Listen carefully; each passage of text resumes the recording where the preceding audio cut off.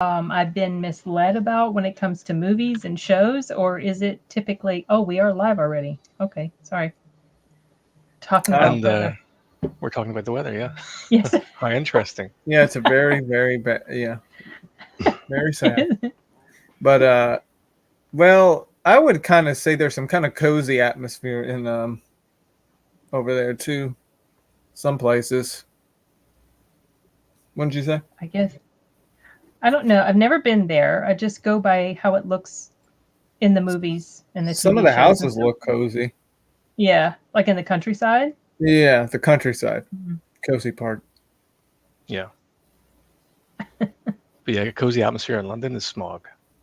Oh yeah, I don't care about London. Right. That reminds me of that scene in Wonder Woman when they left Paradise Island and they went to London. Probably good old London. Looks. And what was it she said? She was like, "It looks horrible." Is that what she said? It's horrible, or it looks. I don't remember. It was something very down and negative about how it looked because it was gray and bleak and just nasty and he's like, "Yeah, it's not for everyone." Yeah. I don't know. That struck me funny. Really, it's just like any other city. Yeah, a large city. What's the population of London? I have no idea. I guess I just assume you know because you're kind of in the vicinity. But let me see. I'll look it up. 8.9 million. Okay, so a little smaller than like New York. Hey, D. Just bigger than New York. How you doing? It's good. What? You said it's bigger? Yeah, 500,000 bigger. I thought New York I'm thinking the state of New York. Sorry, D. We're talking population and weather. Just a little trivia. Should we begin the 2000s now? Yes, we should. And Derek. And there's Derek. Perfect timing. We're about ready to dive into the 2000s. Right. Yes. This year has been a little tricky for me.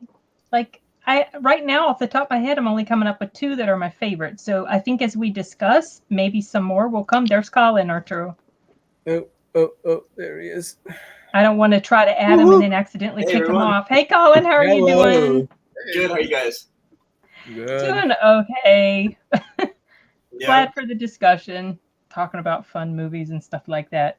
Cool. Well, weather and the population of London. We were talking about, we opened it up with talking about the weather in Ireland, where Simon is, and the population of London. and I thought that New York City was larger, but I was confusing that with New York as a whole. I don't know, my brain. I thought New York City was larger. They're probably comparable. You said it's like 500,000 bigger, right? Is that what you said? Yeah, London is 8.9 million.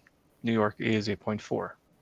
Yeah, New York City. I think the state might be 10 million. So, okay. All right. That was a tangent. Yeah. Well, we tend to do that. Yeah, well, goodness, we're into the 2000s now. So number 1 in the box office was the second Impossible movie. Since favorite movie. MI2. That surprises the heck out of me, y'all.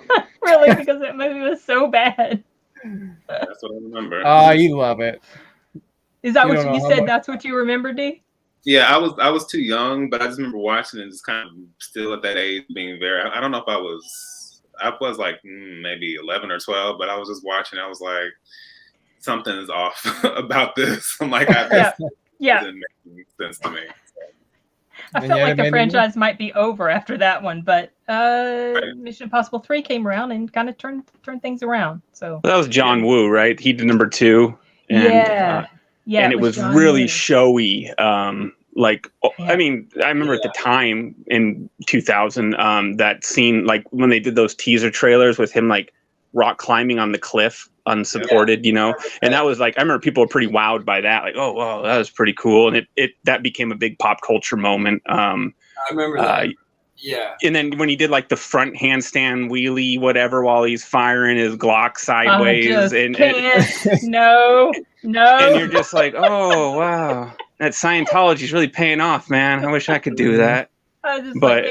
Oh Lord! It's like And it was made for Tar- like 10-year-old boys who just played, their video games all the time. You know what I mean? Like it was like it was a low denominator movie, I thought. I mean, it was like technically on a technical level, it was really well done, but I mean, it was just a flashbang, hollow, nothing. I don't even remember a whole lot of it anymore. So I guess that speaks to it.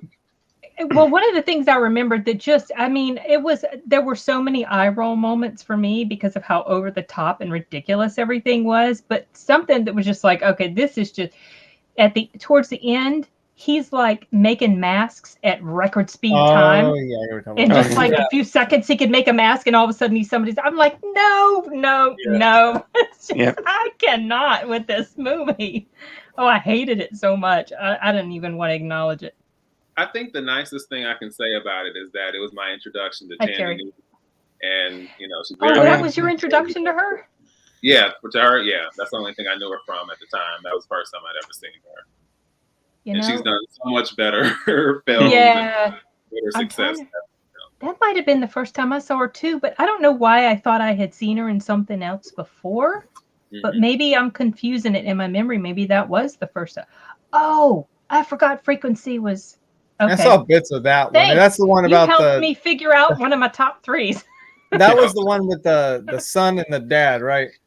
Yeah. Dennis Quaid and Jim Caviezel. I saw that in theaters, man. I liked that one a lot. And it actually was the first time I remember hearing the song Crimson and Clover by Tommy James and the Shondells. Really? And I mean, now they've overplayed that song to where it's kind of like a cliche. But I mean, at the time, that was the first time I was like, what is that song? And I was like 12 and I liked it. That's a cool movie. I like Frequency. I like the concept a lot.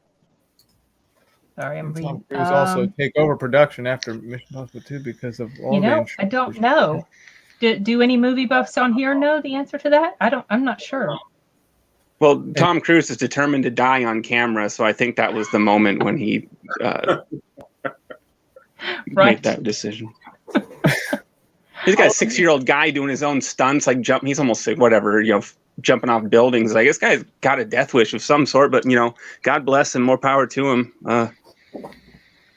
Okay, back to population. Yeah, okay, I was absolutely wrong. Very, very wrong. You were very, very wrong. Boy, am I dumb. I am so dumb. You are so dumb. Get out. Okay. All right. So go ahead, Arturo. Yeah. Number 2 was Gladiator. And you know what I just noticed? What? Looks like it's got Ridley Scott's signature on here, but I don't know if someone wrote. Okay. No. It's a signature edition DVD thing they were doing back then, where it was printed on the cover. And that's a classic. I just finished this today. Like nice. A couple hours ago. Yeah, like I started 2 days. I think it's a great movie. I think it's really good. Yeah. I think I started Saturday, didn't watch it Sunday, finished it today. Yeah. Pretty accurate to the times of the Roman Empire. Except for that jetpack in the back of the chariot. And the guy in jeans backing away out of the shot as Russell Crowe's walking up to the horse. I don't even remember that part. Unsee after you have noticed them the first time. Wow. I think that marks the 499th time I've seen Russell Crowe die on screen. Because... Oh, spoiler alert. Oh, well, yeah. Well, come on. It's been 21 years? Yeah. It's old. It's old, but, pretty. I do like the beginning scene of this movie where it just shows that battle in Germania. Yeah. The opening battle. Pretty accurate. Like, that's probably how it went. Brutality. I actually know a history professor who says, while it's not a true story in terms of historicity, Gladiator is probably his number 1 movie. Really? Mm-hmm. It's a what movie? No, in terms of accuracy. No, not so much in terms of a true story, but in historicity, it's the most accurate. Oh, the most accurate? Oh, wow. Mm-hmm. Awesome. Interesting. Wow, that's cool. I would say due to the times, gladiating.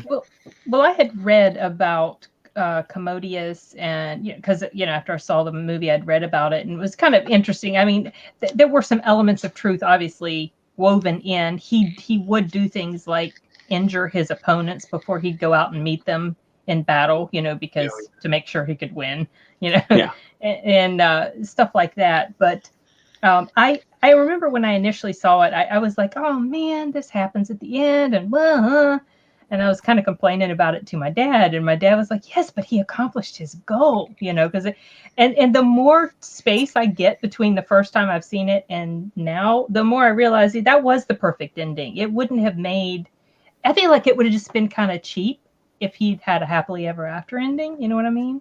Mm-hmm. Yeah. Right. But it seems fitting.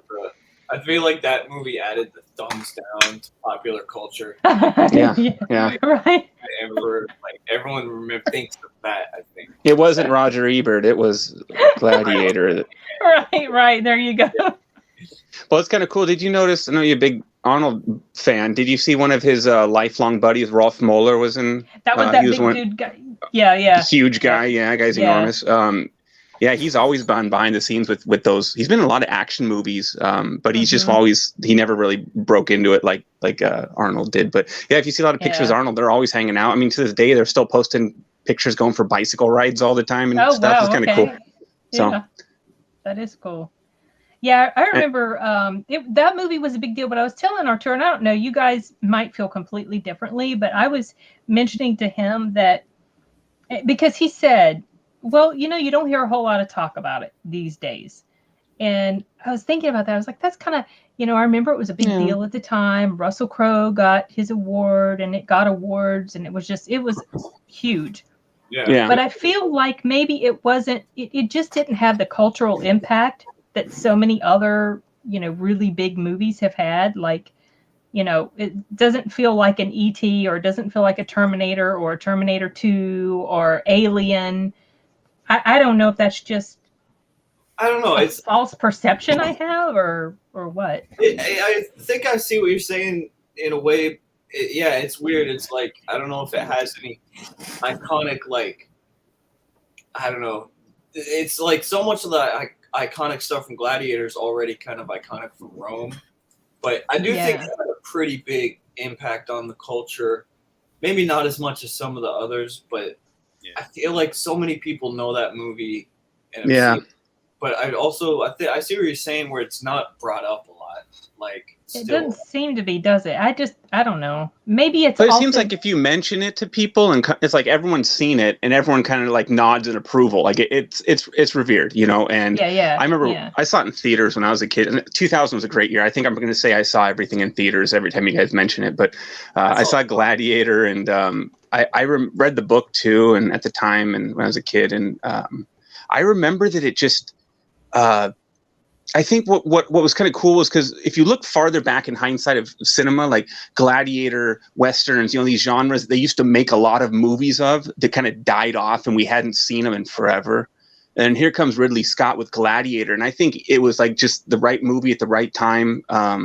It revived a genre that people had just kind of, a lot of us had never seen before, never seen these kind of movies. And I think it did pretty well for that because then you had kind of a kickoff. And Ridley Scott kind of went with that. Did like Kingdom of Heaven with King Arthur. In the into the 2000s, you started to get a lot of those swordsman movies and stuff. He did Kingdom of Heaven. Ridley Scott. Is it Ridley Scott? Oh, I don't know. That surprises me. I don't remember hearing. I never saw that movie. You know what I found out? I didn't know this, but he also directed Blade Runner. I didn't know. Oh that. Yeah, he did. Yeah, I mean, I knew that. I'm surprised you didn't know that. I feel like that's maybe I thought he knew that. No, I didn't. It's funny because we've been watching that Blade Runner animated series. I watched that short. Yeah. I have not seen the 49 one yet. I feel like Ridley Scott, I think of Alien, Blade Runner, and Gladiator. Gladiator, yeah. Yeah. Mm-hmm. He's done so many things and just amazing films. The guy's just legendary, and he can just put his name. He has his own Scott-free production company. He calls it, and his brothers Tony Scott, who did like Top Gun and Beverly Hills Cop 2. Yeah, we talked about that during one of our discussions. I mean, they're just like two guys that are just solid. It's like whatever they touch really made an impact, and they're really solid guys. I'll watch anything they do, to be honest. So, yeah. Did you know he also makes really good bread commercials? What, you said bread commercials? Mm-hmm.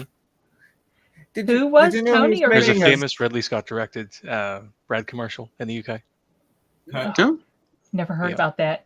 You're I'll gonna have post to in dig it Discord. up, Simon. Oh, somebody's been posting. I think I read Tony Scott started out in music videos, maybe. Like, maybe I'm remembering wrong, but He's definitely more the visual MTV style director of them both. You know, he gets these really cool looking iconic shots, and not to say Ridley doesn't, but I mean, there's different styles, but they're both really good at what they do. You know, and unfortunately, Tony is no longer with us. So Yeah, was when he was brought up during, and I don't remember what discussion it was, but I didn't realize that it was Ridley Scott's brother that had done Top Gun, and then it was brought up that he wasn't with us anymore. yeah, So, Did you know he's making a sequel to Gladiator? Apparently. yeah, he's been saying that for like 56 years now. I think it is. It's well, I'll be dead before it comes out. did you but he'll know still one be of them alive, involved like aliens or something? One possible sequel. I thought I heard that it was some Looper video I watched. Titanic 2, the sequel. You know, it's gonna get here eventually. Well, then Matt Air brought up the fact that Titanic was a prequel to Terminator. Oh no, Let's not. We're not going to go there. Okay, There's also Castaway, which I haven't seen. Oh yeah, Wilson. That's Wilson, yeah. Simon's little avatar. Yeah, it was a big moment. Have all of you guys seen it? Because I haven't. I know Arturo hasn't. Oh, really? Yeah, you guys yeah. watched it? It's good. I mean, like I think I mentioned before, it's got like one of the best plane crash scenes ever. Like, yeah, that's how he right. gets on the island is really cool. It's intense. It's not too long, I guess, but I think it's a really good crash scene. I thought Fearless had a really good crash scene. I don't know if you guys saw that movie called Fearless with Jeff Bridges, and Rosie Perez won the Oscar for her role in that one. But that one had a really kind of intense plane crash at the end of the movie. Yeah, he survived it. Was that weren't strawberries a factor in that movie too? Yeah, he was allergic to them, and then after his death, or what he called his death on the plane when he crashed, he just started eating them, just risking his life doing everything. And it was it was a beautiful film, but that one had that pretty intense plane crash where like you were in the cockpit watching it just get closer and closer to the ground, and I don't know, it was kind of unsettling the first time I saw it. I was like, oh shit, And, I saw that movie only once, and I had forgotten all about it till you brought it up. So Rosie Perez was really good. She if you can tolerate her voice, she was really good. I remember her in what's that movie with Nick Cage and Bridget Fonda? Oh, It Could Happen to You. That one. Yes, I remember her. What, D? I said Snake Eyes. That's the wrong one. Sorry. Oh, yeah.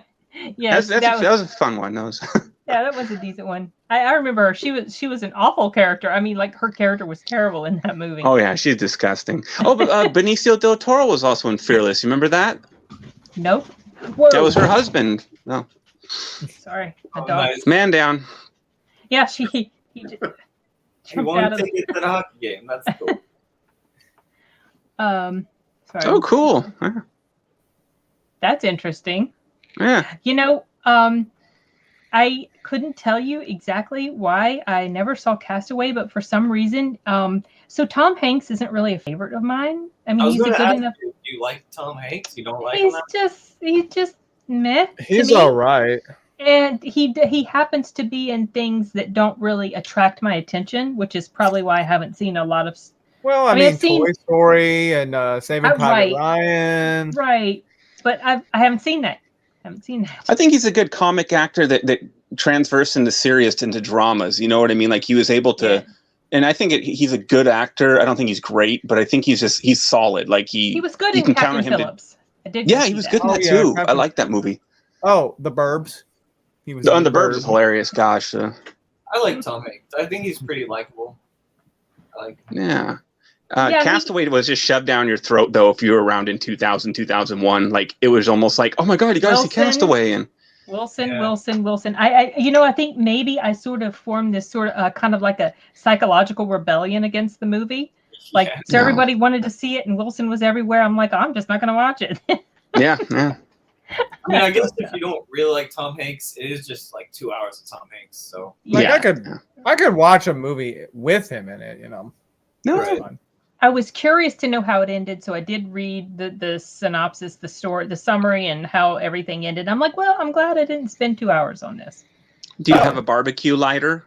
Those long pick little a little lighter for your grill. Anyways, that's the end of the story. He makes fire with the grill. Oh, okay. It's like, no. Yeah, flame on. It's over. But number 4 was what women want. oh yeah, Women want. Romantic comedy type of thing. it's rhetorical. Once. Women don't even know what they want. So don't watch it. I saw it once and I forgot all about it till I saw it on this list. And in fact, I confused it with a Hugh Jackman, Ashley Judd movie. I thought that's what it was, but no, this is a Mel Gibson, Helen Hunt movie. Yeah. I couldn't tell you now what the story is about, but it's in the top 10. Oh, that's the one. Where What women want is anti-Semitism. he can hear. Is that what it is? Yeah. Wait. You can hear. What is that? Anti-Semitism? Oh, because of Mel Gibson's thing. Yes. Before the outbreak. Now retroactively, we go and purge his career of. But we can leave Lethal Weapon. That one's safe because that's just a good Christmas movie. So. Exactly, just like Die Hard. You can't. Yeah. Die Hard. It's too good. And Batman Returns. Apocalypse. Yeah. Maniac Wait. Cop 2. Wait. We're just rifling off random Christmas movies. I Oh, apologize. okay.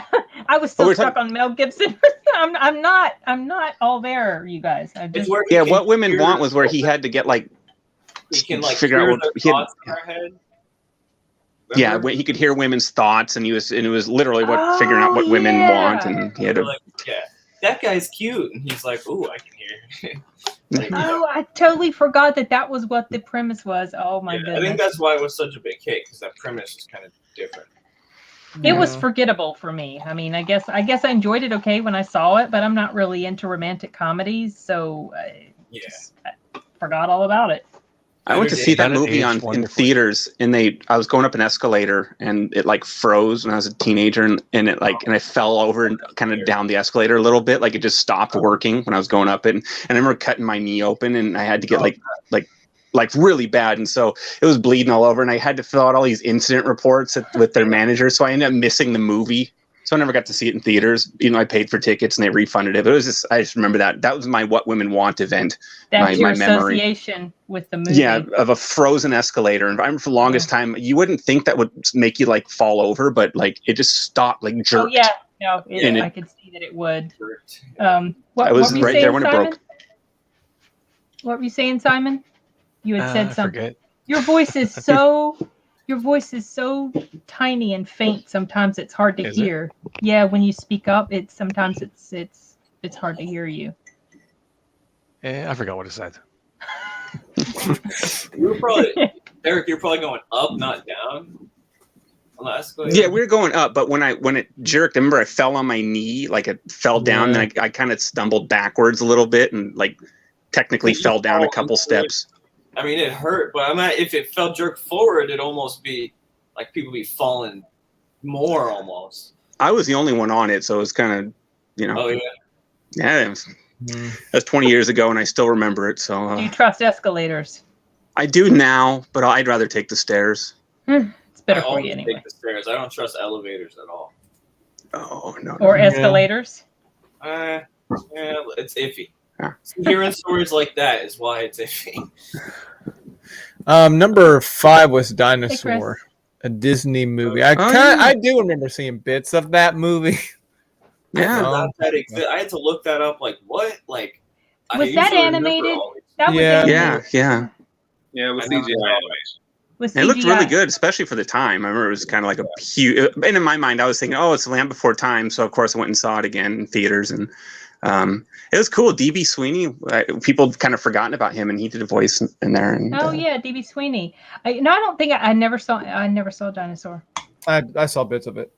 Yeah, Did I love you? Dinosaur actually. I Really? remember, I can't tell you which VHS it was, but I know they had like the first part of the film where this dinosaur egg gets lost in the middle of this T-Rex attacking everyone, and then it's this whole journey of getting tossed here tossed there this whole journey, and it ends up in, you know, this whole other area being raised by, I don't know if it's lemurs or something similar to lemurs, and that's where the story starts. But the visual, like, I don't know, just the visuals of that whole first sequence, and there's this whole sequence where this island gets destroyed by a volcano, and I will never forget like watching that in the theater. It was like the craziest thing I had ever seen. Wow. Visual at that age. I was like, I do remember that. Yeah. Yeah, I bet it sounds like it would have been really good to see at a younger age.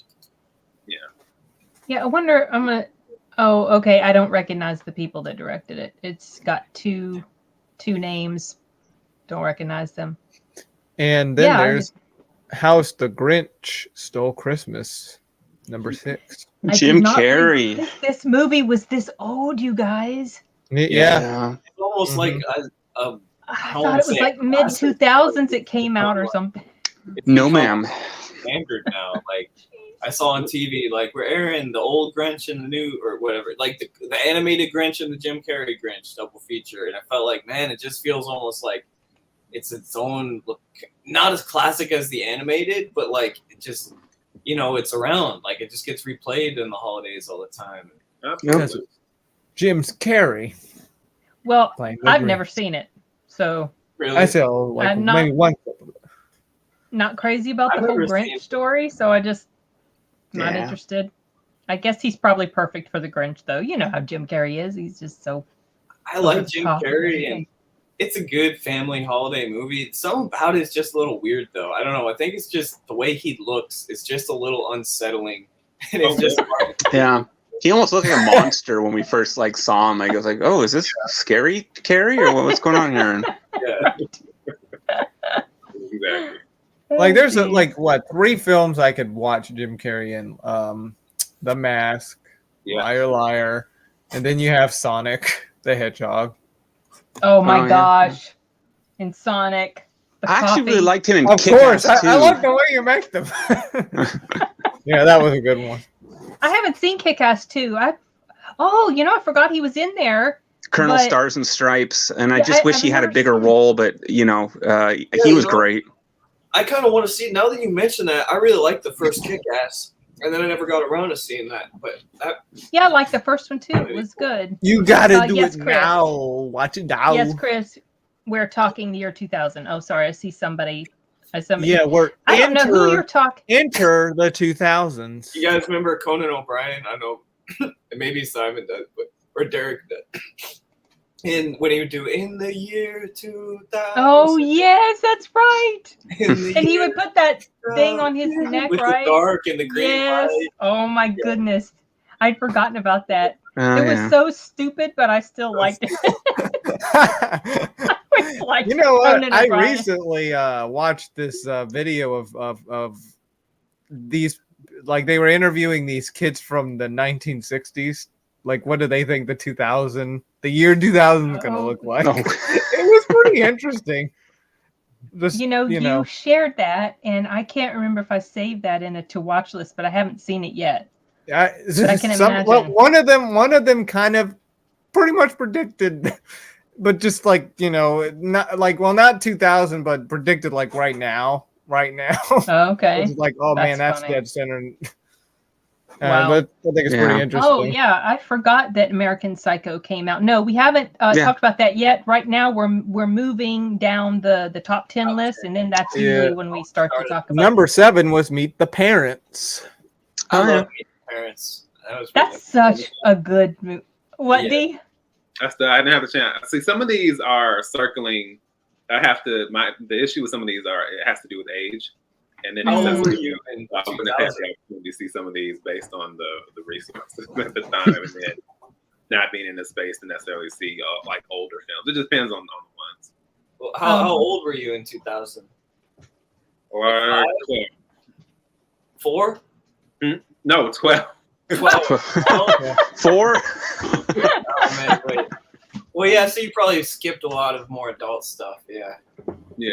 I saw Meet the Parents. I was 12, 13, so we're about the same age. I saw Meet the Parents in theaters. I think I saw everything. That was really my moment when I was like 99, 2000, 2001, when I was and probably 2002, when I just saw every single thing that came out. I'd go to the theater every weekend, and so I had an Entertainment Weekly subscription, so I really had my finger on the pulse of cinema here. So I was similar from like 15, 16, 17, I think, and I worked at a movie theater for a while in 16, 17, so I saw a lot of movies. Yeah. Well, that's actually I'm not. Oh, she's doing her little pose where she wants me to give her attention. Okay, little girl. I'm not big into comedy, but I really did like Meet the Parents. I thought it was pretty funny. Like that's one of the few comedies that I like, and just the strain between Robert De Niro and Ben Stiller, and when they ask him to say the prayer at the supper table, and he's Jewish, and they were asking him to say this prayer, and the way he was like talking, he was like day by day, by day by day. Yeah, that cracked me up. Yeah, there's so many good moments. No one and Polygraph and Ben Stiller when about asking the. Yeah, it's got some good stuff in it. Oh, and Owen Wilson is really funny. I still remember when that came out on DVD. I bought it like the day of because I was so excited to just watch it again and again. Yeah, I'd really that's one of the movies, one of the comedy movies that my husband really enjoys that I also like. Another one's Liar Liar.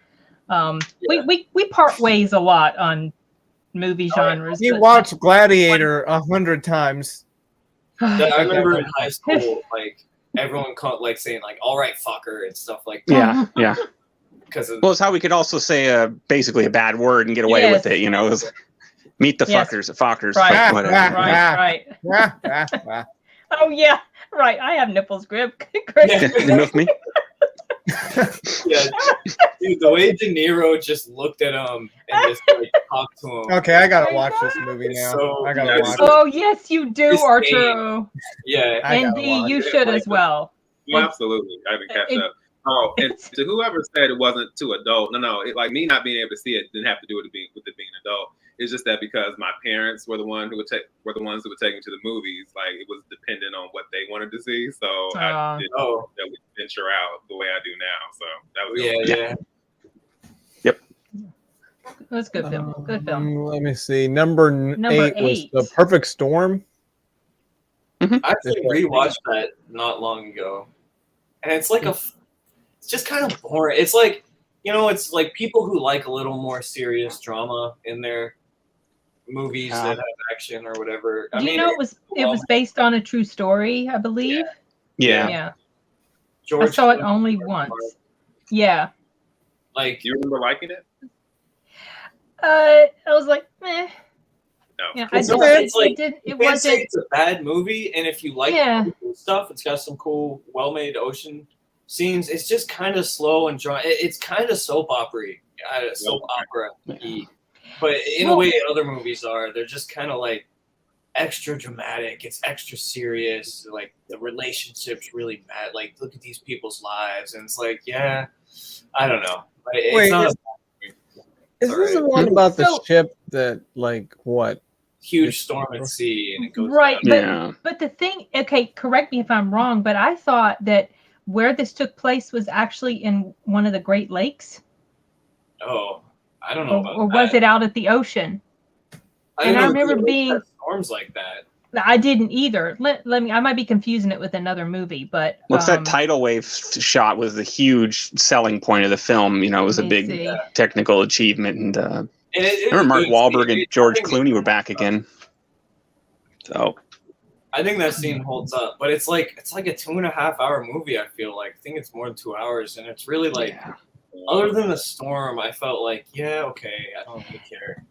It's just these people's lives, and I mean, I just I bought it from Blockbuster when it came out on DVD because it's still big. That's the only way I could afford DVDs. A lot of the times I go to Blockbuster and buy a used one, and to be honest, 20 years later, I still have never seen it.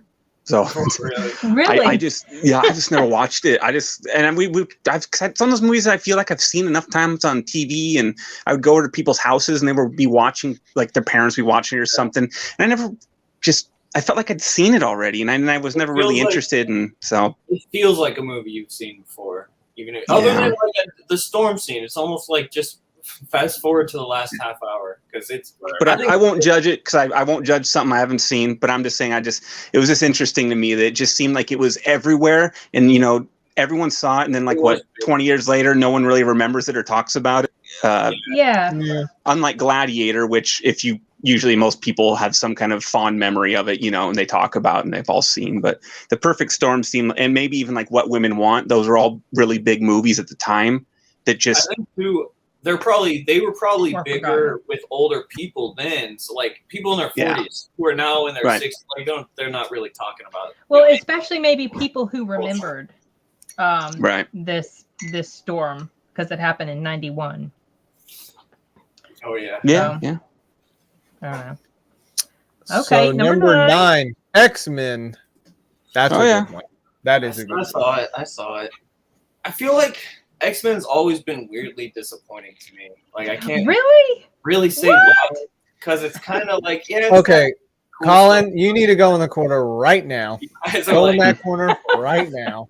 You don't know what you're talking about, buddy. I mean, I don't know. I can't say it's bad. I'm not saying it's bad. I think it's almost because as a kid, I loved X-Men. I loved the animated series. I loved the comic book, Age of Apocalypse, and X-Men was kind of the movie I wanted. The thing I wanted a movie of most as a kid for years and years. And the movie, I was like, yeah, it's good, but it didn't really make me excited like I thought it would.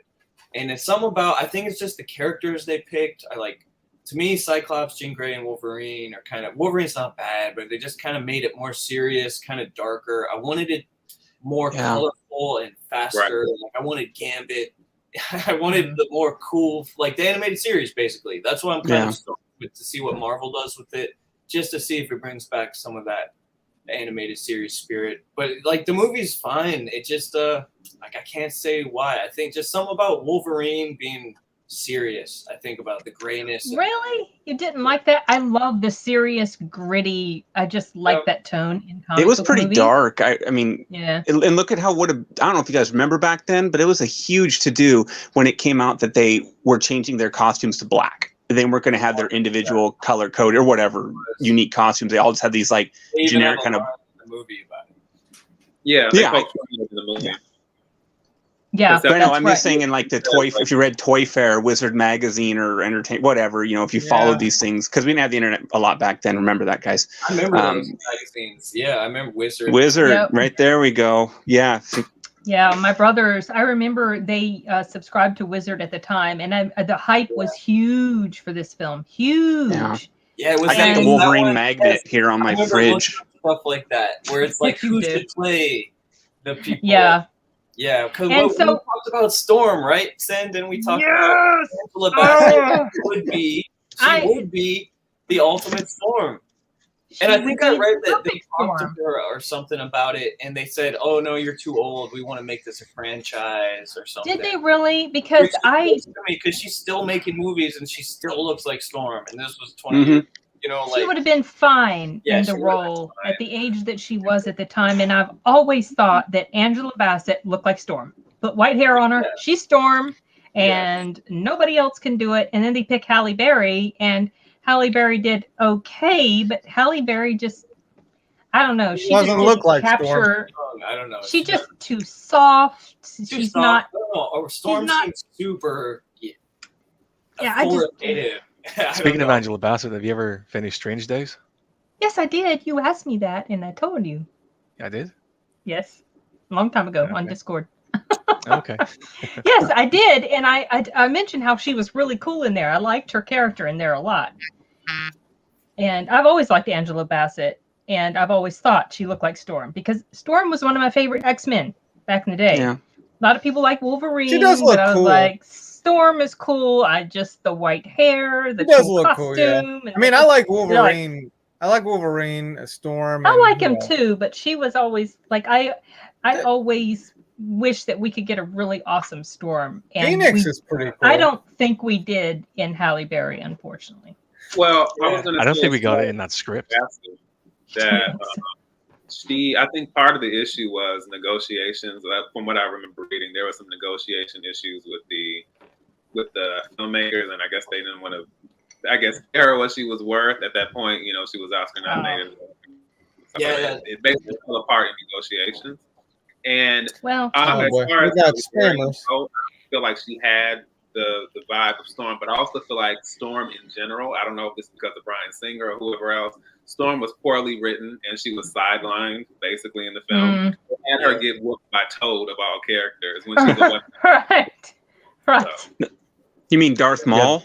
The real question is, do you know what happens to the Toad when it gets struck by lightning? The same thing that happens. Same as everything else. You know what I also like about the beginning was the whole like backstory of Magneto. That was kind of a cool opening, but it was making me think too, where like that movie, I liked it, but it was like I didn't like like Professor X, between Professor X, Magneto, like Cyclops, Wolverine, and Jean Grey. I just like it didn't have a lot of levity or fun to it. No, it didn't. A lot more serious. And that I think I don't know. That was something. She wanted more of like you wanted more of an MCU type of tone, you know, because how they have a lot of at the time. Maybe not quite as safe as MCU, but something more. Joel Schumacher.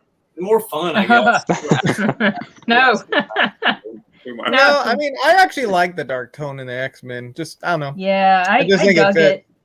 I mean, it's cool that it works for a lot of people. That's cool. I think it is my expectations were off because of the series, I think. I mean, the MCU is like that. Like, you know, that it seems to fit pretty well with the MCU these days. DC, I could see more as a darker version of an MCU, which I think that fits pretty well. But so DCU thing. Well, like Blade. Yeah, Blade. Know, I mean, I like that's a Marvel film, but I don't know. I don't mind lightheartedness in comic book movies, but I really like the darker, more serious tone more because that's what really sticks with me more. Yeah, in a comic book movie. Well, like I still think about the first X-Men once in a while. Just the pretty dark tone, and even the opening it's pretty dark. Yeah, because of the whole concentration camp scene. And speaking to your point, I understand. And see, I think I remembered the series, but once again, the whole youth thing gets at me because I remembered it, but there was too much time between where it ended and then where the film came out that I kind of forgot like I basically forgot what I experienced in the series, so I can understand going in like with that expectation and just some of the quirkiness, maybe not full blown, but some of the aspects of it. Because I understand that Wolverine and yellow spandex, which they poked fun at, that probably wouldn't work. But kind of balancing it because it is a very, very serious film, especially, and it even feels different compared to 2 and 3 when I go back to and look. Yeah, and I remember when I watched it for the first time, I realized, man, this is a short film because it wasn't. It really was short. That's one of my other complaints. The fact that they don't have Angela Bassett as Storm, and and that I wished it could have been longer. Now I personally never really felt like it was rushed. But I wish it could have been longer. I wanted to be more in that world with those characters. I still like the whole battle in the Statue of Liberty. That was pretty cool. Yeah. They need to go and do a digital fix on that scene where Wolverine cuts off one of the little spokes in her crown. They got to redo that. They need to do a Terminator 2 fix on that thing. Yeah, because that is some terrible CGI. Yeah. Well, here's the thing. Since the whole speculation of the Spider-Verse bringing Tobey Maguire's Spider-Man, and Garfield Spider-Man? Andrew Garfield, Technically, I'm going to say it's canon now, those movies, because... Yeah, but the MCU, let's think X-Men about it. hasn't come in yet. But let's say if it does, they would probably go back and fix that, tie it in pretty well with this, and then it would be canon. I do think, too, Wolverine threw me off a bit because I think it's an animated series, but in the he was a lot more of kind of a gruffer. I mean, they kind of had that in the movie, but he was too good looking. I know as a lot of people complain, Hugh Jackman was tall and good looking, and he was a little bit more likable than I feel like Wolverine was kind of supposed to be. Just more of a little bit rough around the edges, kind of unlikable character. Making him the lead, I don't know. It didn't work for me. I think it worked for a lot of people, but I think that was kind of where I wish it was more of an ensemble. It kind of was, but Wolverine being the lead and having him be more sympathetic because of that, I think that threw me off in a way. So, what did you think about Logan then? I know we're veering off way into but like his first appearance as Logan or Wolverine, and then his last. What did you think about the Logan movie? I mean, I liked it, but I didn't really. I don't want to watch it again. You know? Really? Yeah. Colin, you need to go in that corner right now. I know you have failed me for the last time. You're striking out, Colin. No. What did you say, Dee? I didn't catch what you said. About Dee. Well, Dee had said something. We were talking about Logan.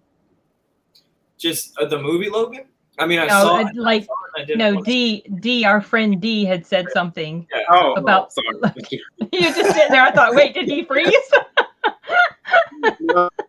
My bad. Sorry, I thought you were talking to Colin. No, I was saying it was depressing.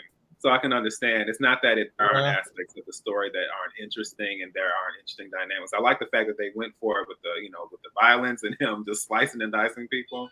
But it is a film that, considering where it leaves off, it is kind of a downer of an experience. And where these things, I can understand why it's one you don't necessarily want to revisit. Although there's a lot I do like about it. Yeah, I do kind of want to revisit the first few X-Men movies. I remember seeing I'll say that for 2006. Oh, was it really, Simon? Mm-hmm. I think he was a producer on it. You know what's interesting? Because I was gonna say, I know X-Men 2000. Wait, no, not 2000. Never mind. I'm confused. I'm thrown off. I'll say it anyway. The X-Men, the third one, X-Men: The Last Stand. The Last Stand, one, which is like bad in a lot of ways. So I'm not gonna say it's not. I mean, I think the first two are better movies, but like, I liked it. I remember seeing it in the theater. Like, I was like, this is more what I wanted from the X-Men movie. As bad as it is, and I haven't really rewatched it like maybe once since. I liked the third movie too. I enjoyed it as well. I liked that there was more characters. It was faster paced. That's what I was hoping for. And it wasn't like one character felt like the main characters. Wolverine still was, I guess. But yeah, to be honest, that was my first X-Men movie I saw in movie theaters. The third one. The third one. Oh yeah. But I was going to say that for 2006 because we're jumping we'll get there. Yeah, we will. I don't know. It's not. I've always better liked the of the three, movies. but I enjoyed it. I especially liked the scene where Wolverine had to face down Jean Grey. And he's melting. Spoiler alert! Yeah, that whole scene. I don't know. It just killed my heart. Anyway, so associate producer Simon. That's what I was looking that up, and it was saying something about that. He's not listed on the Wikipedia page, is he? I had to look at an article. Let me see. Yeah, I couldn't find him on the Wikipedia page, but maybe I didn't look good enough. Okay, so number 10 surprised me, actually. Harrison Ford and Michelle Pfeiffer, because isn't that an R-rated movie? Might be the only R-rated movie. What Lies Beneath? Women. Yeah, What Lies Beneath. It's a horror movie. Yeah. Yes. Have you guys seen it? All of you? Well, Arturo hasn't, but back in the day, and it's one of those so many movies where I'm like, I liked it, and then I don't watch it again, and like, I don't know if I remember it much. It felt like a horror movie. They're trying to make a horror movie that was kind of like a little more serious that adults could watch and not be embarrassed. Like, not like a teenage slasher, but like a more sophisticated horror movie, maybe a more well-made horror movie.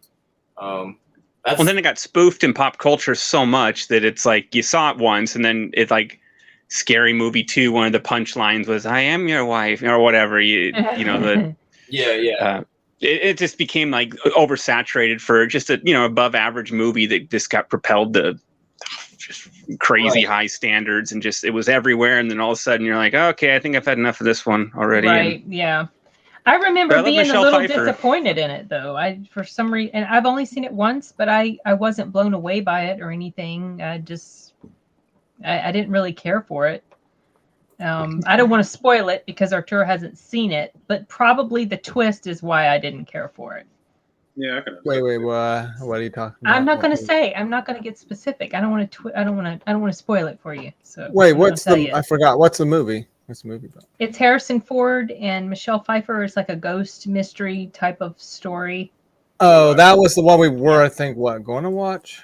We were thinking about watching that. We never got around to it. You kind of slacked off a little bit on 2000. You didn't watch as many movies this time. Arturo. You watched I know. You Yeah, did watch Gladiator. What else did you watch? Oh, you watched. What was it? Boondock Saints for 2000, or was that 99? No, that was 99. No, well, look, I've seen. Okay, I've seen Gladiator. I've seen that submarine movie. I've seen that Arnold movie, and then I also saw Snatch. Obviously, X-Men. Wait, which Arnold movie? Seen them, but what did you watch?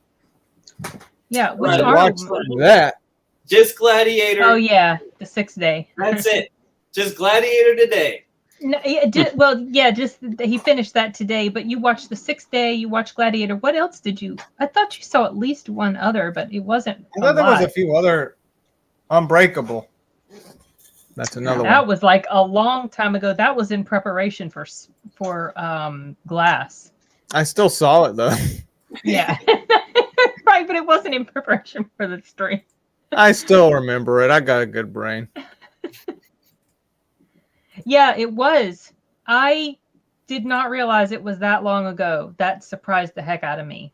Honestly, I thought it was the mid to late 2000s, but boy, was I way off on that one. So, other movies to talk about. Yeah, so number 10, number 10, What Lies Beneath? Don't know what that. I haven't even seen it, so I can't say. Yeah, that's why I'm not going to get specific on the details. Oh, that you already talked about that. Okay. Yeah, well, that's what moving we're right talking along. Moving along. Well, I could talk about the sixth day. It's a pretty good movie. Arnold. That was fun. And Michael Rooker's That's in a here cool too, movie. Yeah, Michael Rooker's in here. It's one of the Michael Rappaport, Terry Crews, the first movie he was in. Right. And that movie had really high hopes for a Blockbuster Video because 8 years in the future, there's still Blockbuster Video ads in the stadium. If you look, they're like, "Oh man, I wish that one." Oh, I did. I'm into that stuff. But. Okay, so American Psycho has been mentioned at least twice.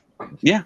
I had forgotten this was a 2000, but this is the first time I ever heard of Christian Bale, and the only reason I remembered it was because I saw that Reese Witherspoon was in this movie with him, and I knew her, but I didn't know Christian Bale, and I think I didn't see American Psycho until after I saw Batman Begins, because I wasn't really interested in American Psycho. I don't think Reese is in American Psycho. She is. She is. She's his girlfriend, the one he breaks up with in the store. I mean, in the restaurant scene. And I haven't seen the movie in so long. Isn't it just a twist? I haven't seen it, but isn't it just? It has a twist that's.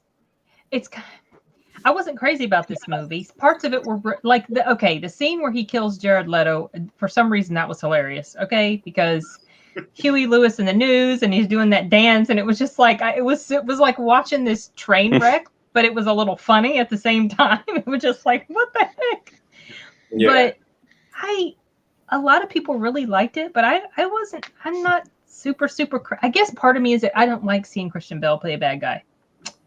Oh, but he was so good. He was good. He's really good at playing a psycho.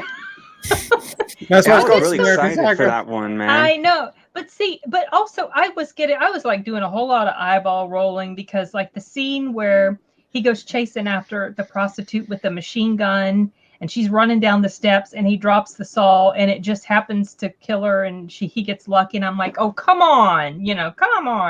But then we find out, well, maybe not. So I don't know how to really interpret this movie very much. No, wasn't it like you don't either? Alert, it was like trippy, right? Yeah, exactly. Wasn't it just all in his head or something? Well, the book leaves it very. I don't know. Have anyone else read the book here? Am I the only one? No, I have not read the book. Does the book leave it? Outline for it. I've read some of like the notes as far as the themes and the motifs and all that. So what does the book make you? How does the book leave it? Is it open ended as well? Just as ambiguous. People he thinks he killed, he sees again, and there's a cab driver who he at the end. It's basically the same twist where they kind of leave it that you don't know what. You're able to interpret it however you like, and plus, the themes of everyone becoming kind of conforming, becoming indescribable from each other. How anonymous everyone is, getting the same hair. In the movie, they're always mistaking each other for different people and calling each other different names, and no one really corrects each other either. All trying to fit in, and that's what it kind of plays into. How anonymous people become, where you could kill somebody and not even. And notice they're gone. Right. Like I've seen both arguments that it was all in his head. And then I've also seen the argument that, well, the 80s were so superficial and nobody really paid attention that he really was killing these people and nobody noticed. So I have no idea. But when he does that confession on the phone to his lawyer, that kind of ends up being a kind of a funny scene where you realize he's talking to the message recorder, message machine. And when he says all these people he killed that he didn't kill in the film, well, those are people he killed in the book, and that was kind of how they kept it all abbreviated, all those scenes into the film. And he really did shoot a faggot with a dog and cut off a girl's head and put it in a dumpster behind Dunkin' Donuts or whatever. He really had done that? He really had? Yeah. Well, according to the book, yeah. Oh, in the book, okay. In his story, he did, and then he just alludes to it in one line scene, And that was how he described what he was doing. Yeah, when he was talking to his lawyer. Yeah, okay. And then he meets the guy at the end who doesn't recognize him, and again, they're all the same, all anonymous, and who knows, But I think for just taking it at face value that it's a well-made film. I remember when it came out, man, it was kind of cool. I saw it in theaters when I was 13, maybe too young, but I was really excited to see it. And 13, wow, okay. I was really disappointed. Yeah, but I was really disappointed how little money it made. I remember logging in on dial-up to go check Box Office Mojo and seeing it made like under 5 million its opening weekend, and it was just like no one saw this movie. And then thank God, this just kind of snowballed into a big cultural film. But I was really disappointed that it didn't get its due at the time, because I thought it was solid. I loved the heck out of it. Well, I mean, it has solid reviews, but I guess I don't know. I don't know. I'd rather see him in Batman. What's that? Yeah, he was good. I'm sorry, I still didn't hear you. No, you're fine. It just didn't click with you. No, it didn't. It just didn't. I could go my whole life without seeing it again. I never watched it again all the way through. And the only reason I watched it was because of Christian Bale. That's the only reason. I was like, oh, yeah, I remember this film. It made waves. Yes. Christian Bale takes a shower. Oh, I got to see this one. I'm kidding. Yeah. So the first thing I ever saw him in that I noticed him as an actor, I totally forgot he was in Little Women, y'all. But I saw him in Equilibrium. And when I watched, I was like, oh boy, he's going to be a good Batman. And so then after Batman, then I saw. I think he's a really good actor. He's one of my favorites. So apparently, Scream 3 came out in 2000. Apparently, oh wow. Okay, I'm kidding. It's like, the movie was huge, man. It had the biggest box office. I think the largest theater count at the time when it came out. It was enormous. I mean, everyone was anticipating that one, and then I think that was the first one I got to see in the theaters. I was finally old enough. No. Same here, man. That was the first one I saw, because I remember always wanting to see him, but we couldn't rated R. And then they did this cool marketing thing back then. It was really a cheap marketing tactic, but I missed it in its first few weeks. And then the same with Scream 2, they did this cheap re-release where they'd release it in 500 theaters, and fans are screaming for more. Go see it again. And thank God they did that, because I got to see it with a double feature with American Beauty. Interesting pairing, but right. That was cool though, man. I liked Scream 3, and it was fun to actually see one of them in theaters. Because I mean that was a huge Scream was everything back then, and the horror was getting a revival at that point. Thank God. Even though people in hindsight criticize it for being kind of bloodless, so to speak, because they were really they wanted tame, soft stuff, but we had the same year in 2000, we had Scream 3 came out, but we also had revival of a bunch of series that had been basically dormant and dead. Like you had Candyman 3, you had The Prophecy 3, and then there was Leprechaun in the Hood, if you remember that, with Ice-T and Coolio. Lep in the Hood, not to do no good, or whatever. And but it was just like tonally.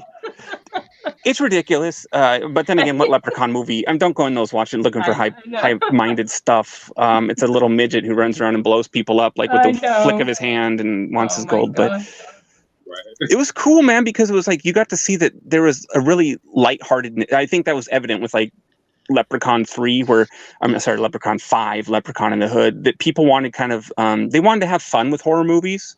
They didn't just want the slaughter. They wanted to laugh a little bit, and it's just for better or worse, that's what it was at the time. Yeah, and I like people, and we still have that a lot kind of now. We go through ups and downs where we have horror movies that kind of wink at the camera or give you a little nod, like we're in on it. And then you have super, super dark, like the mid to late 2000s when you had like what they called the torture porn, the Saws and Arturistas and all this stuff. It was just, how vulgar and how gory. And can we just like, you think Jason was violent, like twisting people's heads off, man? Well, you ain't seen nothing. Yeah, we're going to like peel someone like an orange right on camera. You're kind of like, oh, that's disgusting, like some of the morbid ways they come up with for people to die in these movies. It's like, how? What? Well, and then they were so, I felt it was really tasteless because it was like they wouldn't just say like show things off camera that your imagination can kind of or cut away at the very like something to happen to eyes or fingernails, something kind of like cringy, right? But then in those days they'd think, well, let's just show a needle electrify an eye and make it explode. They'll love it. And you're like, no, that's just tasteless. It's disgusting. That's not the point. That's a different rant for a different day, but it was just like, that's what we went to. And it was kind of, I know a lot of people, again, were critical of 2000 Y2K horror, but I'm kind of looking back on it and it's like, you know what, compared to where it went on the other end of the spectrum, I'll take some kind of tongue-in-cheek, laughable slaughter, that might be relatively bloodless versus showing just buckets of blood thrown at literally buckets of blood thrown at the camera. So it really does desensitize you to what's happening when it's so explicit. Like Halloween Kills. Let's not talk about I think more even Rob Zombie Halloween, where it was just dirty and he would Michael was foot stomping people's faces wide open. Like, I mean, even worse than Kills. He did that in 2018. Remember? But he did it in 2009. Okay, I forgot that he did. That was Halloween 2, right? Zombies Halloween. I'm saying the Rob Zombies took it to a new kind of visceral, gory level that we hadn't seen. And 18 and 2000, Kills kind of picked up that mantle. But yeah, it was kind of jarring to see. Like that was the sign of the times. It was how gory and dirty you could make things, and I just don't like that. I'm sorry. I love horror, but I don't like that. It's not my thing. I don't like that either at all. Yeah. Really don't like it. Speaking of Scream 3, there is the new Scream coming out. Yeah. I'm actually looking forward to that. What about you guys? I want to watch it, but I am behind. Yeah, I still need to watch 2, 3, and then 4. I only seen the first one. Guys? Dewey better make it, is all I can say. Yes. I know. They better not bring back old Dewey just to kill him at the end. No. What's that? What's that, D? No, I'm saying I feel like he might not for whatever reason. I'm trying to go right. I'm like, I just have a feeling. I think the world could live without Neve Campbell because we've lived without her for so long now. We're kind of okay with it. But, you talk David Arquette. I don't know how am I going to call ATT now? You know what I mean? It's I just ain't going to handle Dewey gone. I feel like that will really screw up the formula if they do that. Dewey always felt like the one that was going to die that you didn't want to die. And you did it and you were happy. And so they're going to trick you this time. He's not going to make it. Right. Yeah. They might. Yeah. That's exactly what I'm worried about. I do. Well, when they killed Jamie Kennedy, Randy Meeks, man, that. Oh, I didn't like. I was not expecting that at all when that happened. Well, I haven't seen any of the other Screams. I just said I have not seen any of the other Screams. I'm sorry, I forgot. You've only seen the first one. Shoot. Oh well. That's why You're I was 25 saying. years behind, man. What's going I on? know he's so behind. It's really sad. Maybe I need to really binge sad. watch that stuff. Scream 2. Well, Scream if 3, you Scream want to go 4. see it in the theater, I mean, I'll probably go see it Thursday night preview whenever it comes out. But you need to get cracking if you want to go see it. We're gonna have to put a hiatus on 2001 then. Oh, Yeah. you know what else I'm looking forward to? I know we're veering off of 2000, but I'm actually looking forward to that movie Black Box. I am too. Yeah, it looks really good, doesn't it? With Ethan Hawke, right? Yeah. Yeah. I'm gonna go see that Black Box. It's the horror where he's locked in the basement. Yeah, that actually looks really good. So I'm gonna go see that as well. I think I watched you do a reaction on that. Yeah, I did a reaction to the trailer. I wasn't expecting to enjoy it as much as I did. And I was like, oh well, I like this concept. I think I'm gonna go see this. So anyway, see how good that is. So what other films? Final Destination came out this year. Oh yeah. Oh yeah. Never seen it though. Never seen any Final Destination, so I don't know what to say about it. I haven't seen them all the way through. I haven't seen it. I saw the first one opening day. I remember I had to get my mom to buy us tickets to take it. I was so excited for that movie because I'm really into horror and stuff. But I remember that the trailer was so cool with Tony Todd just saying, "I'll see you soon," and you're just like, "Oh, that's just it just resonated with me." And I ended up seeing it 5 times in theaters. Holy cow, Derek! You really like which that is movie. difficult for a 13-year-old because you have to structure parents buying you tickets and slipping past the security guy or whatever, So this was really a feat, And, Derek the Rebel, the movie-going rebel. But what was cool about Final Destination, which that's one of those movies that I'm glad got its due, because if you remember it, well, you probably don't remember, but March 17th, 2000, it opened up against Aaron Brockovich with I was just Julia looking Roberts. at Aaron Brockovich right here, yeah. Right, which that was the big contender to easily take the box office money. So Final Destination kind of shied a bit. It opened up around 10 million, if I recall. But it was one of those rare occasions where it actually had legs, where it made 10 million the next weekend, and then like 8 million, and then 9 million. And it ultimately ended up making like in the 50s. See, I was a big box office mojo junkie. I've committed this stuff to memory, but which is unusual. I did that too. I would check the box office every weekend, like what's popular, because I love movies and I like knowing what other people care about. Which ones did well. And if I liked the movie, I wanted to root for it. Like I got emotionally invested in its box office take, whatever stupid teen reason. But yeah, it was really cool because Final Destination got legs, and it took a $10 million opening weekend and went on to the 50s, which if you follow box office, a $10 million opening weekend is decent, but a lot of times those kind of putter out around 27, 30 million, and they're done. So for the fact that it kept growing to make 50 some, it just meant that people were seeing it, and I was happy for it. And obviously it spawned a series, 5 movies, I don't know how many books and comic books and spin-offs, but it's got its following, and I think they're just fan favorites. It was a good movie. Yeah, it definitely did seem to build a cult following for sure. Oh wow, I forgot Pitch Black was out on the... Yeah, Pitch Black. I like Pitch Black. I think that's the one with Vin Diesel? Vin Diesel on a night planet, or the planet where it goes dark for like a long 4 hours or more than that. Right. I've never seen that. That was Riddick before which again grew into being Riddick. That was what his character was in. Right. That one. Why did you skip that one? Because Vin Diesel is absolutely unexciting to me. I don't hate him.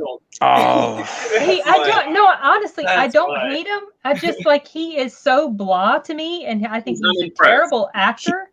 He has so much personality in Pitch Black, though. Like he's just a one-line machine. You know what I mean? A one-liner. He's like this. If you love those, you're gonna like Pitch. And it's a good horror movie too. Like the creatures were pretty nasty. Yeah, I think it's different. A little. I think it's above average. Okay, maybe I'll check it out just because of the horror element. Honestly, David Twohy directed. He legendary sci-fi and horror writer David Twohy did it. So I think it's a good one. Like, and I mean, I don't think I knew Vin Diesel wasn't that famous back then. He wasn't. No, he wasn't. I'd only seen him in Saving Private Ryan before, and I knew. Yeah, I knew he was the voice of the Iron Giant. I knew that, and that was it. Yeah, I didn't even know who he was in Private Ryan. So in Pitch Black, I didn't. remember. I think he's fine. I don't think so. he's a good actor or anything, but I think I think he has charisma that he's likable in a lot of his roles. And he's like a good action star. Like he's good at what he does. Like those are his roles for him. He excels in that stuff. Yeah. When he tries to branch out and do other things, he's hit and miss. But you know, it's like Dolph Lundgren syndrome. You know, if you do something, you do it well. You really don't need to work at changing that. Just excel in it. You know, and I would recommend Pitch Black.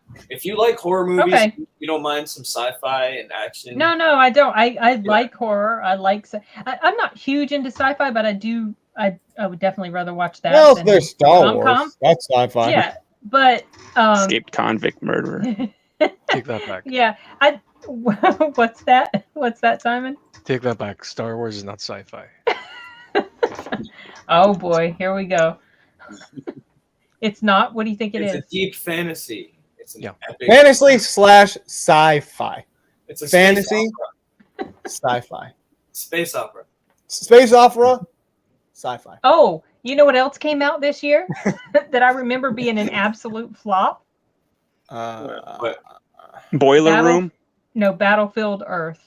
Oh, I just watched that today. Let's talk. Oh, really? To anticipate for the worst movies talk. Oh, come on. It is not.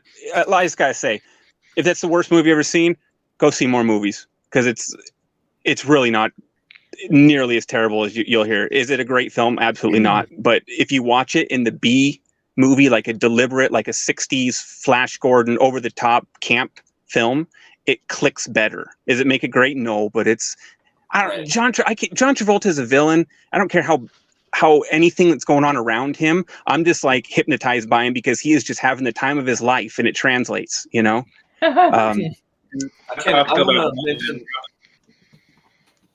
Sorry, your go ahead. audio's going out a little. Who? mine? D, yeah, audio. Yeah, sometimes when you jump in, it's we don't catch you right away. Sorry. Go ahead, D. What we? No, you're fine. No, I was saying what it's just about how to take Battlefield Earth. That's exactly how I feel about mainly Batman and Robin, but also Batman Forever, the last two. Like I just take, they're obviously not great, so to speak, but they can be. There's something very entertaining about watching and all of their over the top kind of campy. Yeah.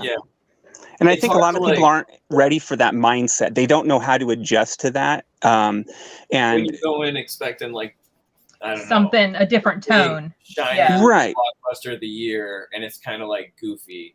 Well, Battlefield Earth also was one of those. It was the franchise pictures. You guys probably don't know about them, but they got like bankrupted and sued because they would overrepresent. They would present to investors, we have a budget of say like $100 million, but really they had like a $20 million budget, and so investors would keep funneling money into them, and they would just funnel it for other projects, and they end up going to court, and the whole company got dissolved. But Battlefield Earth was one of those that they had, like, you can read the court cases. It's kind of fascinating. They had sold it as being like a $120 million film, and they realistically had like $40 million to work with.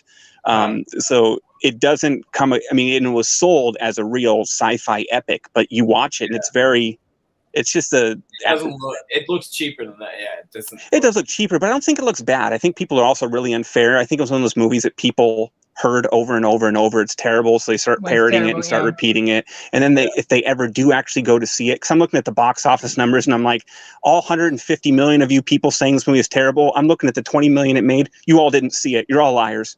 So it's but you start to watch it and you're like, it's some of these effects actually look pretty good, and you start to realize that it's really not a bad movie. You watch it in the camp tone and it's enjoyable. I don't like to say it's a good film, but I think that it has redeeming qualities that people don't give it credit for. If people like overhype bad stuff or sometimes over exaggerate, because compare Waterworld to Battlefield Earth, and Waterworld is awesome. I think not to say Earth is awful, but I think Waterworld is way more engaging than Battlefield Earth. And totally. They both got ripped apart like there was. Yeah, I remember it did. But Waterworld's one of those movies that I think it was another one of those things where critics told you to hate it, and then people started parroting that, it's this huge box office bomb. Well, that doesn't equate to film's quality, but nice try. And you actually started talking to people and everyone you knew who would kind of like, oh yeah, that was a pretty cool movie.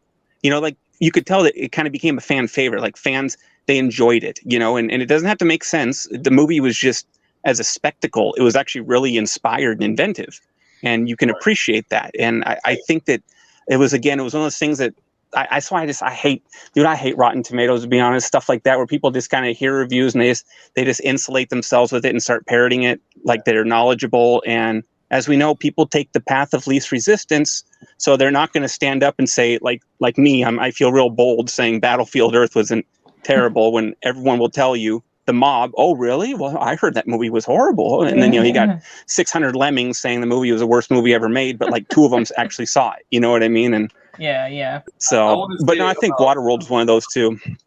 I want to say about Battlefield Earth, before it came out and everyone hated it, I was looking forward to it because I love sci-fi. And I ended up, there was a book like at the grocery store, the book was for sale. And I was like, oh, I'll get that book because I read a lot more books back then. And that book, it was like over 1,000 pages, I think. Yeah. Oh, really? It's that big? It's like Bible-sized book, man. It's big. Like dang. Pages. And I remember it was probably a lifetime record that I read that whole book in about a week or 8 days. Oh, wow. I tore through that book. And I loved the book, Battlefield Earth. I loved it. And so the movie, to me, wasn't anything like the book at all. But it's hard to make 1,000 happens a lot, yeah. Right. Well, and they tried to get that movie made for since the early 80s. L. Ron Hubbard had like he wanted to make it into 2 books, 2 movies, I'm sorry. And then they end up having to condense it down to 1 film. And then they had to cut their budget down because John Travolta was going to play the main character, the hero, when it originally was in fruition of being made. And it took so long that he got so old and kind of put on weight and everything that he ended up switching over to the villain. And, anyways, so it has a really interesting production history, which is kind of, I think, a little more fascinating than the film itself even. But I don't know, man. To anyone watching it, I encourage people, if they don't, to maybe check it out. And I think maybe now the dust is settled, people can just go in there and watch it as a campy film and a B movie. And I learned from the special features on the Blu-ray, I didn't know this, but the George Lucas's second unit director on like Phantom Menace, and he was the director of the film, Roger Christensen. So he's obviously got a talented guy working the camera there, directing it. So it wasn't a total failure, I guess. Okay, maybe one of these days when I'm in a mood for a B movie, a campy B sci-fi movie, maybe I'll check it out. If anything, check it for Forrest Whitaker too. He has a fun time in there too, and he's a solid guy. Okay, yeah, he's in there. So, okay, I didn't realize. There's also The Patriot that came out this year. Yeah, somebody Gibson movie. Damn. brought that up. Yeah, that's Heath Ledger. Yeah, right. Yeah. Heath Ledger, and even the guy that played in Harry Potter too. Yeah, even the guy that played in Lethal Weapons in it. Yeah, that guy. He's in there. It's a long movie, man. Especially you watch the extended cut where it's like almost like 3 hours, and it's just, but it's such patriotic goodness. I just enjoy the heck out of it. It's very patriotic. That's for sure. Inaccurate thing though that happened in that movie. There's probably several. That was a big Well, I was reading it, and it said it was like one of like a big controversy in the movie. Oh yeah. Remember, that was what the bad general did. Well, yeah, that is not what the British didn't. I don't think they did something like that. And if they the thing is, most of us would have really used that as what's the word? A battle cry against build up morale. Yeah, or morale. Yeah, because of what they did. The thing is that something like that happened in France, what the SS did. But I don't think there's any but not in the Revolution recorded history of the British doing something like that. No, the SS did that, but the British, I don't think they would have done something like that. There's no record of that happening. Obviously, they do. You know how they do for. Yeah, I do remember seeing bits of that movie when I was younger. I remember the whole scene when they're in the when the kids are in the house and the British come in to the house. when I was younger, I remember that was for me pretty intense, or my sister would say tenseful. Tenseful, right? That was the word she came up with. I love that word. I'm going to use that often. I just remember I can never remember that guy's name. Lucius Malfoy. What's his name? The actor. Crap. Jason Isaacs? Yes, him. I always want to call him something else, like whatever. He's a really good bad guy. Yeah. Right. He was. Even the guy that played what's this? The general, the real general, the one that Washington defeated. I forgot his name. Oh shoot! I got Was the it DVD right in Cornwallis? front of me. Cornwallis? Maybe it was Cornwallis. I think it was. Who played Cornwallis? Was it the guy? The guy that played Batman Begins? Yeah, he was in Batman Begins as Falcone. Falcone. Yeah, Falcone. Okay, yeah, that guy. Yeah, he's a good. Tom Wilkinson. Yeah, that guy. Yep. So he's a good one too. yeah, he's a really good bad guy character for sure. Yeah. He's played them a lot that I've seen. But I was going to touch on Christian Bale again, and him playing another villain in a movie this year, and yeah. He was so bad in there. I hate seeing him play a bad guy. But I still liked the movie. And that was the movie Shaft with Samuel L. Jackson. It's actual sequel to the original trilogy. It wasn't rebooting. They just carried on. And okay. Is that the one with his son? You look confused, D. What? Oh, no. I didn't realize that because I know that Jeffrey Wright, I remember him being like the main antagonist in that, but it's been so long. Yeah, I completely forgot who he played, but I just remember Christian Bale was a baddie in there. Yeah. And I remember what happened to his character. I saw Shaft, a long ass time ago. Long time ago. And I liked it. And a lot of people hated on the latest one it's been a few years. I love the new one too. I love that one. I thought it was really fun. I remember that you got a kick out of like what his son, he breaks in the window and he's like going backwards or something like that. Remember? I can't remember, but I remember enjoying they that break movie in the window and he's like, he says something because he's going the opposite way from where he's supposed to be. Dad. Yeah, it's like it's his granddad and his dad. They had the original. Okay, right, because the original Shaft was in there too. It was like the 3 generations. Oh my gosh, spams! We got these spammers. Here they come back again. Good night. Are you going to take care of him, Arturo? I thought I blocked this guy already. And he came back again. Yes, he was in Shaft. He was the one who killed. Yeah. Spoiler alert! I haven't seen it. I sought out Shaft because after American Psycho came out, which I was just infatuated with, I saw that one 3 times in theaters to give you a reference there. So I saw that one and I was just enamored with Christian Bale. Never heard of this guy before, and so I saw he was going to be in Shaft. So I missed that one in theaters, but I did ask for the DVD for Christmas because he was specifically because he was in it. And mind you, I'd never seen any of the Shaft movies. I just wanted to see Christian Bale, which now I've become a big fan of Shaft, but the whole trilogy, even Shaft in Africa with the walking stick with the built-in camera that he borrowed from James Bond. What? Wait, what? What are you talking about? What? Shaft in Africa, where they jumped the shark, pretty much. They were just following. He had all these he had to go to Africa to take down some apartheid mob or whatever, and the MI6 or whoever it was. You're talking about, right? Yeah, they fitted him with this walking stick, so he looked like a native, I guess, or whatever. But it had a built-in camera on the top, which was just kind of like straight out of James Bond, and you could tell they were just trying to be cultural and trendy, and Bond was very popular then. So in my mind, the next thing Shaft would have done would probably have gone to space, because that was continuing the 70s trend. Shaft would have gone and fought, Right. But and thank God they stopped there for a bit. But but I enjoy the Shaft movies, man. They're just fun. And then there were 8 TV movies in the late 70s with Richard Roundtree. If you guys didn't know that. No, I didn't realize there were that many of them. I mean, I knew Richard Roundtree was the original Shaft, but I think actually I know of those movies and I knew he was Shaft, but Samuel L. Jackson is the only Shaft that I've watched. Those 2 movies, the only one. So what is this? The movie Samuel Maniac of Jackson. Shaft? Oh, that's the Avenger. Sorry. It's I didn't know Samuel you Jackson. had a. I didn't know you had a figurine of Nick Fury. Yeah, Oh, okay. Well, you surprised me. I didn't know you had that. it's Samuel Jackson. We're talking about Samuel Jackson. I know we Samuel are. That's Jackson. appropriate. Right. Okay. Now, Well, they get actually that. made a Shaft Movie Maniacs toy. If you remember the Todd McFarlane line of Movie Maniacs. Yes. Well, I know Well, the you got Todd the- McFarlane line because I got the Terminator.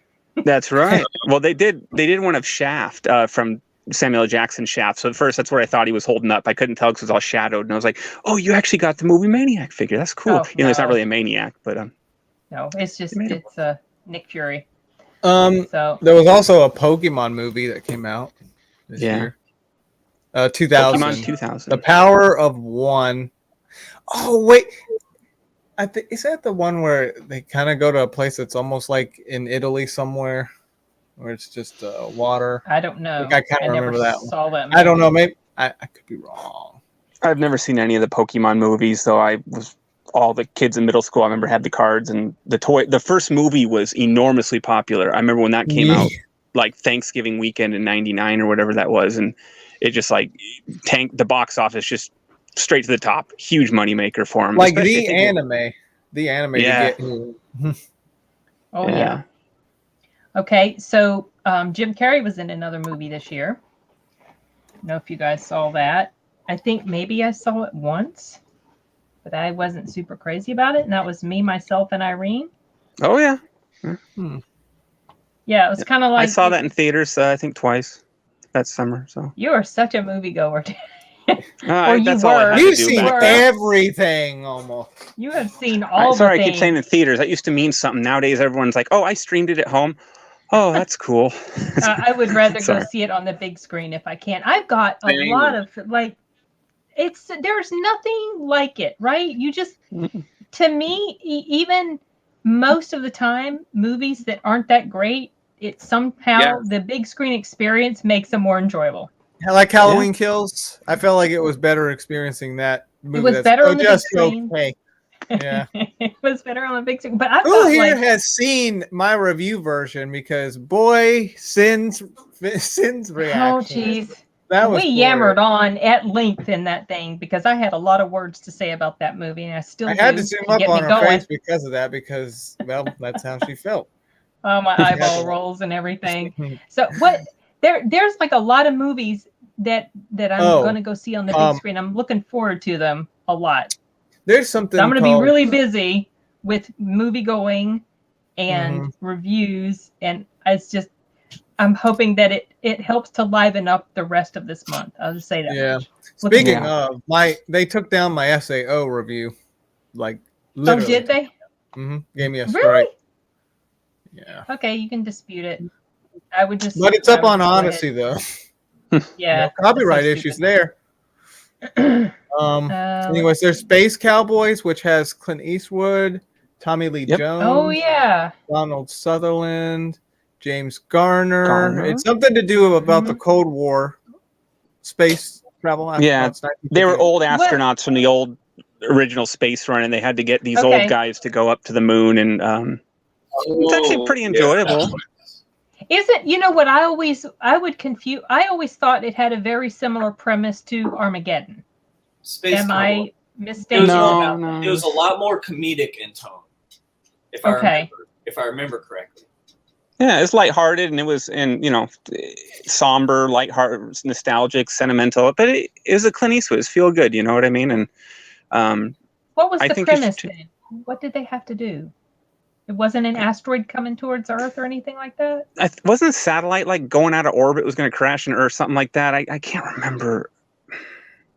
I saw it once, and I remember thinking it was pleasant, but I can't say I felt like I wanted to see it again, so I'm not the best. Yeah, okay, boom, yeah. Is there two of these movies where old dudes go into space, or is there one? Because I'm almost wondering, was there another one that was more comedic that I'm thinking of? Or am I thinking of, is it just the one? Okay, so the one I'm thinking of was a little bit more comedic. I don't remember the point of it, what they were trying to accomplish, just that it wasn't that serious. And I don't know if it's the same. Galaxy Quest? They were a satellite. It was a satellite. Soviet satellite. They were trying to repair it. Okay. Yeah, you know, I haven't seen, just like I haven't watched Armageddon, I haven't seen Space Cowboys. Did you guys mention Me, Myself, and Irene? Yeah, I brought that up. I like that one. That was another one. I bought the DVD right away. I love the comedies. Oh, did you? I love Jim Carrey. And, you know, it's not, I don't love it on the level of Dumb and Dumber. It's not one of my all-time favorites, but it was good. It's solid. Yeah, and Little Nicky was a flop. Like, I remember at the time when it came out, Adam Sandler was on fire. Like, anything he did was a $150-200 million gross movie, and then Little Nicky came out, and it just made, like, I think 34 million, I want to say. And the industry was just like, what the hell happened here? And it was really a gobsmack for him. Well, no, Waterboy was, but I feel like Little Nicky kind of continued, like, he's going to play more dumb, goofy people rather than play, like, the kind of sarcastic slacker that he was known for from Billy Madison and Happy Gilmore, or, you know, the more relatable dude, which was funny. When he started playing these goofy, like, dumb characters, I was like, I started not liking Adam Sandler. Over the top with the goofiness, for sure. Part of that. I did like Joe Montana trying to sell his soul to the devil for a Super Bowl ring. Nah. Do you remember that? And he's like, no, I can't do that. Joe, you're too nice. He goes, but you did it for Namath. Yeah, Namath was here anyways. But no, you're just too nice. I can't do it. I'm sorry, Joe. And it was... I just remember that scene cracked me up, and it had nothing to do with Adam Sandler. So I just...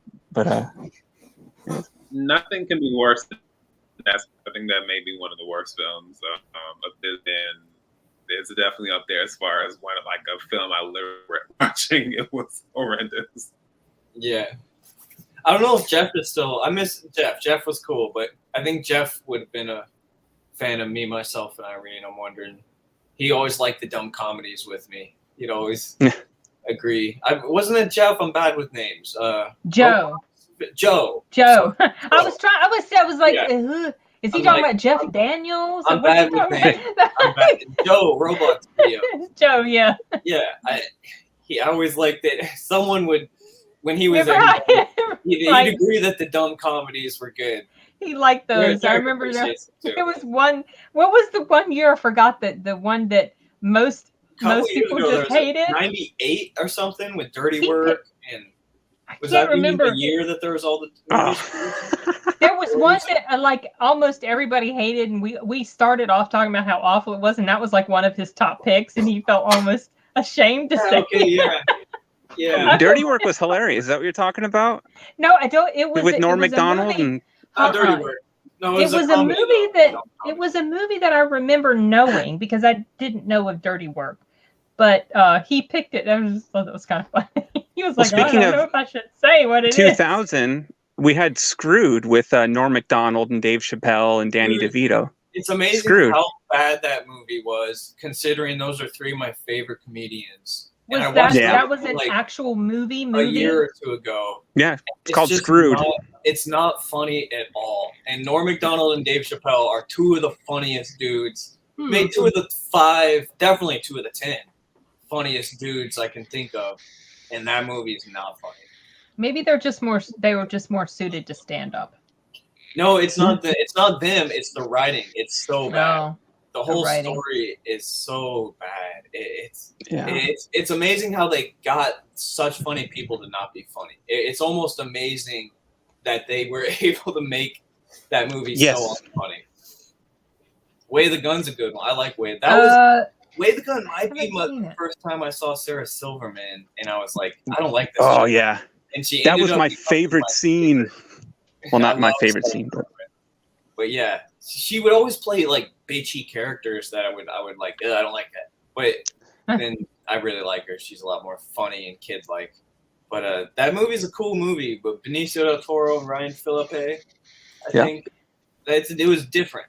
I liked it. It was different. Yeah, I do not think I've seen that, and I was just noticing that Charlie's Angels is this old, right? Oh, really? I feel this old too. Holy crap! Yeah. Everything. The Way of the Gun, though, man, that movie was. I was going to mention that one because that movie was just so solid. I mean, like the writing was great. There's so many good so many good lines of dialogue in that film. Christopher McQuarrie did it. Who did The Usual Suspects. That was his follow-up film, was The Way of the Gun. And wait. Oh, this is the one.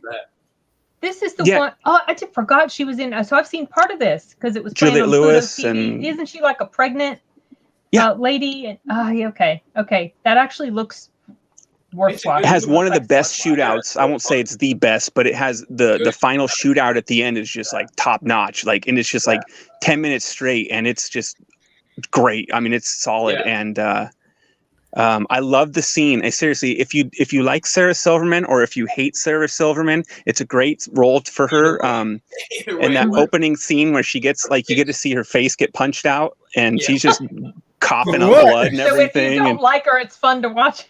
Right. And even if you like her, like, oh, that's cool because you get the joke because she's in on it. But if you don't like her, you like it even more.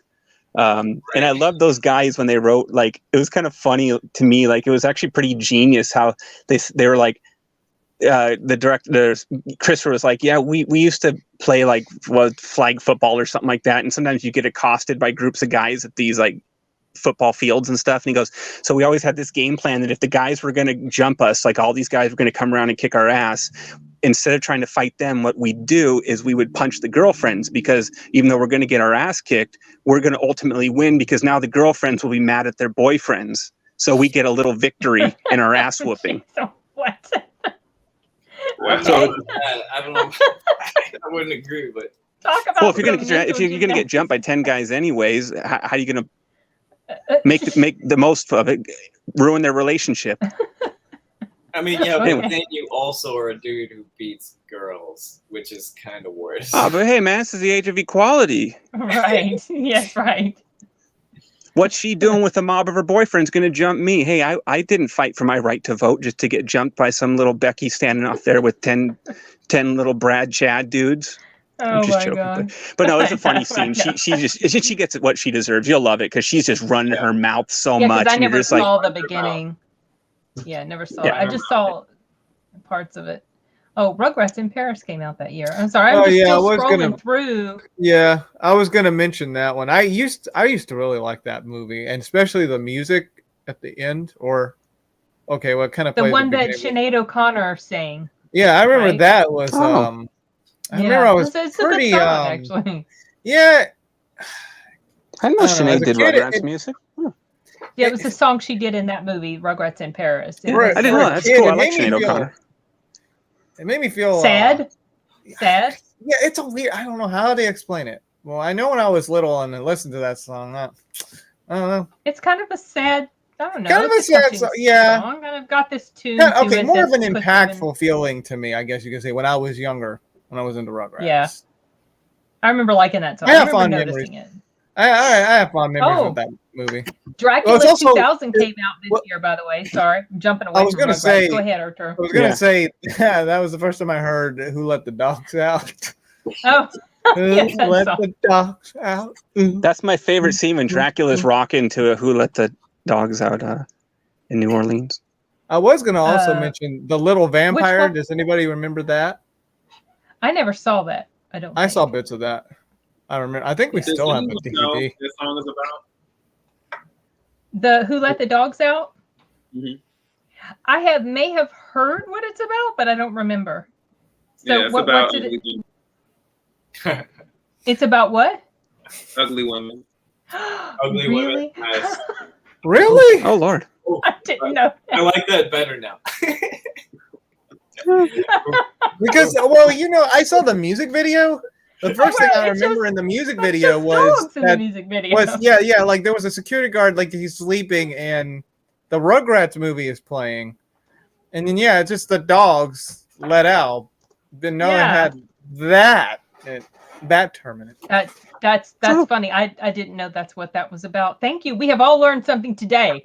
Thank you so much, Dee. Now that's gonna make me think a lot about my childhood movies. That's funny. What about Dracula 2000? You were mentioning that. Was that some kind of fondness you have with that film? Because you don't like it? It's enjoyable. I mean, it's. I don't know. I always liked that movie. That's the first time I saw Gerard Butler, even though I didn't know it was. I didn't realize it was Gerard Butler until after I saw 300, then I was looking up his IMDb, and I'm like, oh, he played the vampire in that movie. I don't know why I like it. It's not the best vampire movie, but for some reason, I really dug it. And I especially like the little... That's the one where it reveals who he's really supposed to be.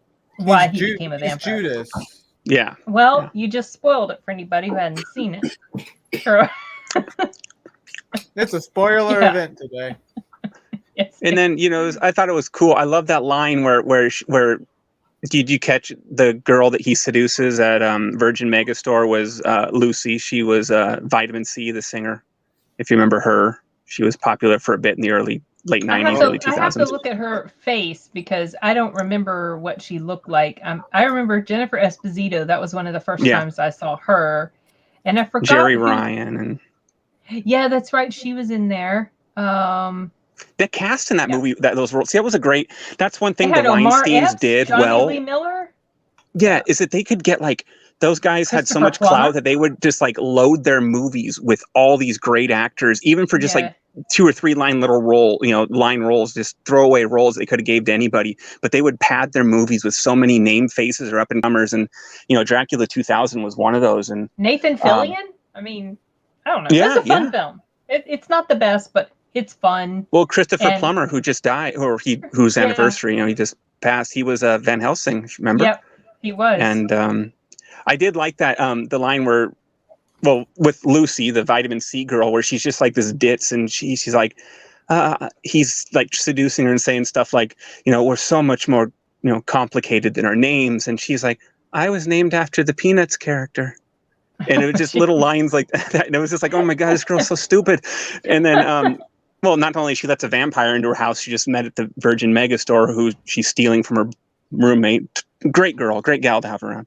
Right. But I love the point where he says, she goes, can I get you coffee? And I love the play where he's like, I don't drink coffee, I don't drink wine. And I thought that was kind of a cute little update for the, Java age.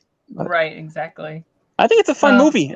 You can skip the sequels, but Yeah, I haven't watched the others, but I enjoyed the first one. I saw Hollow Man as well, and I liked it okay, but I've only seen it one time. I don't know about you guys. You remember Kim Dickens was in it, who played Madison Clark on Fear the Walking Dead. Fear the Walking Dead, yeah. She was young in that movie. Well, kind of young in that movie, in Hollow Man. I don't know if and Josh Brolin was in it, and Elizabeth Shue. Completely forgot Josh Brolin was in that movie. That I remember seeing was The Gifted. There's that. The Gift. Or The Gift. The Gift. That's a movie he did watch. Yeah, for this. That's another one I did watch. The Katie Holmes one. Yeah. So you got have you heard of it? D. Simon Colin, The Gift. I never saw it. I remember it now. The Katie Holmes horror movie. Yes, but she's not the main character. It's Cate Blanchett. Well, to millennial males, she was the main character, Sin. You have to understand this. That's right, because of that dumb show. That I can't even remember the name of that show. It had that's it. Keanu Reeves. It had Keanu Reeves in it, but yeah, he's not a good boy in this one. He was a bad guy. He was bad. So it's actually I really, really have always enjoyed that movie, and so I brought it up to Arturo and he watched it. And the premise is she's a widowed mother with 3 young boys, and she's in this poor I can't even remember what was the state. Was it Georgia, Arturo? I thought it was Alabama. It was Georgia. I think it's Georgia, and she's in this real very poor part of the state, and she's struggling to make ends meet. And what she does is she reads people's fortunes. She's like a tarot reader or whatever. But she's she's not doing it to get because a lot of times people, they're so poor they can only pay her and here's a bushel of vegetables or whatever. Something like that, right? But she's very caring and sweet to the people that come to her, and she plays this Southern lady, so Southern mother. She's so good the way she plays that character. And so what happens is she sees that Katie Holmes is gonna end up dead, and basically the story is her trying to figure out who has killed her. It's just really, I thought it was very well written. It doesn't have the greatest critical or audience reviews, but I've always thought it was really good. I think she did so good in that movie. Yeah, she was good. Very sympathetic character, very just her emotion, and especially like Keanu Reeves was terrible in there. Like he was a bad guy. He's such an asshole. He was so bad, but then when like her life was in danger, or when she just played that woman in danger very, very well. It's just very believable. You felt like she was really in peril. I don't know. You know what maybe you know what I mean if you ever get around to seeing it. I really enjoyed that movie a lot. Keanu Reeves played a serial killer that year in The Watcher.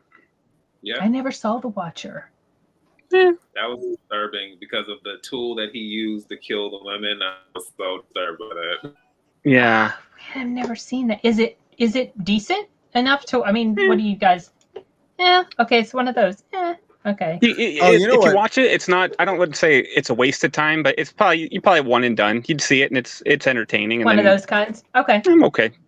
I've seen it twice, I think, in my life, and I know James Spader and Marissa Tomei are in it. And it's one of those movies I wanted to like a lot more than I did, and I think that's why I rewatched it, trying to find more redeeming qualities. And it was just. I don't know, it's just there, I don't know if that makes sense. It's just one of I get it completely. Someone here Chris brought up Gone in 60 Seconds, which I have never watched all the way through. And Tokyo Drift. I actually like Tokyo Drift's my favorite Fast and Furious movie because they're in Tokyo and it's cool. Tokyo, because Tokyo Drift is part of the Fast and Furious. It's number 3, but it doesn't. But this is Gone in 60 Seconds.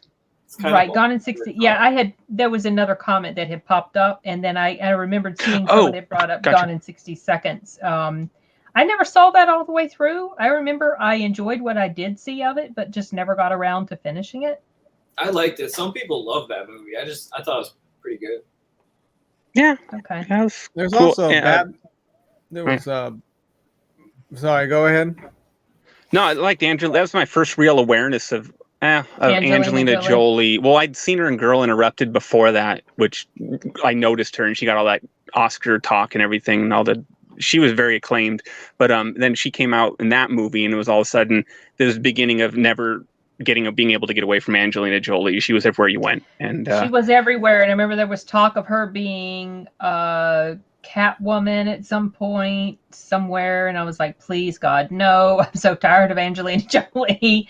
But she's grown on me over the years. I've come to appreciate. I really liked her in The Bone Collector. Yeah. I like 99. Mm-hmm.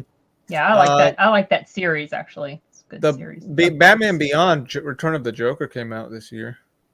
Yeah. Oh dang. Yeah. I want to mention one of my favorite movies, Memento. Christopher Nolan. That's 2000 as well? Yeah. Wow. It's kind of right. Do we feel old or what, y'all? Yeah.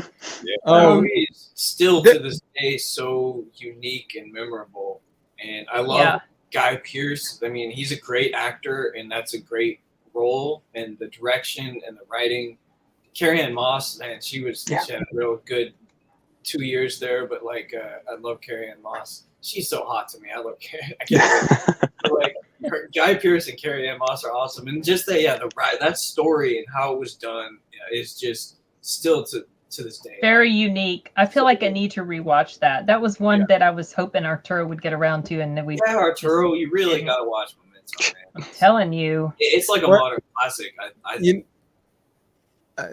I know another one that we saw was Battle Royale. Oh, you did watch Battle Royale. Cool. Okay, you did watch that. Mm-hmm. That was another one. 2000. Okay. Came out 2000. I have some words to say about that one. Yeah, they got okay, y'all. Off a bit by the ending. Okay. It was good. I enjoyed it, but the problem is, I think there were two problems with it. One, we saw the dub version. And it didn't fit right. Maybe we should have watched the sub. The dub version, which was bad voice acting to begin with. I mean, it started off okay, then it got bad. And plus, combine right, D. I know he's like, no. Combine that with very over dramatic, ridiculous death scene acting, and I was just like, oh my gosh, this movie. Plus, people were getting riddled with bullets and they would just hop right back up again.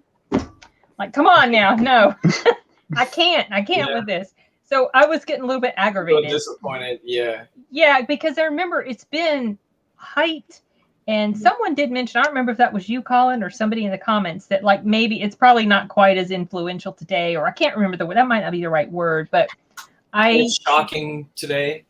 I don't think that. I think someone else mentioned that, and I agree with that. I mean, it didn't have the impact on me. I was thinking it was going to be much better than it was. I was thinking it was going to be much better acted. To be honest, I felt like if we had watched the sub version, maybe it would have been. I wish we had. Maybe it would have been a marginally better as far as the acting goes. We did recognize one of the actors in there. He had played in the live action version of Death Note. Mm-hmm. Yeah, the Japanese, the main male character in there. You know what's weird? The dub in the Death Note, I know it doesn't sync well, but it actually wasn't too terrible. You know, I remember we watched. I remember being impressed with. Yeah, I like the Death Note, the live action Death Note. Yeah, the dub, like but it didn't sound not as bad as in Battle Royale. This one was so bad. Oh my gosh. The over the top yelling and the over the top like flopping over everything when they like really dramatic being That's why I think maybe if I rewatched it in sub, I wonder if it would have a different feel to it, you know? Well, go watch Memento because that will not disappoint at all. Yeah. Memento's worth watching. You had also brought up, I think it was you had brought up, Oh Brother, Where Art Thou? Or no, that was Simon. Was that you, Simon? Yeah, that was me. Brought that up. We did not get around to that, and I didn't see that movie until only about 5 years ago. I was going to mention that too. That's one of my favorites. Oh, it's another really good. Film. I was going to bring up. It was fun, but I wasn't blown away by it. It's nothing that I'd be interested to watch again. Really? But I thought it was good. Oh yeah, U-571. Yeah. I can't do submarine. I do not like submarine movies. No submarine movies. They're too claustrophobic and dark, and I don't like. And it's just one location. Colin, it's a nice family-friendly film. What are you talking about? I think I'm pretty sure I saw U-571 in the theaters. I'm pretty sure. I saw it too. That I just wasn't. I don't like submarine movies. I read the book too, and I remember John Bon Jovi's in that, and. I've never seen that movie, but I've heard good things about it. I really liked Crimson Tide, which is a submarine movie with Denzel Washington and Gene Hackman. But I get where you're coming from because, like, I don't like jail movies or mob movies. So there's the submarine stuff was a very important thing in the war. I know, but he just means like movies that take place in that setting. I've never seen Titan. Okay, Matthew McConaughey's in this. Yeah, Matthew McConaughey. Yep. It's got the guy that played the husband of the girl that has dreams of things, like can see like dead people or something. Oh, Medium. Yeah, he's in here. Oh, him. Okay. Is that his name? I never remember his name, but I know his face. Yeah, no, I've never seen. It's not a terrible movie. It's decent. As far as sub movies goes, one of my favorites is Star Trek II: The Wrath of Khan, which is technically a submarine movie. Okay, why is it a submarine movie? Structurally, it's a submarine movie. Okay. You watch it, it just plays out like a submarine movie. I don't know what else to say. If you think about the Enterprise, a lot of it's kind of like they're all in this one place and it's dark and it is. It's kind of similar. An unforgiving exterior. If they would go out. Yeah. Right. I get it. 102 Dalmatians came out this year. Yes, they did. I don't think we ever saw that one. An extremely goofy movie as well. Were you guys going to talk about Oh Brother, We're Out There anymore? Because that one, I think. Yeah, we can if you want to. Really good. Well, he said I just saw someone comment it's his favorite movie too, and I think what Simon made a comment last time I thought was interesting. Something about that was the first movie or at least major movie to have the color palette in. I don't remember how to say it. Color grading. Color grading. Yeah, and that's really noticeable, and that's like you definitely think of how that movie has a unique kind of color upgrading or look to it, but I didn't realize that was the first movie to do it. But I think that the look of it was stunning when it first came out. Yeah, and I think it's one of those things like you almost take for granted where like a movie like that. I think a movie like Fight Club in a way too, and other movies where like a lot of the slickness and really nice looking movies that we almost take for granted today, like a lot of that was new back then, and they did it really well back then. So yeah. But the story too, I mean, I guess everyone knows it's like a takeoff of what, the Odyssey or whatever. Iliad, Odyssey or Iliad? I don't remember. But I don't think you have to know. Odyssey, okay. I don't think you have to know that to enjoy the story. I think it's interesting and different, and it's one of the best Coen brothers. Coen's brothers are awesome. But I think this movie is one of their best movies, and George Clooney is good. John Goodman's really funny in his small role. The song in it is awesome, dude. How's that song go? But the song in it is like a classic almost now. I remember it made waves quite a bit when it came out. I had completely forgotten it was that old till you guys had brought it up, before. It's like, gosh, what the heck? So much time has gone by. It's a decade has gone by. No, 2 decades, Arturo. Well, both 2 decades. Both decades have gone by, 2000s and 2010s. Yeah. Goodman is in lots of Coen Brothers movies. He is, and I talked about it. Walter Kochak, all-time favorite film character. John Goodman, Big Lebowski. Who did Raising Arizona? Was that also the Coen brothers? Yeah. And John Goodman was in that. I love that. I know, I love that movie. That's such a good movie. That's good, yeah. Oh, that's. Arturo, you never saw that movie. You need to watch that movie. It's really good. What is it? It's good. It might be my favorite Coen Brothers movie, Raising Arizona. Yeah, it's a good one. It's a good one. Then there's obviously Snatch. That's a really good one. Yeah, Snatch is awesome. I like that movie. Snatch is good. Especially for anybody who hasn't seen it, you must have subtitles on, and you probably won't understand what they're saying. Brad Pitt doing his Thanks. Yeah. What did he say? What? And then the whole Russian guy. So the whole fun. Russian guy. Richard. Bang. Bang. That guy would not die. Bang. Bang. It was funny. It's like he has a weird way of making brutal, like, death actually really funny. I mean, I was laughing. This guy would not die, and I'm laughing because it was freaking hilarious. And then you feel guilty because you're laughing. This is the crime boss with the big glasses. He's terrible to me. Oh, yeah. And then when he backed up and touched the guy. I actually watched American Werewolf in London recently. Yeah. And he's the cab driver in it, Bricktop. Yep. Oh, cool. Oh. Dang. I had the CD for that one. I'd listen to it on the way to like school. My little Discman. I remember about the soundtrack to Snatch, and they had all the dialogue on it. So Emil had a lot of lines of dialogue, and that's how I learned the definition of nemesis. So I'm very grateful to that one, and Lucky Star from Madonna. Oh yeah, okay. I don't know if you guys, so the younger guys, realize it, but like Lock, Stock, and Snatch is really what made Jason Statham. Like he was nowhere before that, and then he's been famous ever since. And he and Guy Ritchie work very well together. Did you know there's a new Guy Ritchie film coming out? Yeah, with Jason Statham. Oh, really? I filmed a reaction to the trailer, but I haven't put it up yet. But it looks like it's going to be typical Guy Ritchie. Awesome. A lot of fun. I'm really looking forward to that. I need to see Wrath of Man. Oh yeah. That was good. Colin. Yeah, that's Wrath of Man. I need to find the streaming site I was using. It had the ads were bugging me, and I was like, I'm not dealing with this for a while. But there was a while I was watching a lot on the streaming sites. If I couldn't find it on a normal streaming site, but sometimes those ads really they bug me. And I can't deal with them. They can get annoying. It's worth a watch, and I think that Scott Eastwood plays a pretty good villain in there. I don't like seeing him as a Clint Eastwood's son, Scott Eastwood. He's one of the baddies in there, but it's a very well crafted story. It's a remake of another movie, or it's based on a book. So it's not Guy Ritchie's. You said story. It's a little more actiony than a Guy Ritchie, right? It's not quite a Guy Ritchie style. It's not your typical.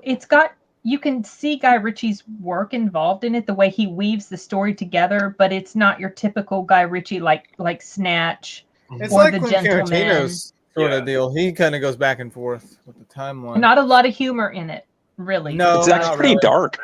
It's really quite dark, but I felt like the ending was kind of like after everything happened near the end, and then the credits. It was like Game of Thrones stuff. You kind of just process everything that just went down. It's like, wow. Yeah. Cool. Yeah, I was really impressed. Yeah. Now I've already mentioned it, but Unbreakable, which is now like a three movie trilogy. Oh yeah, Unbreakable. I really liked it. Split in Glass. Yes, Split in Glass. Couldn't think of the second one that was driving me nuts. But I wanted to ask about Titan AE. I vaguely remember hearing about it, but I did not know what it was. Have any of you guys seen it? Yeah, I saw it in the theaters, where it's like it's like an animated sci-fi adventure movie, kind of like for families or kids could like it, but it like spaceships and I don't even remember. So a sci-fi-ish. There's aliens, right? Yeah, the Dredge. Yeah, I saw it in theaters too. Is it? And the aliens look really cool. They're like blue. They look like electricity almost. They look pretty cool. And I couldn't remember if there's aliens, but I know I saw that. I had some of the toys. I was kind of getting old for toys at that point, but I remember buying a couple of these light up figures once because the toys were like they'd come with a figure in a little like a spaceship, and they actually looked pretty cool. But they would like light up, and I thought that was pretty cool. And I was like 12, and so I bought one and like put batteries in it and lit them up and everything. And and I had read some of the books. They had like a bunch of prequel novels and stuff. Oh, okay. So is it as good as like Secret of NIMH? Because I really love Secret of NIMH. I guess it bankrupted Fox Australia, so it's got to be good for something. Okay. I feel like maybe I don't know. I feel like I would remember it more. Maybe I'm wrong though. I feel like Secret of NIMH. Sometimes though it's just age, Sometimes it's the right age. I've seen Secret of NIMH so many times. It's always been like one of my top 10s. But Chris says here that Wrath of Man is on Amazon. I don't know if he means Amazon Prime. I guess you have to have Prime. It's one of the few that I don't have right now. I'll probably get that when the Lord of the Rings comes out. Everyone has some show that makes me rent their thing for a month or two. Right now we're renting Peacock and Mom's watching Yellowstone. Oh, okay. All right. Yeah. I'm going through these. I don't know if anyone likes it. I think I saw D. I was scrolling through the comments. He mentioned Bedazzled. Yeah, Brendan Fraser and Elizabeth Hurley. Yeah. I like that movie. I don't remember it, but I remember seeing it and be like, that movie was good. And I love, Brendan Fraser is really good, really likable. A righteous infliction of retribution manifested by an appropriate agent, personified in this case by an horrible cunt, me. There you go. That's the definition of nemesis. I answered it. See, I can remember it. Wow. Has anyone seen the original Bedazzled? With Dudley Moore? And Peter Cook, yeah. Yeah, no, I've not seen that. I've just seen parts of it. Not the entire thing. Yeah, no, I haven't. Okay, so do we want to go around and talk about our top 3 or 3+, or maybe 3 in honorable mentions? I've got to do 5 in honorable mentions. I have a few. Yeah, you know what? I'm surprised because I was looking through. I'd forgotten about some ones that came out this year, but I didn't think I was gonna be as impressed with this year. But there's a lot of good ones. Several of the things that we never talked about The Cell in this live stream, but we have brought that. There's a lot we haven't talked about. I feel like. Yeah, I know. It's not. What about Bring It On? No one mentioned that. That was going to be another one. Oh, I thought you were going to say, bring it on. Let's talk about all of them. I was like, okay, well, all right, get confrontational. Why don't you? Movie. Yeah, Elijah Dushku. That movie was. I saw it in theaters. I think another one I saw like 4 or 5 times that summer when I was just sitting at home. I lived right above a movie theater, so I just walked down with allowance.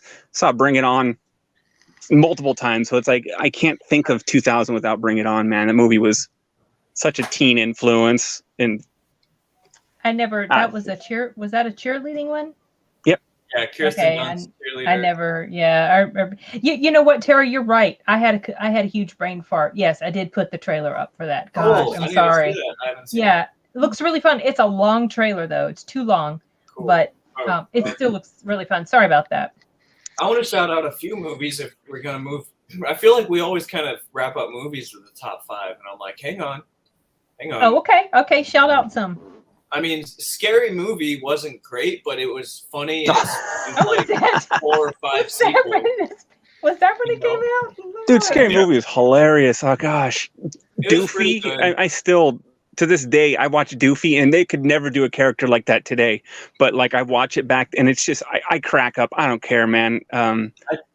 I forget. I've never seen that movie. The second one had David Cross in it, and I was cracking up in the second one. I think he's in the wheelchair. Wheelchair, yeah. I mean, they were really, really popular, and they were pretty funny. You know, and they were good because I mean, you see, like the Wayans guys were so good. Like, obviously, they're talented, and they churned both those movies out in like a year each. You know, like really quick production turnaround time. And then you look at like the third one. I remember I'm sorry, go ahead. No, I'm just saying, compare it to like the third and the fourth and the fifth. Oh, Jesus.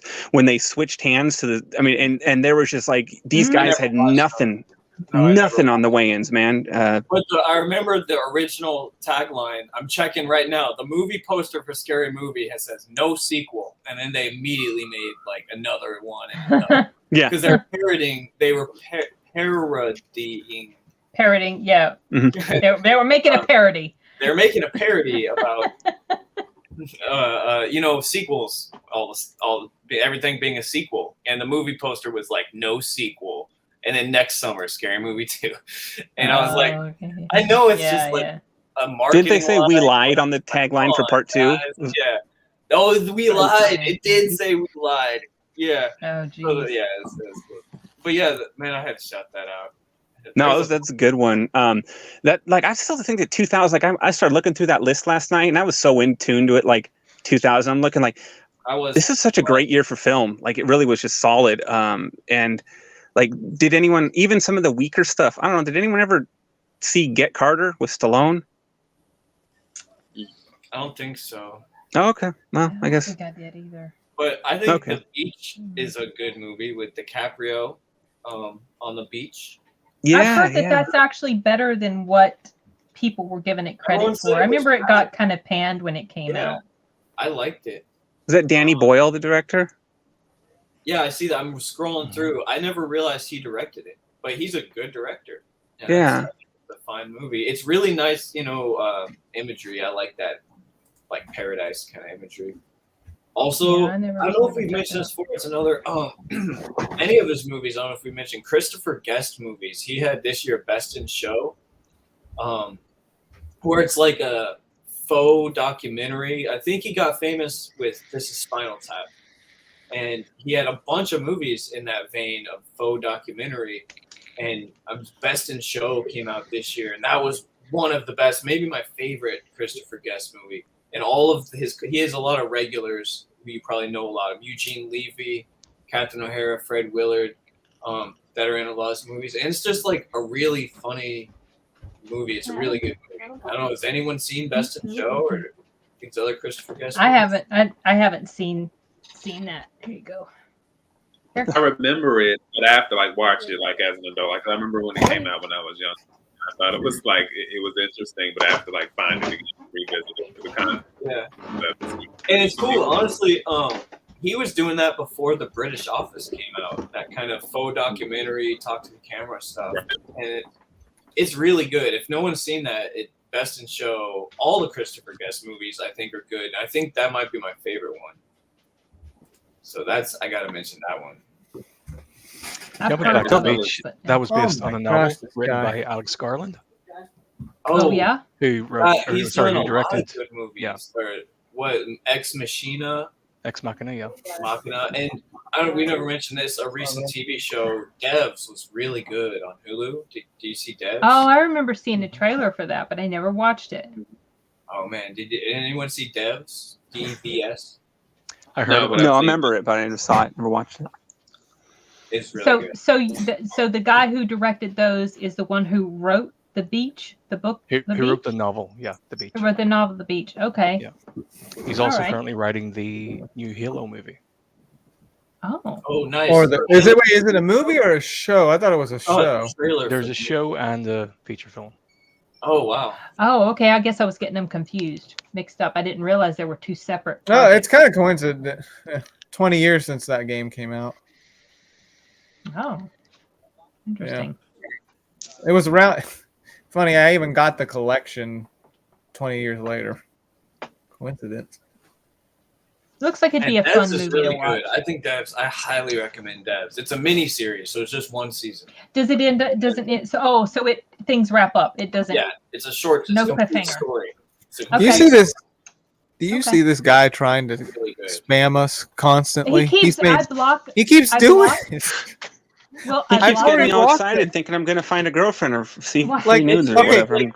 Do they think that it's such a waste of their time? It's a waste of time to do that where there's 1,000 views, but you have like 20 or less people. I'm sure it's a bot, but it's a bot, right? But the thing is, I block it. His other account is different though. Like, so the other one is only blah blah blah, and then the last one's like enough watch stream. He's got a different account. Yeah, I'm keeping my eyes on it. Okay, dude, go away now. Go away now. So Chris lists his top 5: Memento, Gladiator, The Cell, Snatch, and Way of the Gun. That's Chris's. He has to crash for the night, so he shared his top 5. Thank you, Chris, and thanks for joining us. Memento is definitely in my top 5. Okay. He says his top ones are A Brother, Frequency, and Cecil B. Demented. Okay. Cecil B. Demented. I forgot about that. That's an interesting. Yeah, that was mentioned in the chat. I've never seen that. I saw that one. I need to look. I don't remember it, but I feel like I might. Does that have Selma Blair in it? Is that the one I'm thinking of? I need to look it up. Not sure. Selma Blair's good looking. I feel she got that disease, and I feel bad for her. Yeah, she's been. Oh, yeah. She's so young still, and she's really. Wait, what are you talking about? Selma Blair. I don't know if you've seen her in anything. Maybe if you watched the first Hellboy, maybe she was in the second one too. Cruel Intentions.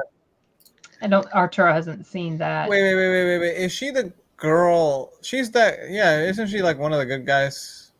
Blue Flames. What's that, D? The Blue Flames. Yeah, her. Yeah, the Blue Is that what you're talking? Okay. Is that what you're talking about? Oh, she's in Legally Blonde. Arturo never saw Legally Blonde. Yeah. Well, what's up with her? Just issues? She has, I think it's MS, multiple sclerosis, and it's so unfortunate to see what it's done to her. But she seems to be pretty stable now, but still, it's just she's been through a lot. I haven't really watched all of Hellboy except for the beginning part of that movie. I gotta mention Traffic because that was a really big hit, and I feel like it maybe won some awards, and it was just really popular at the time. Yeah, it was like a drug about like drugs in Mexico and trafficking. That's what it's about. He had drug trafficking. That was the first movie I saw where I became aware of like Benicio del Toro growing into like he became very popular after that movie. And he's cool. And then I got The Emperor's New Groove. I love. Oh yeah, that's a really fun film. That's a funny movie. Yeah. Is there a waterfall? The voice acting in that is so Bring it on. So good. I think it's because Patrick. Oh my gosh! Here he comes again. Patrick Warburton, who does he's again. Again. Oh my goodness! Night. Go away. Jeez. So and again, popped right back up again. This is so frustrating. I blocked him. Yeah. Well. Okay, block him again. It's the same person coming back. No, it's giving me an error. The internet's gonna get redone at some point. There's gonna be an internet too, and it's gonna be different. An internet too. Yeah. So yes, Patrick Warburton. He has a very distinctive voice, and so there's a series that our audiobook company works on that is hugely popular. It's called Dungeon Crawler Carl. Yeah. And it's that series that we brought the Critical Drinker in to do a guest role. But anyway, what I was going to say is Jeff, the main narrator, he does pretty much all the voices, I think. He reads that whole book in the voice of Patrick Warburton's character in The Emperor's New Groove. Oh, nice. The entire book. And I was working on part of it, and I was like, I can only take so much of this voice. This is like an entire book, 5 books straight. Oh my gosh. Anyway, so that's what I think. Yeah, about that movie was good. That movie was funny. It was very good. I like Eartha Kitt's her voice acting in there too. Was really Wait, good. oh, you mean the girl that you mean the elderly girl? Pull the lever, clock. Wrong lever. What was her name? But she was really funny in there. Oh, and then the other guy. That's right. It's fine. King Cusco. Yeah, that's who Colin was talking about. Yeah, he's Patrick funny in Warburton's there. character. Yeah. This is just a great movie. One I wanted to mention was Crouching Tiger, Hidden Dragon. That's probably one of my best of 2000 for me. Yeah, I was going to mention that in my top 5 as well. You did suggest that we watch that, and we never got around to it. Still should. It's been a rough past few weeks, so a lot of stuff slipped my mind. But was there anything more specific you'd like to say about it, Dee? I just want to say, because I think I mentioned this. I think I did a trailer reaction to Shang-Chi, and usually I'll do deep dives as far as backstory and background information. But Crouching Tiger, Hidden Dragon, I think was my first foreign film experience. It was my first martial arts film. It was my first it was a lot of firsts as far as that. I think even as far as seeing a specifically Asian represented story like that. Because I think outside of that, Mulan is the only thing I had seen, and that was kind of a different experience. But it is just it's hard to even really get into it because it's like a film you have to really experience. But the fighting choreography, one of my favorite scenes in that film is the scene between Xiao Yao and Zhang Ziyi. And they're having a sword fight, and they are literally just one of them is going through 5 different weapons, and they are just going at each other. Oh, hell yeah. So this whole story with the Green Destiny sword and these different warriors and how their lives kind of intersect throughout the story. It's a very kind of magical kind of I don't know. It's a very visually stunning and striking film, but it's just one that has had a huge impact on me. Well, I remember it made waves when it came out, and I think it did go to the Oscars, didn't it? And I was pretty sure, didn't it win? Sure. I just remember seeing these scenes of them. Maybe I'm misremembering, but them running on trees or jumping off trees or something. I was like, what the heck is this? It was the movie that introduced Wuxia to the West. The firework fighting. Okay. Wuxia. Okay. Wuxia, which they kind of did in Matrix as well. Didn't they? Yeah. And that was a watershed moment for that genre. I mean, after 2001, 2, 3, 4, 5, I mean, everything, they were going into old catalog films and re-releasing them. I mean, we had this whole style of martial arts that was going everywhere. I mean, you couldn't get away from it. It was a huge moment. Yeah. I love Karate. That's one I want to watch again. To say it's visually stunning it's hard to think of, you don't want to give it hyperbole, but it's really good. The action is great, and visually, and I mean, if anything, there's some slow moments and some romantic drama, which I think a lot of people appreciate that. I'm kind of get back to the good stuff, but the good stuff, there's a lot of good stuff. It's not there's the 2 or 3 scenes that are good. It's it's a lot of good stuff, and the action. I love action, and it's really good action. It delivers on the action. It's not just your typical fast cuts and shit. It's you see really good action, and it's just it really. And I it's kind of a classic story, he was talking about, but it's just done in a way that it's It just feels really professional and well made. Yes. Yeah.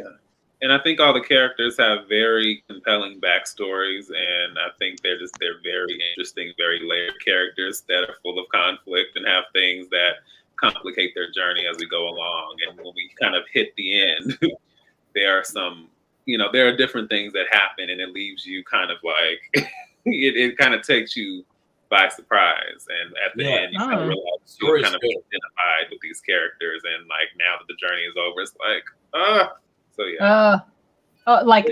Because you didn't want it to be over, or just because of the way it ended? It has an impact. Both.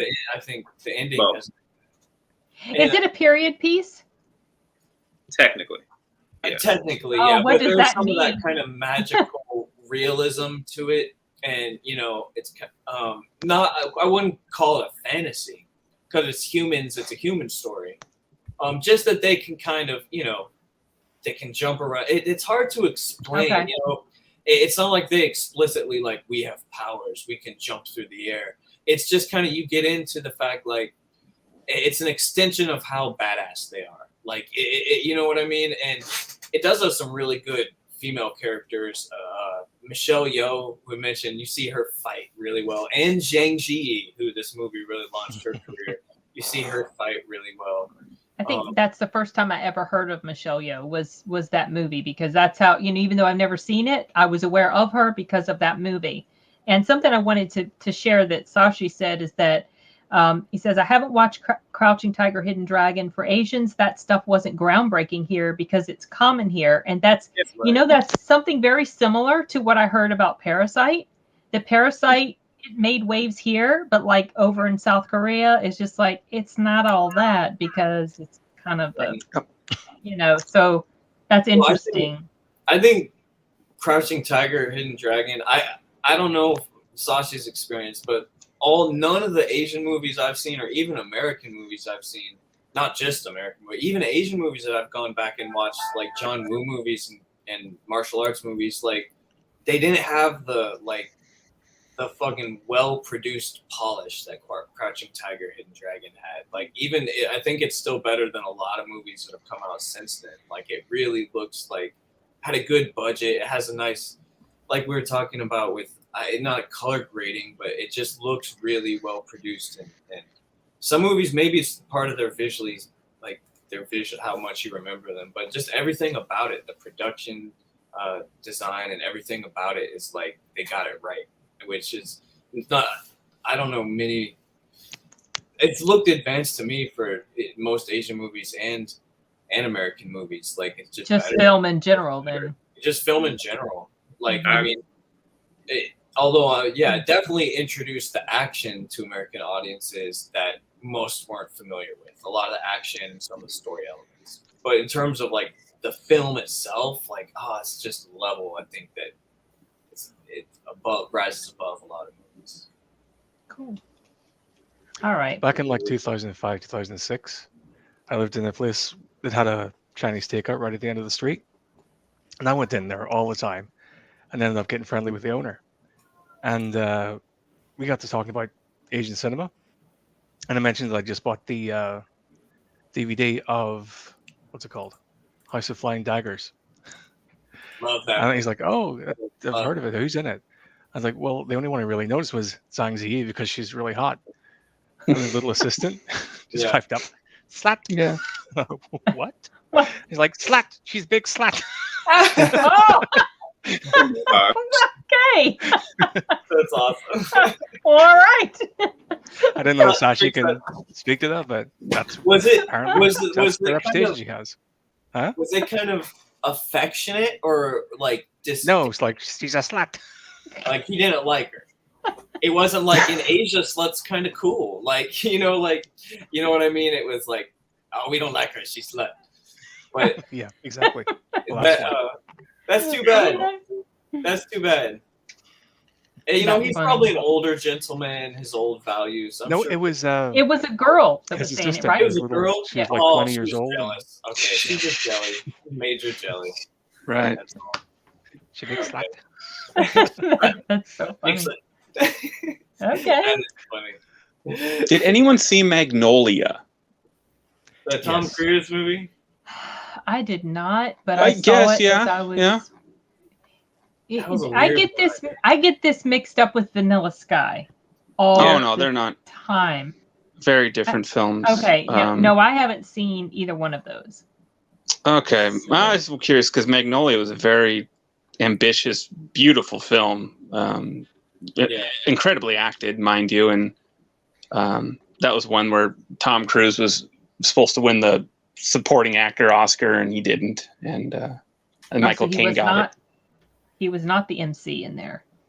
No, he had, that was one thing that also stood out too, because remember this was right around Mission Impossible 2 time where he could was commanding $25 million a movie, and then he does this little kind of small role in a little budget ambitious art film, and he actually did a really, really good job. Like if you guys, I don't know, it's not Tom Cruise you've seen.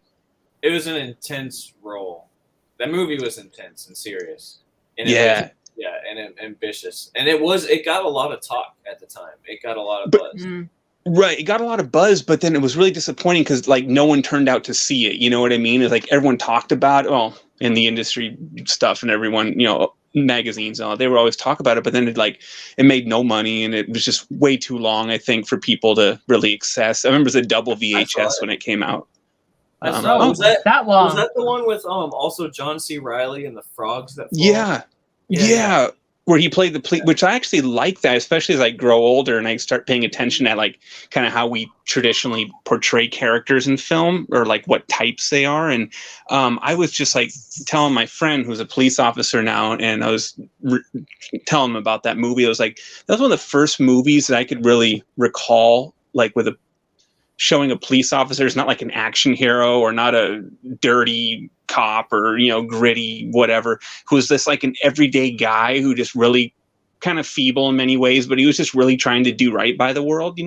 Like that was his ambition, was I just want to like help make the world a little bit of a better place, and he was one of the things he kind of lost his gun, and that was embarrassing for him, and he was trying to date and have relationships. And I thought it was really interesting that they actually portrayed a police officer as a very real, fragile person, as opposed to like John McClane or some kind of action hero or some dirty cop trying to, steal money from drugs. The tropes they throw police into, but it was just like, well, these guys are everyday people too, who go home and who are looking for companionship or something, and I thought it was really tender to hear his role. It just stood out to me, and I thought it did. That made me feel really bad, because while you were telling that story, I was hoping that you were going to say, I was talking to my friend who's a police officer now, and I was telling him.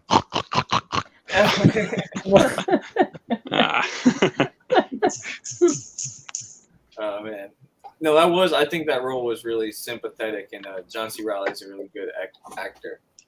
Yeah, if you guys have the time, it's a movie worth checking out, and Julianne Moore is great in there. I mean, she's always is, but she was kind of unlikable in a lot of ways, and it's just a really good drama. Like I got the screenplay, the big mass coffee table sized book screenplay of it with all the storyboards and stuff, and I just think it's a really solid film. So what, sure, you tired?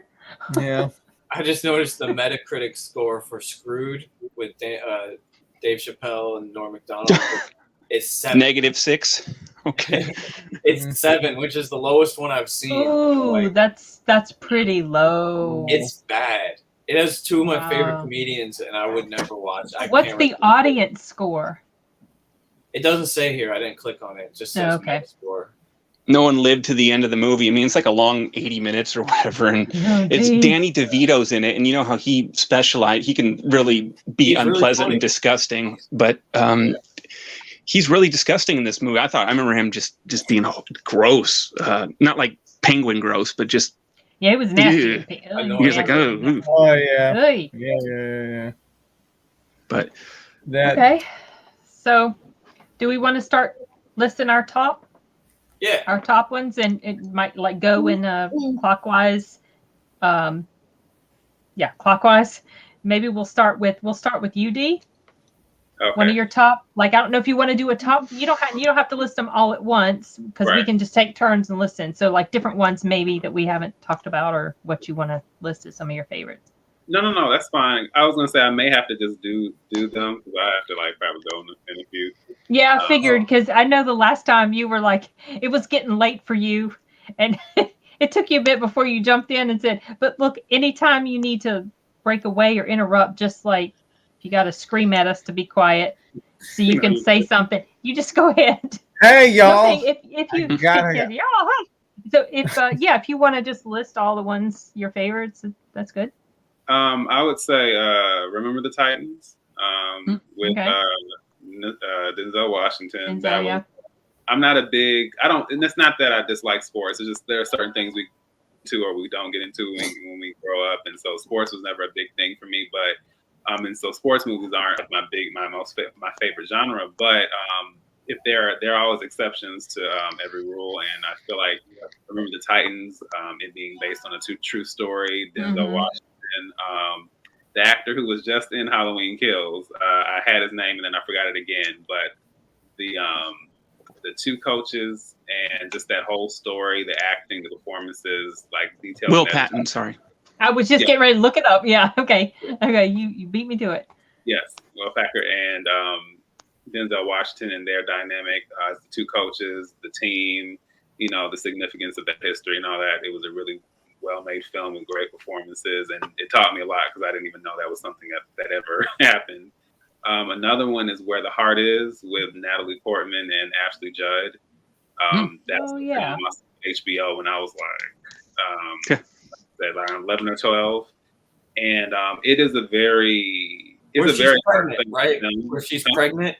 Natalie Portman's pregnant. Yeah, in the Walmart. Yeah, she's pregnant and she is driving, across country with her husband. She's basically trash of a certain color, as some would say in the film, and so she has a very messed.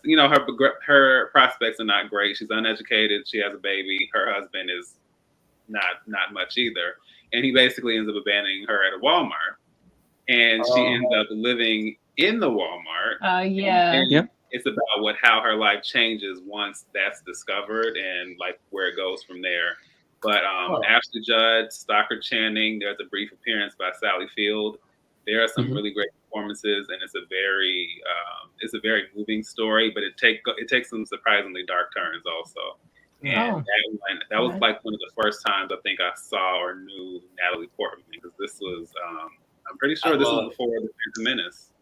It was actually about a year after. I'm sorry. Was that 1999? Yeah, Phantom Menace was 1999. Natalie Portman. She's I think I saw her. I did see her in Phantom Menace, but this was like the first, like seeing her by herself, because there was so much else going on with. And she was actually like her. Like you could hardly tell Queen Amidala was barely a person. I guess Padme was a little bit of it, but.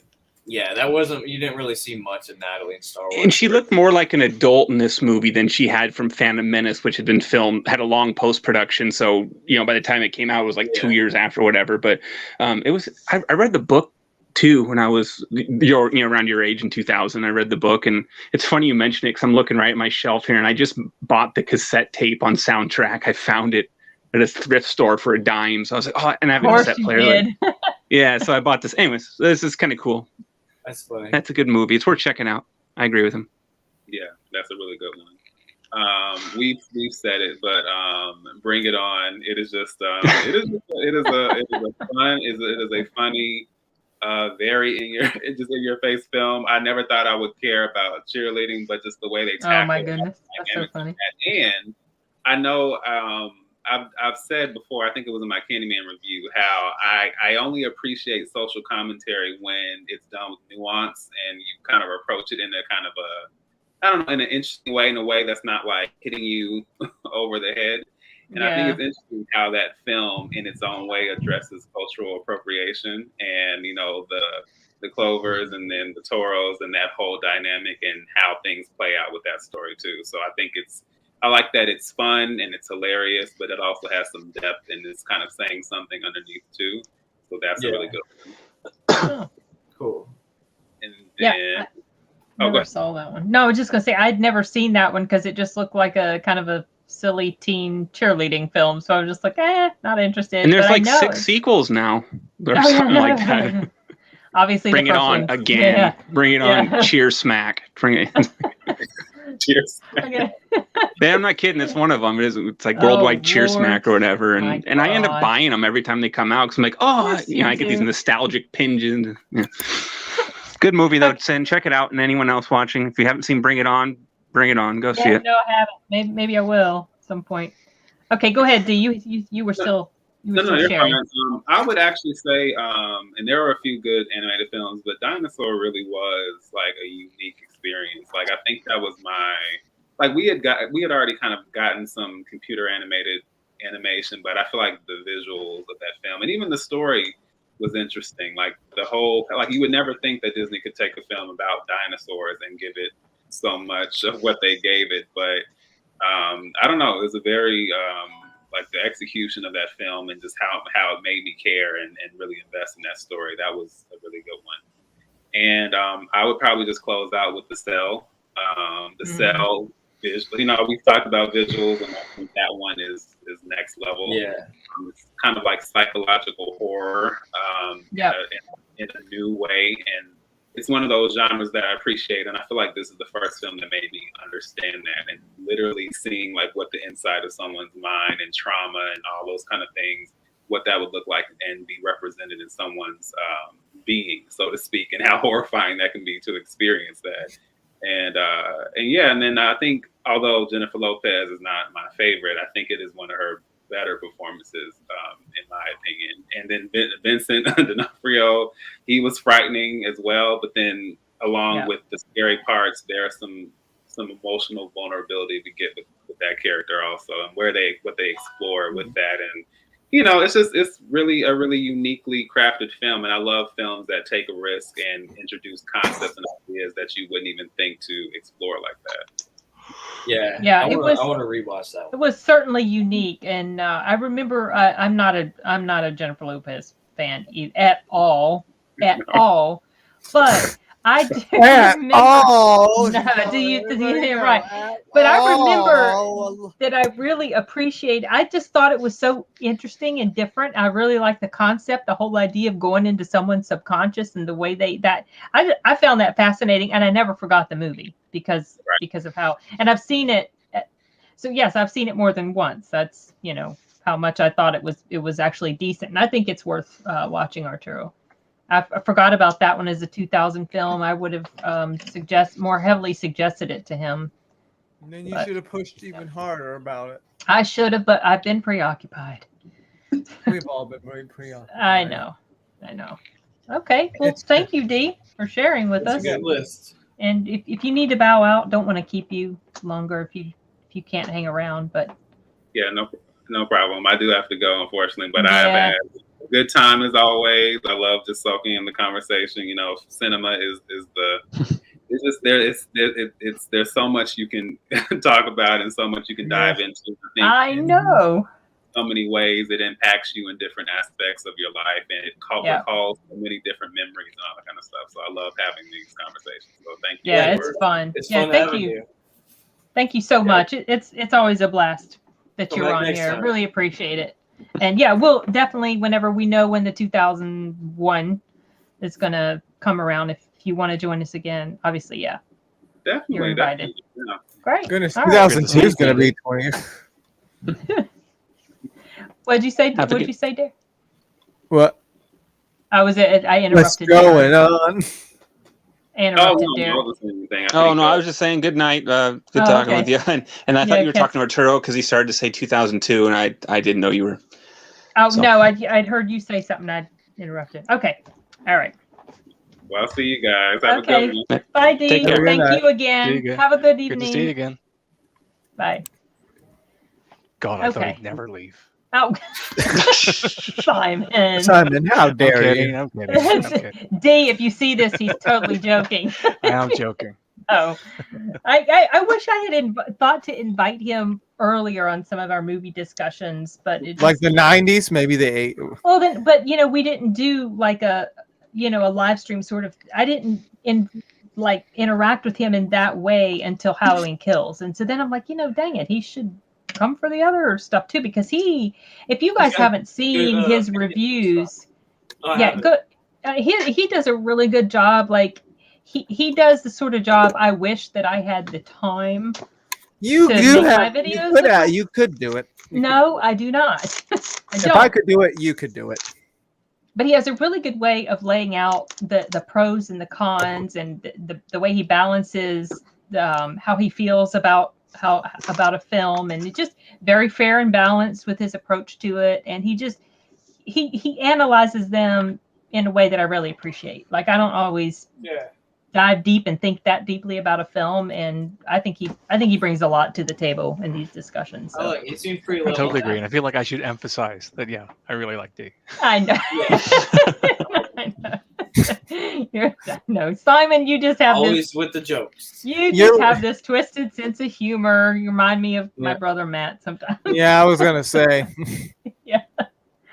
Sometimes he's like Matt Air too. Sometimes. Yeah, a little bit.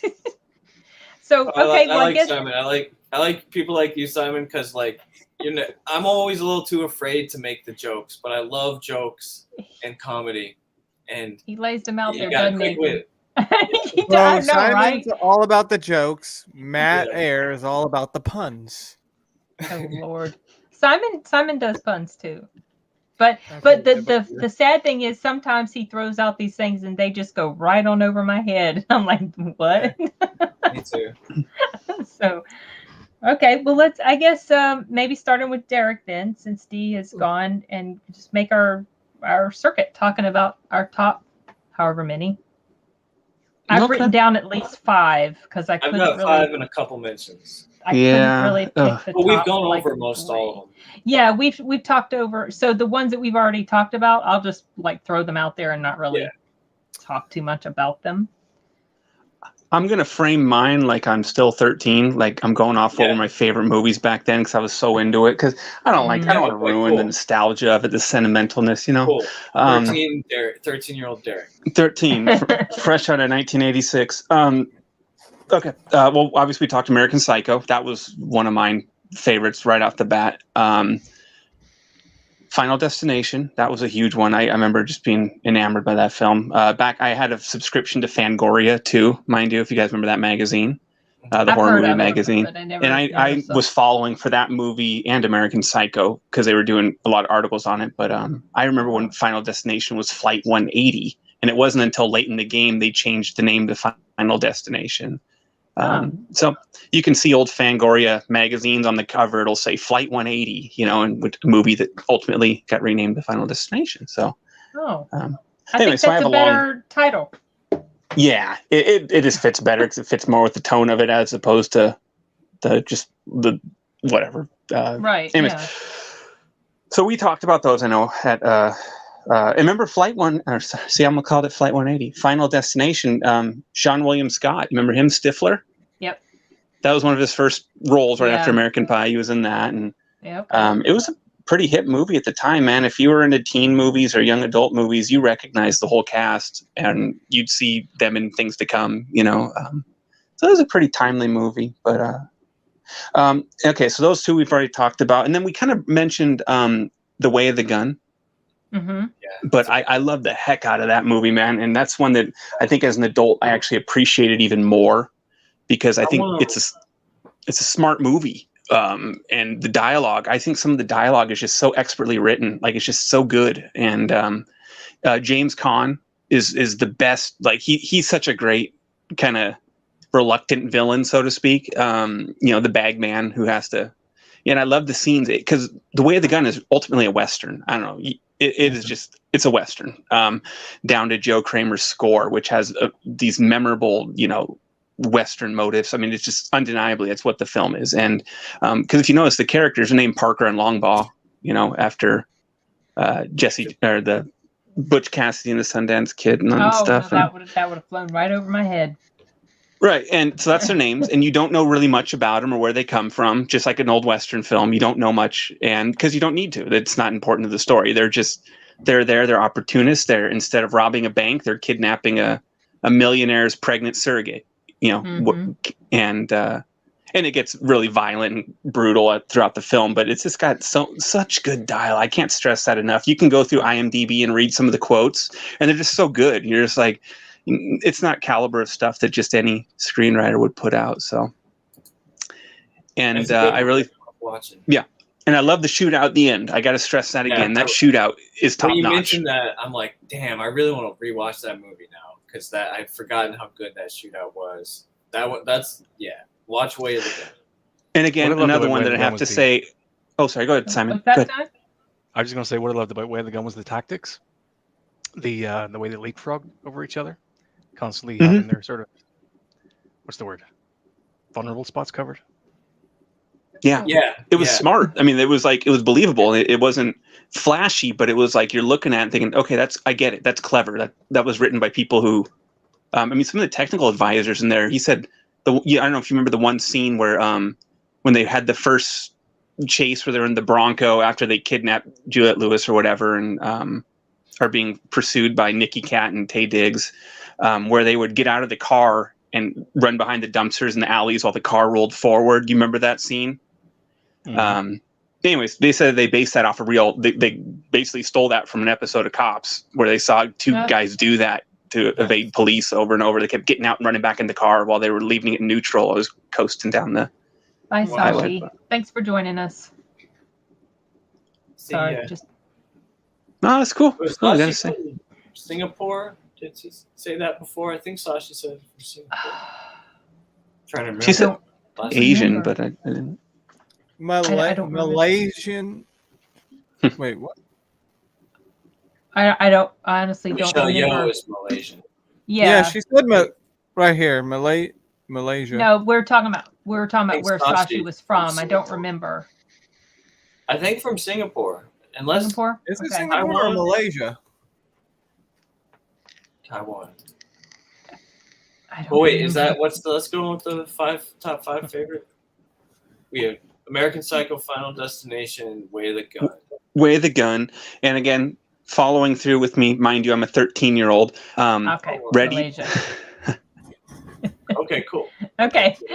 Sorry about that. That's okay. Was right. I couldn't remember. All right. Ready to Rumble.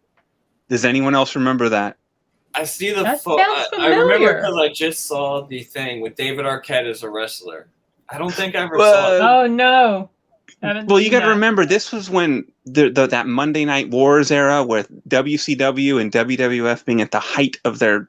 I mean, they were pop culture for a while. You know, this is like the biggest they've ever been, and that was just right there for teenage young boys. You know what I mean? It's actually, I thought it was a pretty funny comedy, but I love David Arquette too. So it just clicked across the board at that age. Like I got to see that one in theaters and. Like everything, I got to see Way of the Gun in theaters. I was going to mention that one, and that one, I think, made like $2 million its opening weekend. It did like horrific, which is a crime. But I loved Ready to Rumble, and if I don't know how well it'll work with non-wrestling fans, but there's a lot of you see so many wrestlers in that movie. It's just crazy, man. So I like that one, and then. Since no one else has any comments or has paid attention to that, is the John Cena. Nobody sees it. Yes. Malaysia's a weird country, if I'm not mistaken, geographically, because it's I think part of it's on like mainland Asia, and then part of it's on like an island over kind of off by Indonesia and stuff. So it's technically they call all of that Indonesia, but then there is a country called Indonesia, so it's kind of a little. Well, I mean, we kind of use that as a term for that whole general area, but I mean, I think part of the country of Malaysia is on an island in those islands, and then part of it's on the. It'd just be weird if you're like half our country is like way over there across the water. Right, yeah, that's right. Funny. I don't know. Maybe answer. Probably. Rubber's from around. Well, there. it's weird. Hold on. Singapore. Okay, no, Singapore's the capital. America, but we brought it. Wait, isn't Singapore the? What? Yeah. Did you guys know Rubber is from the New World? It wasn't in the Old World before the Europeans got there. So the Old World, we didn't have bouncy balls. That was something that until so many things in modern day in the Old World, that was imported from the New World. Yeah. Like gum, I think. Gum, I believe. Gum. That's a lot more new. candy and shit. But rubber, that a lot of shit. God, wait, online strips without clothes. Wait. Oh my gosh, there they go again. What is it? away. This is the idiot that keeps spamming That's the chat. We keep blocking him, but he comes back again. On a peninsula with East Malaysia. Interesante. Yeah, Borneo is the big island. Interesting. Okay. You're on the peninsula. Yeah. I think to hire some people from there. Nice warm over there. From Malaysia, that's right. You have hired some artists from over there. Well, okay. Bible, the one girl is from Indonesia. I don't know if it's Singapore or Indonesia. I don't know because we could consider Indonesia that entire area. But I know what the guy that animated Me and My Clones. He's from Malaysia. Oh, okay. All right. Wait, was that? Okay. Did we get the top 5 or was Ready to Rumble? I was getting ready to ask Derek if he had more. We got distracted about Malaysia. We did. Another one I want to talk. Has anyone seen Supernova? That sounds familiar. Maybe. January 14th, 2000. For release date, if you're looking in the Wikipedia, it's the second week, I believe, of January. Oh, yes. Actually, so it's been playing on the TV multiple times. Mm-hmm. So I remember James Spader, Angela Bassett, but who else was in there? I forgot the other person. Richie Valens, Lou Diamond Phillips. Okay. Robert Forster, Robin Tooney. She was in End of Days, if you remember her. And Empire Records. And Peter Facinelli, before he became Twilight famous, he was the villain. But yeah, I love the heck out of that movie. And that one was actually really interesting. If you guys haven't seen it, it's actually a decent, just action sci-fi movie. It's kind of a little brain dead, but it looks slick, polished, huge, enormous budget. And they reshot that movie like 3 times, with expensive, huge reshoots. And I remember it was like such a big to do when it finally came out. Well, it didn't really, no one cared about it at that point because it was expired, the shelf life a movie has. It was basically old news, but they finally got it out after, the budget ballooned up to like $100 million and back in $2,000. So anyways, it's a cool movie. I like that one a lot. It looked really good. It was the first one I ever saw with that I recall seeing James Spader, and he got in amazing shape. Like, he looks really good in this movie. And then I see him in like Blacklist, and I'm like, oh.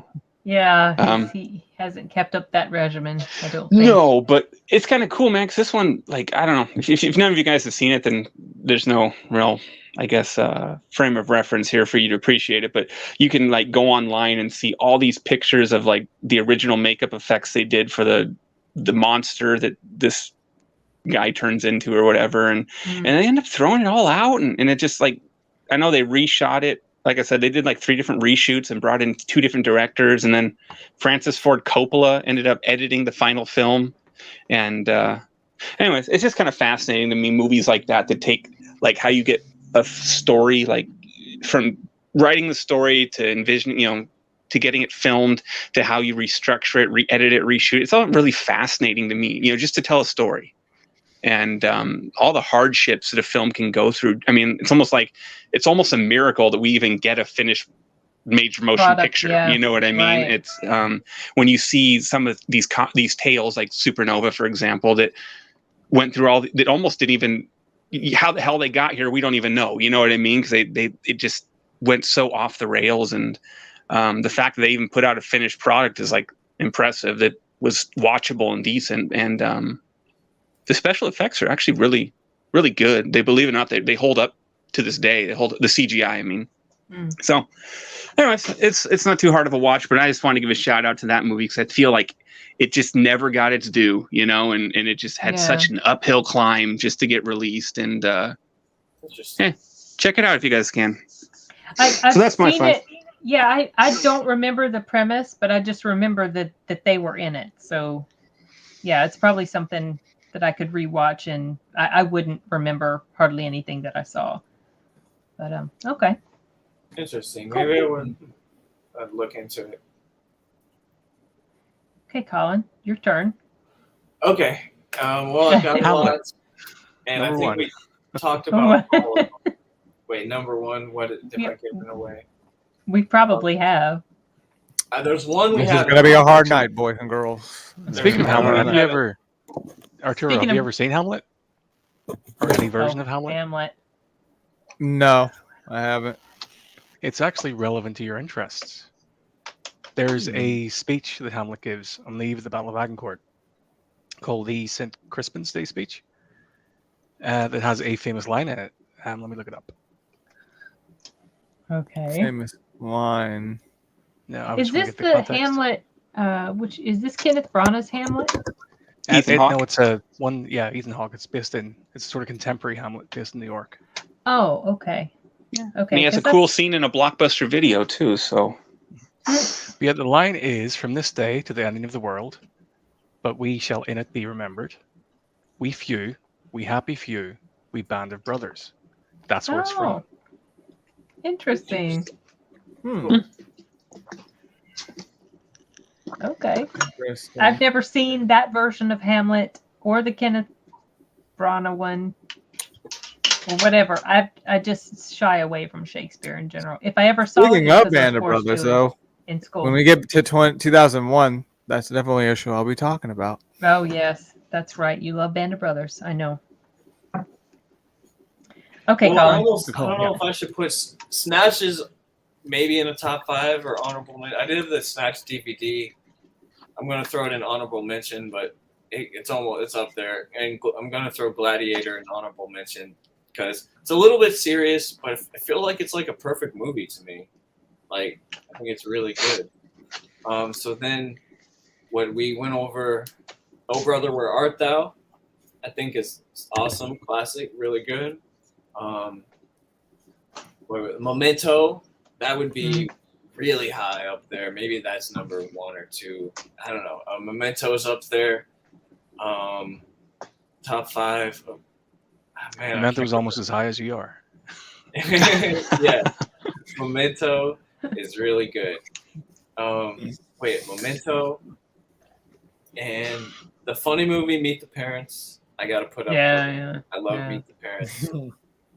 What was the other serious one? Before I go on the one that no one's brought up, that's in my top favorites. It was Oh Brother, Memento, and I'm scrolling on this thing because I need the picture. Oh, Crouching Tiger, Hidden Dragon, which I had already said.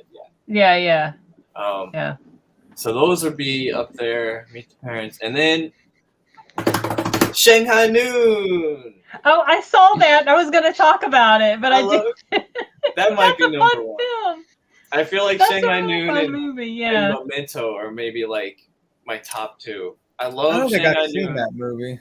I've Oh, watched it's it a so many fun times. Jackie Chan movie. It's so like wait, my is it- favorite Jackie Is that Chan. the one where they're traveling around the world or something? No, they're No. cowboys. It's Owen Wilson Yeah. and Jackie Chan are cowboys, Mhm. and I mean, to me, it's just the perfect like action comedy, and I Yeah. love like buddy film, and I love Yeah, kind of comedies. like Rush Hour, that type of buddy, but except Oh. it takes place like in what it's The the Old West, West. right? The Old yeah, West, it's like yeah. the Old West. They're cowboys, and thinking of it, they probably were trying to like make another Rush Hour, Mhm. and I think it's worked. I liked it more than Rush Hour, just because I like Owen Wilson so much, and I kind of like the production having them in the Old West, and I love Owen Wilson and Jackie Chan, and this is like one of the reasons why I love it. Like, I don't know, it's a really good movie. It's really fun, and it's one of those Yeah. movies like if you see that it's on, you can just start watching it and enjoy it. For me, I think, yeah. So I love Shanghai Noon, and I always love it. Bell Moon says Oh, Rush okay. Hour with a white guy. And I just realized just now, like, Owen Wilson was in Meet the Parents and Shanghai Noon. Yeah, I was And then thinking about that. the Yeah. next year he was in Royal Tenenbaums. I feel like right there, like 15, those 2 years kind of catapulted him up to like all time. I've always liked him since then. He's always been one of my favorites. But yeah, Shanghai Noon. No one brought it up, but like in some ways my favorite movie in terms of the most rewatchable, and also Yeah, I loved it the the most very fun. first time I saw it. So Well, I'm glad you mentioned it because I almost did, but then I didn't because there were so many other films to talk about. Yeah. I just remember that being really fun. Mm-hmm. So, okay, cool. So that's your list. Well, my list, I have 5 on my list. There's only one that's like a hard number 1. Mm-hmm. That would be X-Men. All the others could be kind of interchangeable. So I'll list the ones that we've talked about and then one that we haven't talked about. Obviously, we talked about Frequency and Snatch. And then I was talking a little bit about The Gift with Cate Blanchett in it. And so another one that's one of my top for the year 2000 is this sweet little romantic sort of comedy movie. And I'm not into these types of films, but this was I don't know, there was something about this that was unique. It was called Return to Me with Minnie Driver and David Duchovny. And the premise of the story was different. It was just okay. So it's about this man who his wife dies in his car accident, and there's this girl that also lives in that area, and she needs a heart transplant. So she gets the wife's heart, and then they end up meeting and falling in love, and then she finds out that that's where her heart came from was from his deceased wife. And it was just it's a sweet story, a little sad, because there's all these conflicting emotions that they feel about that situation. And I remember that was I think that might have been one of Carroll O'Connor's last movie performances. He's the guy who played Archie Bunker in All in the Family. And I kind of remember you watching that. Yeah, your dad really likes that movie. It got this really sweet, homey little cute, cozy little warm fuzzy feel to it. It also has, I believe, James Belushi. I think he plays the brother of the girl that needs. I can't remember James Belushi, and I can't remember the woman who plays his wife. But they're a funny couple too. There's a little comedy in there and everything. So. Yeah, I wanted to mention that one. I think it's worth a watch. Like films like that. So that's mine. Your turn, Arturo. And X-Men, I liked X-Men. And I think as part of it is my Colin, just go in the corner.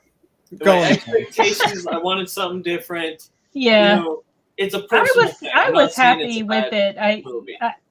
I was not disappointed with it. I can see why maybe some it's a matter of opinion. I certainly do wish it had been longer. I think the more I think about it, though, I think one big thing was that they made Wolverine the main character and they made him more sympathetic. Where I would have liked, I like it when it's the ensemble and Wolverine's more of kind of the bad boy, I guess. They made him the focus of all of those movies. It feels like. Yeah. He is a cool character, though. He is a cool character. I feel like it almost felt like they needed a lead. And I feel like, the X-Men is the lead. All of them are the lead. Yeah, they are. Yeah. All right, well, I guess number 5, I'm going from the ones I liked to the ones that I really liked of 2000. So number 5 would, be this one. 6 Day. 6 Day? Okay. Right. Cool. Number 4 would be Unbreakable. Number 3 would be Gladiator. Nice.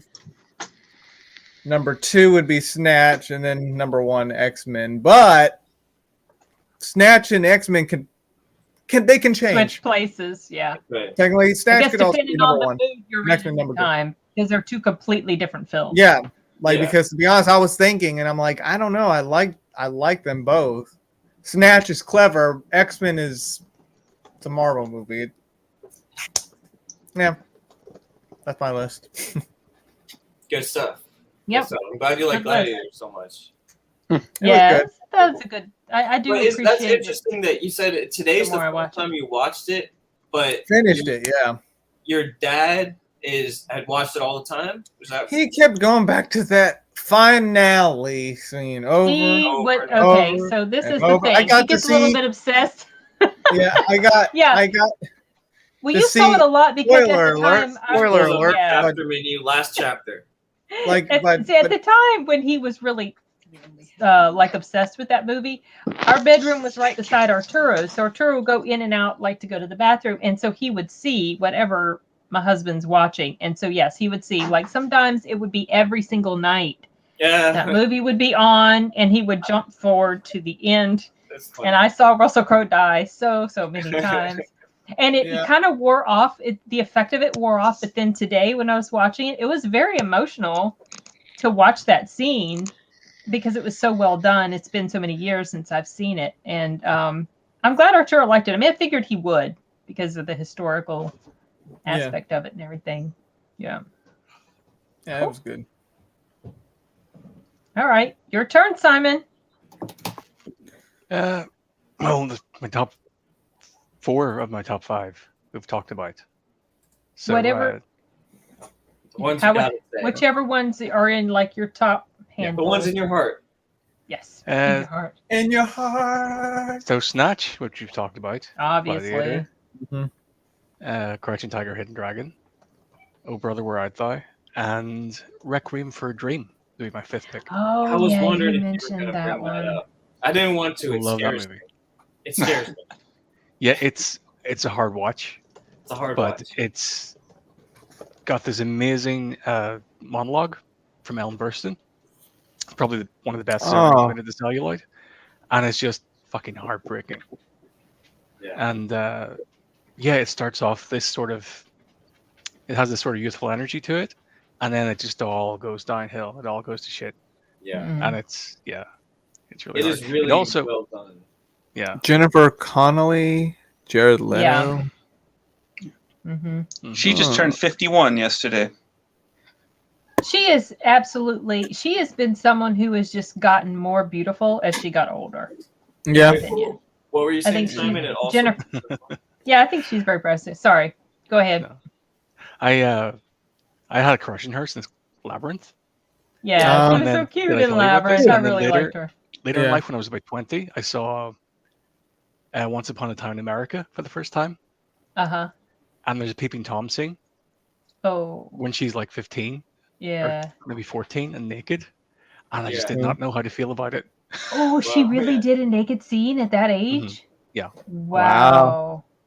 She's done a lot of them over the years, or a few. She's nothing new, but I think the only time I saw her do an actual like any sort of nude scene was a movie with Antonio Banderas, and I couldn't tell you the name of it now. They had a sex scene in there or whatever, but then it didn't seem like it was something that she did all the time. That surprises me that she would have done that as a minor. Mm-hmm. Yeah. So wow. But yeah. I never saw that film. Wow. But yeah, I had a crush on her since I was 8. I was like 20 then, and she was older than me, but in that thing she was like 14. And he's just like, oh, what the hell? Right. What do I think about this? Right. Wait, how old were you when you saw her naked as 14? Like I'll be the judge on if it's acceptable. Probably he was an adult by that point, right? That sounds like entrapment. I'd seek legal counsel before answering. I think it's fine. It's fine. Career Opportunities was pretty good, if you recall that one. No, but it kind of sucks to have a crush on Jennifer. It depends on, like, I'm sensitive and soft, and like when she's like in Requiem, like the ass to ass scene. It was like fucked up for me. No spoilers. No spoilers. But because she's so hot, and then I'm seeing that, and it's this weird thing where I'm like, I've never seen that. No, okay, that's just, I don't know, that she's so hot. And I'm just like, that scene was so weird though, because I'm like, this is turning me on so much, but it's also totally degrading. Disturbing. Yeah. And I had this weird thing of like, dude, I feel like bad, but I'm also like, yeah, get it. Like, so it was a weird scene for me, and that moment sticks way above all the other moments because I saw that at like 15 or 16. And that movie is, as you know, heartbreaking and tragic and deep as it is. It's like the ass-to-ass sex scene is with Jennifer Connelly is like makes my brain spike. Like, so I don't know, and I don't know if I could rewatch it as an adult as much as I might appreciate it because it is just sad. It's a really well done at how sad it is and how all their lives fall apart in a tragic and believable way. Where you're like, oh yeah, that's how lots of lives are. That's how so many people's lives out there are right now. They're just tragically fell apart. And like, yeah, it's hard to watch, but it's really well done. That dude, what's his name? Is that Jared Leto?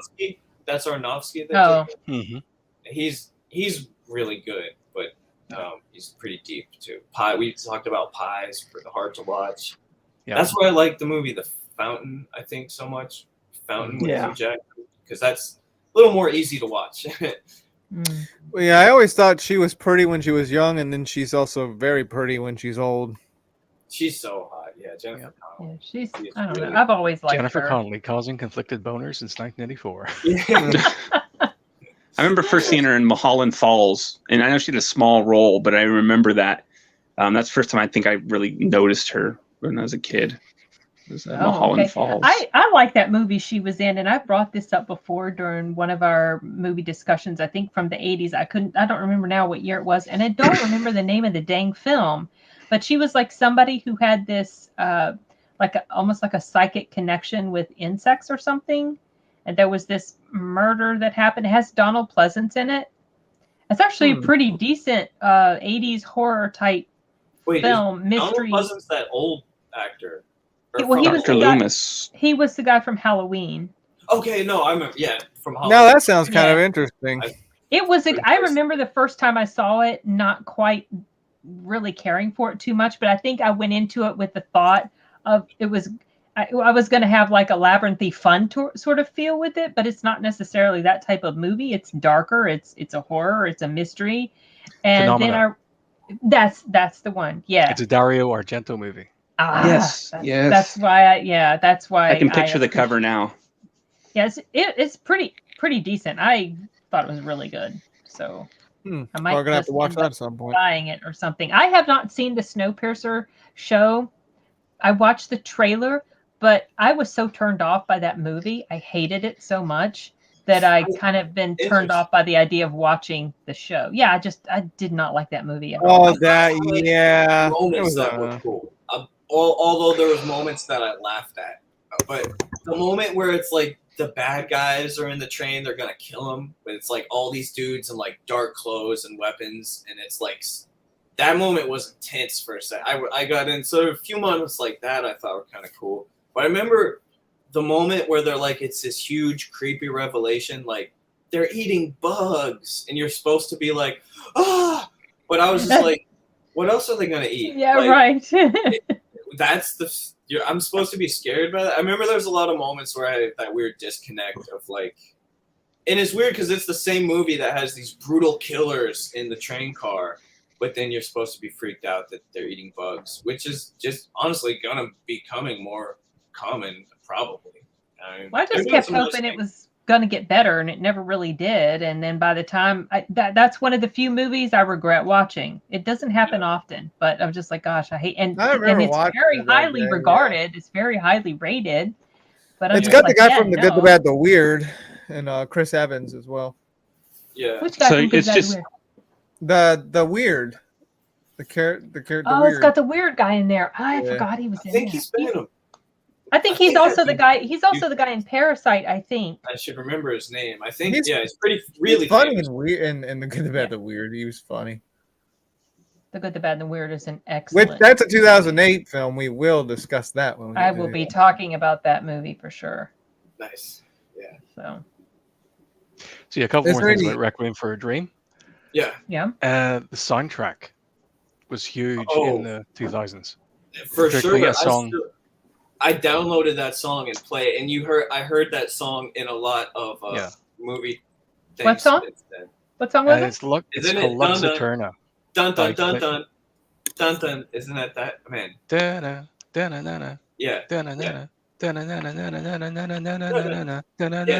I think I have to look up the original. Yeah.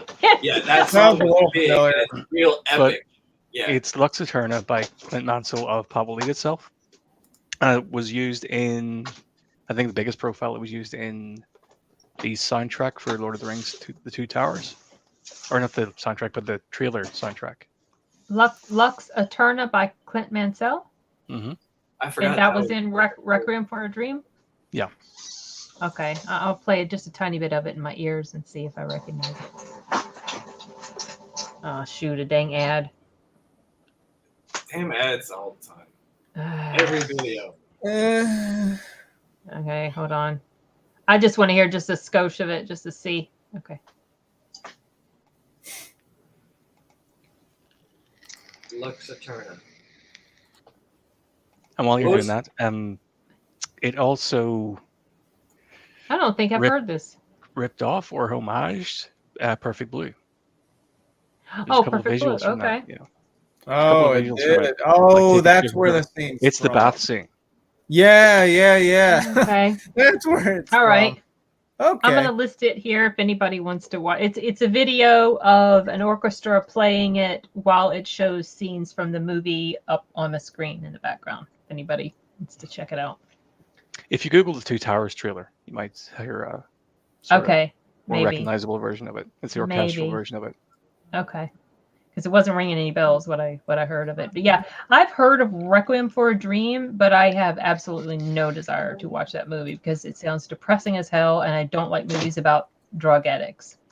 I watched it with a couple of friends of mine who were like hardcore metalers, like really sort of consider themselves tough guys. Yeah.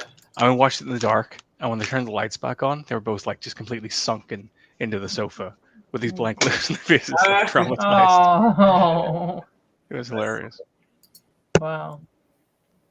Is there any shows that we recognize of the 2000s?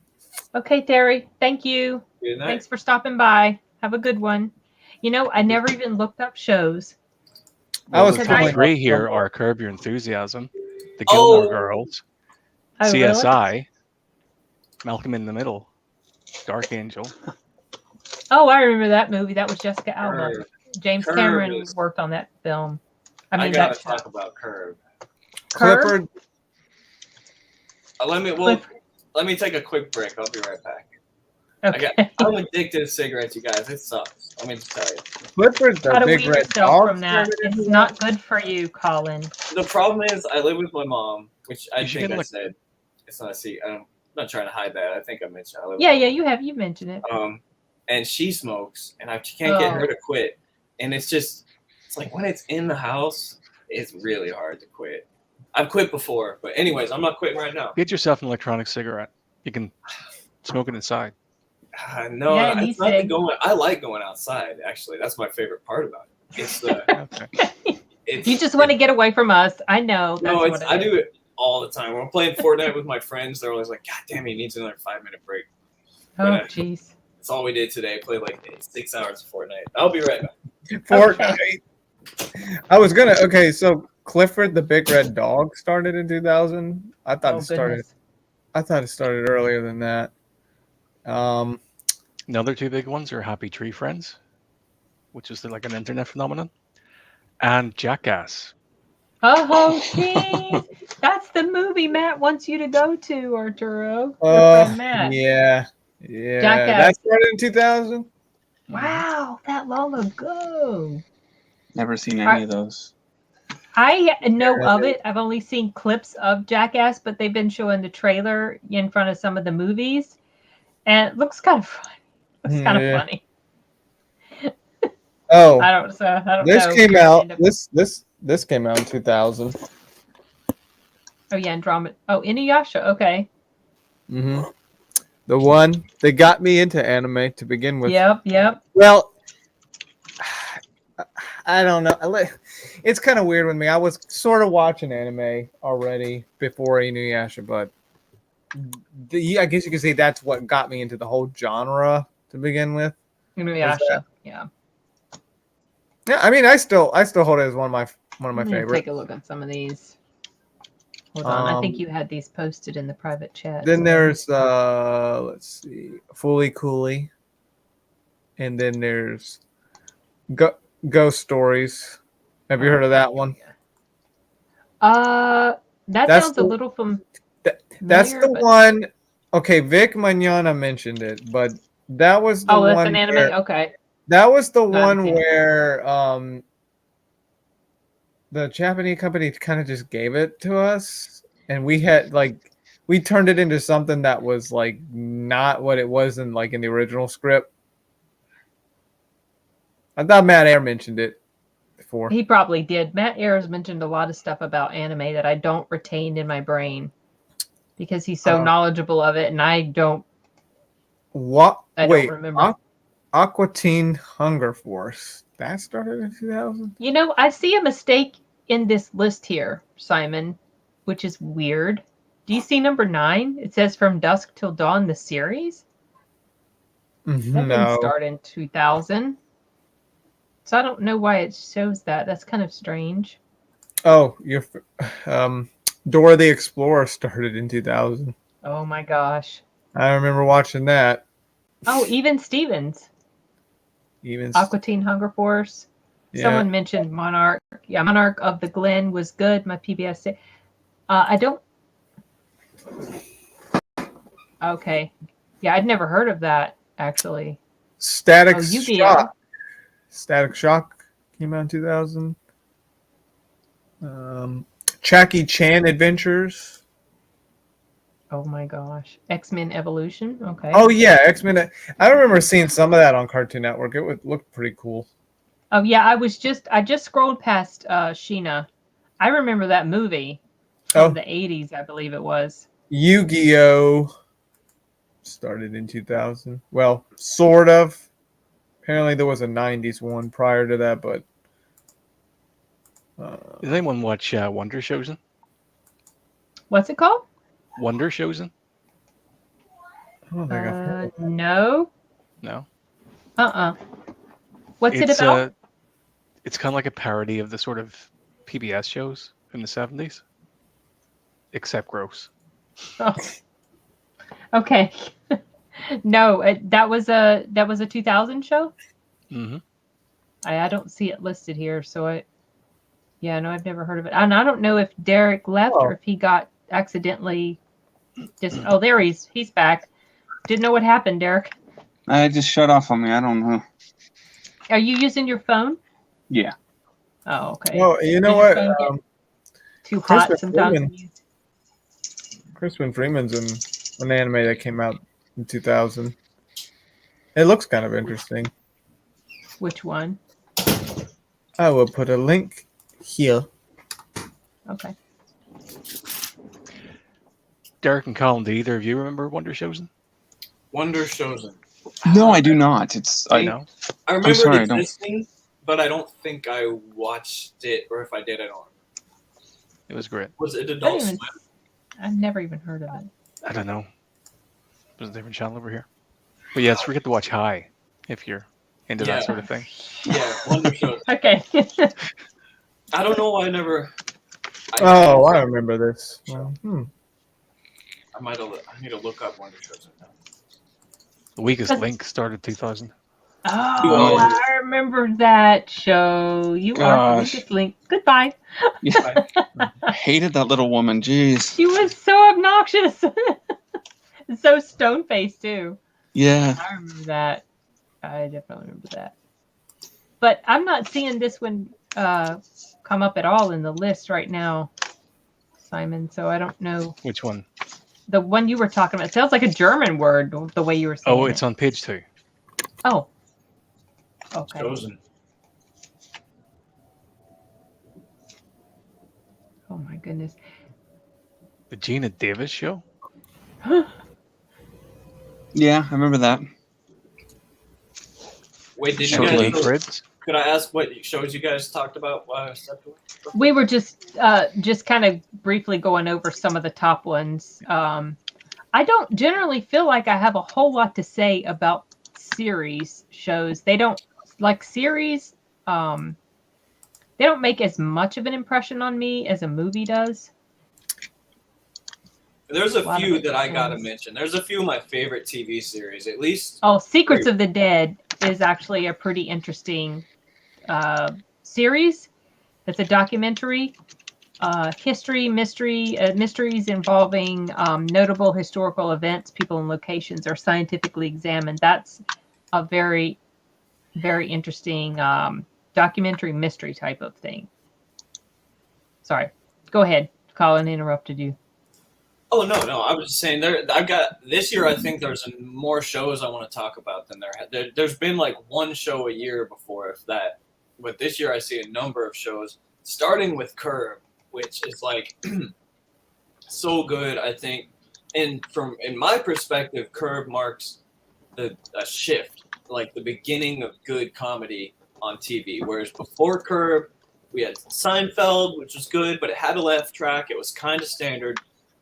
Mr. Show, which was great on HBO, but even that had a laugh track. I think the Larry Charles Show. Am I saying that? I might always say that wrong. I think it was the Larry Charles Show with Gary Sandling. I think that was maybe like Curb, but it was ahead of its time. But I feel like Curb didn't have a laugh track, and it was so funny and kind of sophisticated, and just it was more adult. It just was more of an adult comedy.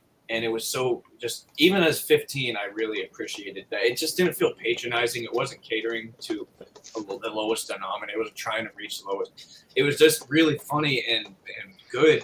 And I feel like since then, there's been more and more comedies on that level of like, not every show has to reach the broadest audience. Back in the day when it was like, everything was for a big network and it was just harder to find uniquer voices on a good show. And I think, to me, before Curb, there wasn't much at all. And since Curb, there's been a lot. And to me, Curb is, for me, that it marks the shift of like good comedy. Started with Curb and a lot came after it.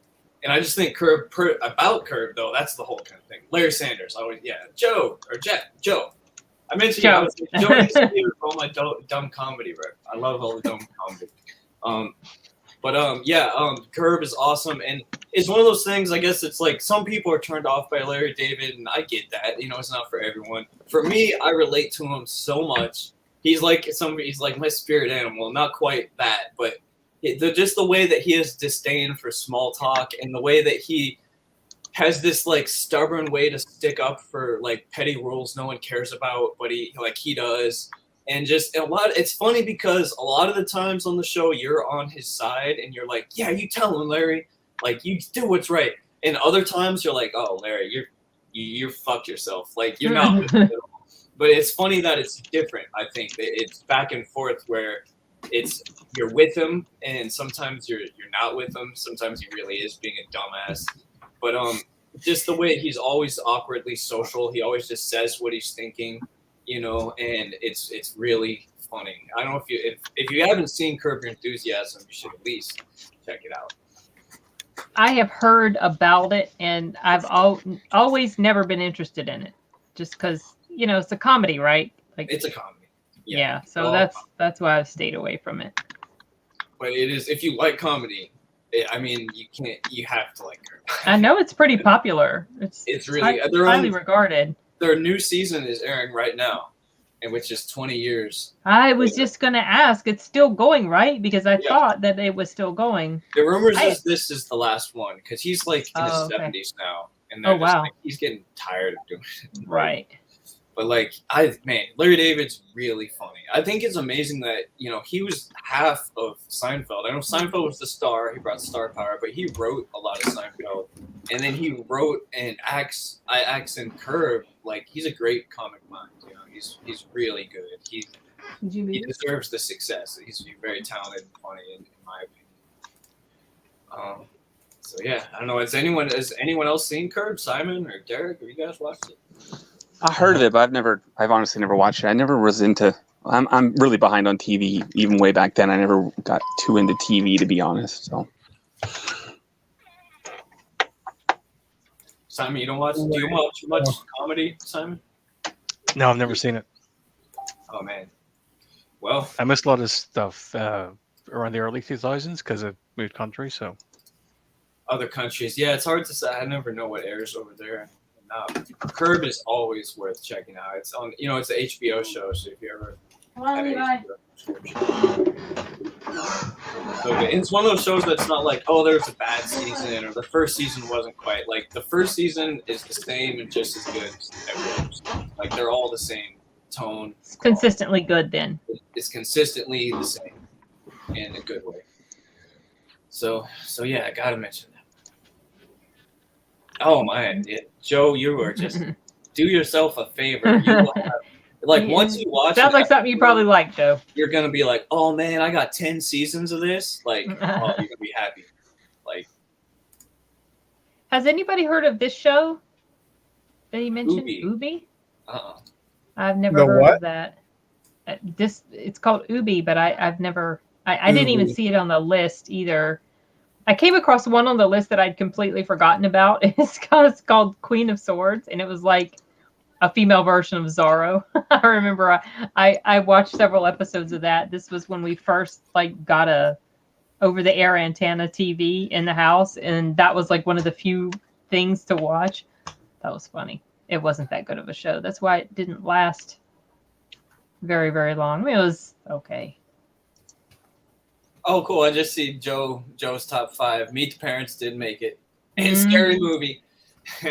Scary Movie. But he also liked the horror What Lies Beneath and American Psycho. Now he mentioned one here that I don't think we talked about, Boiler Room. I never saw that. Is that Vin Diesel? Did we talk about that?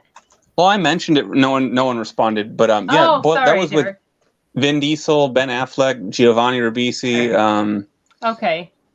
There were a lot of people. It came out the same weekend as Pitch Black, so Vin Diesel had a double. That'd be pretty cool to get 2 theater movies in one weekend. But yeah. Oh, okay. I think Mia Peoples was in it. What's it? Is it like a horror or what? What's it or action? No, it's about like shady stock market guys flipping properties and stuff, junk bonds and stuff, and basically robbing people of all their money, and then living rich lifestyles while they're just sucking people out of their savings. You know what I mean, with shit investments. Okay. Anyway, it's actually a good movie. Ben Affleck did pretty good in that one. And so did Vin Diesel, but he was just it's kind of one of those weird movies where he's not really known for, it's like, he doesn't, I'll just say he keeps his shirt on the whole movie. You don't even know he really works out. You know what I mean? Wow. Like, so, yeah. That's funny. Okay. All right. Well, I don't feel like I've got anything else. Oh, I got to mention. Yeah, go ahead. Can I mention one? Okay. Yeah, of course. Survivor. Do it now. I know Survivor. Wow, was that it's a big, yeah, I remember Survivor. Show, but it's one of the times where like I'm with the masses. I love Survivor. I started season 2. It was a huge success. Season 1 phenomenon, and so I started watching season 2, and I watched a lot. I was a big fan for like years. I watched every season. I took a break.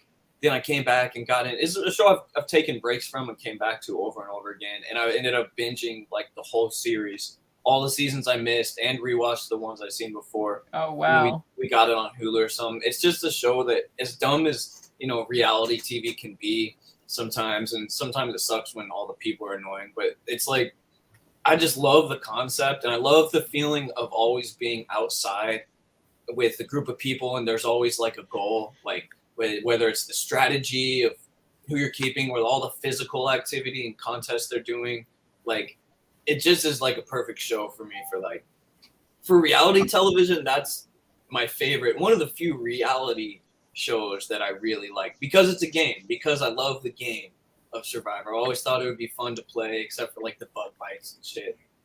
Like, I love the physical challenges and the strategy of how do you trick people to be the last one.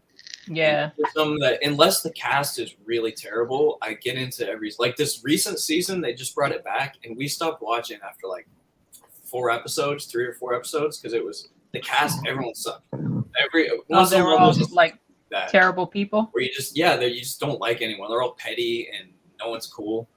I mean, 1 or 2. How can a show like that exist with equity? I'm not sure I understand. What did you say? Well, like, how can and it's like hypothetically, like when with all the woke stuff that inflicts all this, like how would that show today exist with equitable? You need equitable outcomes, right? Oh, yeah. In what sense? like the way there's this push for equity of outcome, but that's not really realistically, that's not possible for people because everybody's different and they're going to make different choices. You're not always going to have the same outcome based on the choices you make. So he was like, how could a show like that exist today very easily with the sort of mindset that a lot of people, especially, I don't Wait, know. but there's a winner, though? You mean like any game where there's a winner? I don't get it. I know, I'm just being snarky here. Like, of Yeah, course, he's obviously, being should. I'm just He's- being a he's smart being ass. snarky. It's like, Yeah. oh, how would this It was function in today's? It was annoying in the show where like the woke shit gets to me too sometimes. Where like Jeff Probst, one of his quotes has been, "Come on in, guys." And, you know, that's when a challenge starts. Come on in, and he says it every time to where if you're a fan, you know, "Come on in, guys." And this season he was like, "Just want to check, is the word guys offend anyone?" Oh Lord, no, please. And then one of the dudes who's like, Jeez. dating a trans person or what, you know, he's like, "You know what? Kind of does. Oh, God. And Jeff's like, from now on, it's going to be come on in. Because I, you know, it made me think too, maybe I shouldn't be serious. Some shit like that. Oh I'm no, like, don't. you know what? It just like, come on. Like, and it, dude, honestly, I sometimes, you know, I say guys all the time. When there's a lot of girls, you're like, it's kind of weird to say guys when you're talking about like girls, but it's like, it's not a big deal. But it's understood that it's understood. kind of it's a gender neutral term. No, you're not Exactly. necessarily Yeah. meaning, Yeah. you know. So But anyways, if you despite get all that- offended by it, you're just I don't know. I have Well, no those patience people for are- that. Survivor's a great show. In the last season before this terrible one, the last season, season 40, was the best season probably they'll ever have because it was the first and probably only time they could ever do a season where all 20 contestants had won the show in the past. So everyone on the show had won the show before. So it was 20 winners of the show of 40 seasons. So half the people had won the show. They brought back to see who will be the best winner. And it really delivered in terms of like, there was lots of cool drama and excitement and all cool, interesting characters. So I love Survivor for all the reality shows. I think it's Did great. you see this comment, Colin? One of my sister's college friends. Oh, awesome. Interesting. Yeah, I remember Oh, that's cool. I wonder who she was. I wonder if I remember her. That was the season Elizabeth Hasselbeck was on. She became one of the few co-hosts. Oh, okay. That was when she was on. I remember her name. And I did see some of the earlier seasons. I don't remember if I saw all the way. I thought maybe I saw only one season all the way through, and I don't remember if it was season 1 or 2, but I thought it's been so long, decades obviously, but I thought that the final challenge was that they had to just hold on to this something, whoever held on to it the longest. Yeah, and I can't. They do variations of that on the end a lot. I think that was season 1. I think it might have been. Old dude just accidentally, like subconsciously, took his hand off for a second. He lost. But I love those endurance challenges where they're just like hold a pose for as long as you can, or hold your something. Oh yeah. Just hold a pose, but essentially that.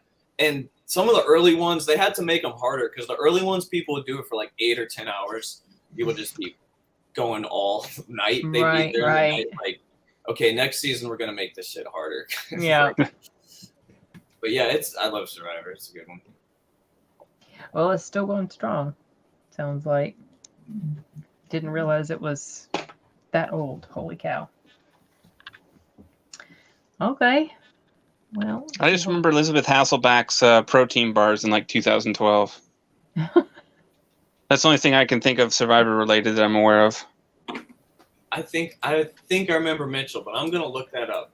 I know I'll remember the face if I see it. I remember buying one to take on a vacation with me. Then that's the only reason Was it any good?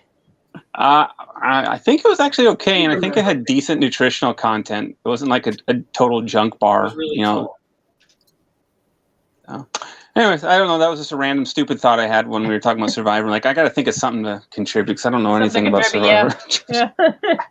That was the only thing I could contribute was what I remembered about the ending. I wish we had more anime people here. I would love to talk about that of the 2000s. I know, Arturo, you're all alone. If Matt Air was here, that would be one thing. Other than Cowboy Bebop, I do not know really anything about anime. Colin, join the club. I've tried a few times. It's hard. It's hard. I need to find a few more. Really, there's no clubs that I like. All the Full Metal Alchemist, Hellsing. You haven't seen Full Metal Alchemist, Colin? I don't think so. I haven't. Oh either. yeah. I should just check. You know what? To be honest, Fullmetal Alchemist and Hellsing do start in the 2000s. Okay, yeah. We will be talking about that. I do have the Sure. Highlander, the movie series. They did a Highlander anime film. I have that on DVD, but I've still never watched it. So that's the closest thing I have to anime. Oh, and I think, or whatever, Ghost in the Shell. But I've never watched it. I saw the first one. I'm trying to make Colin not feel so singled out on not having seen much anime stuff. Well, no, I don't think Simon or Sin have much either. Well, Sin watches with. I've probably seen more than you guys, but definitely not as much as Arturo or Aurelia. They both love it. I was going to joke I'm not into modern anime because I'm not a pedo, but after Jennifer Connelly, I'm not too sure. Well, I'm not. Did you see when boys? How about that? Oh my gosh! It's like when it reminds me when you were telling that story, Simon, about and then you guys were talking about Conan O'Brien. So when Christina Applegate was on there, when she went on Conan O'Brien, and they were all, oh yeah, we used to love you when you were on, basically implying that they, were all in love and having dirty thoughts about this Kelly Bundy girl. And she goes, well, I was underage for the first 2 seasons of that show. And they all just, and it was just the funniest thing, the way she goes, did I ruin that for you, Colin? And, with his big smile. And it was just, I loved it. I thought it was a funny scene where she just kind of had to, look, guys, that was a minor, even though.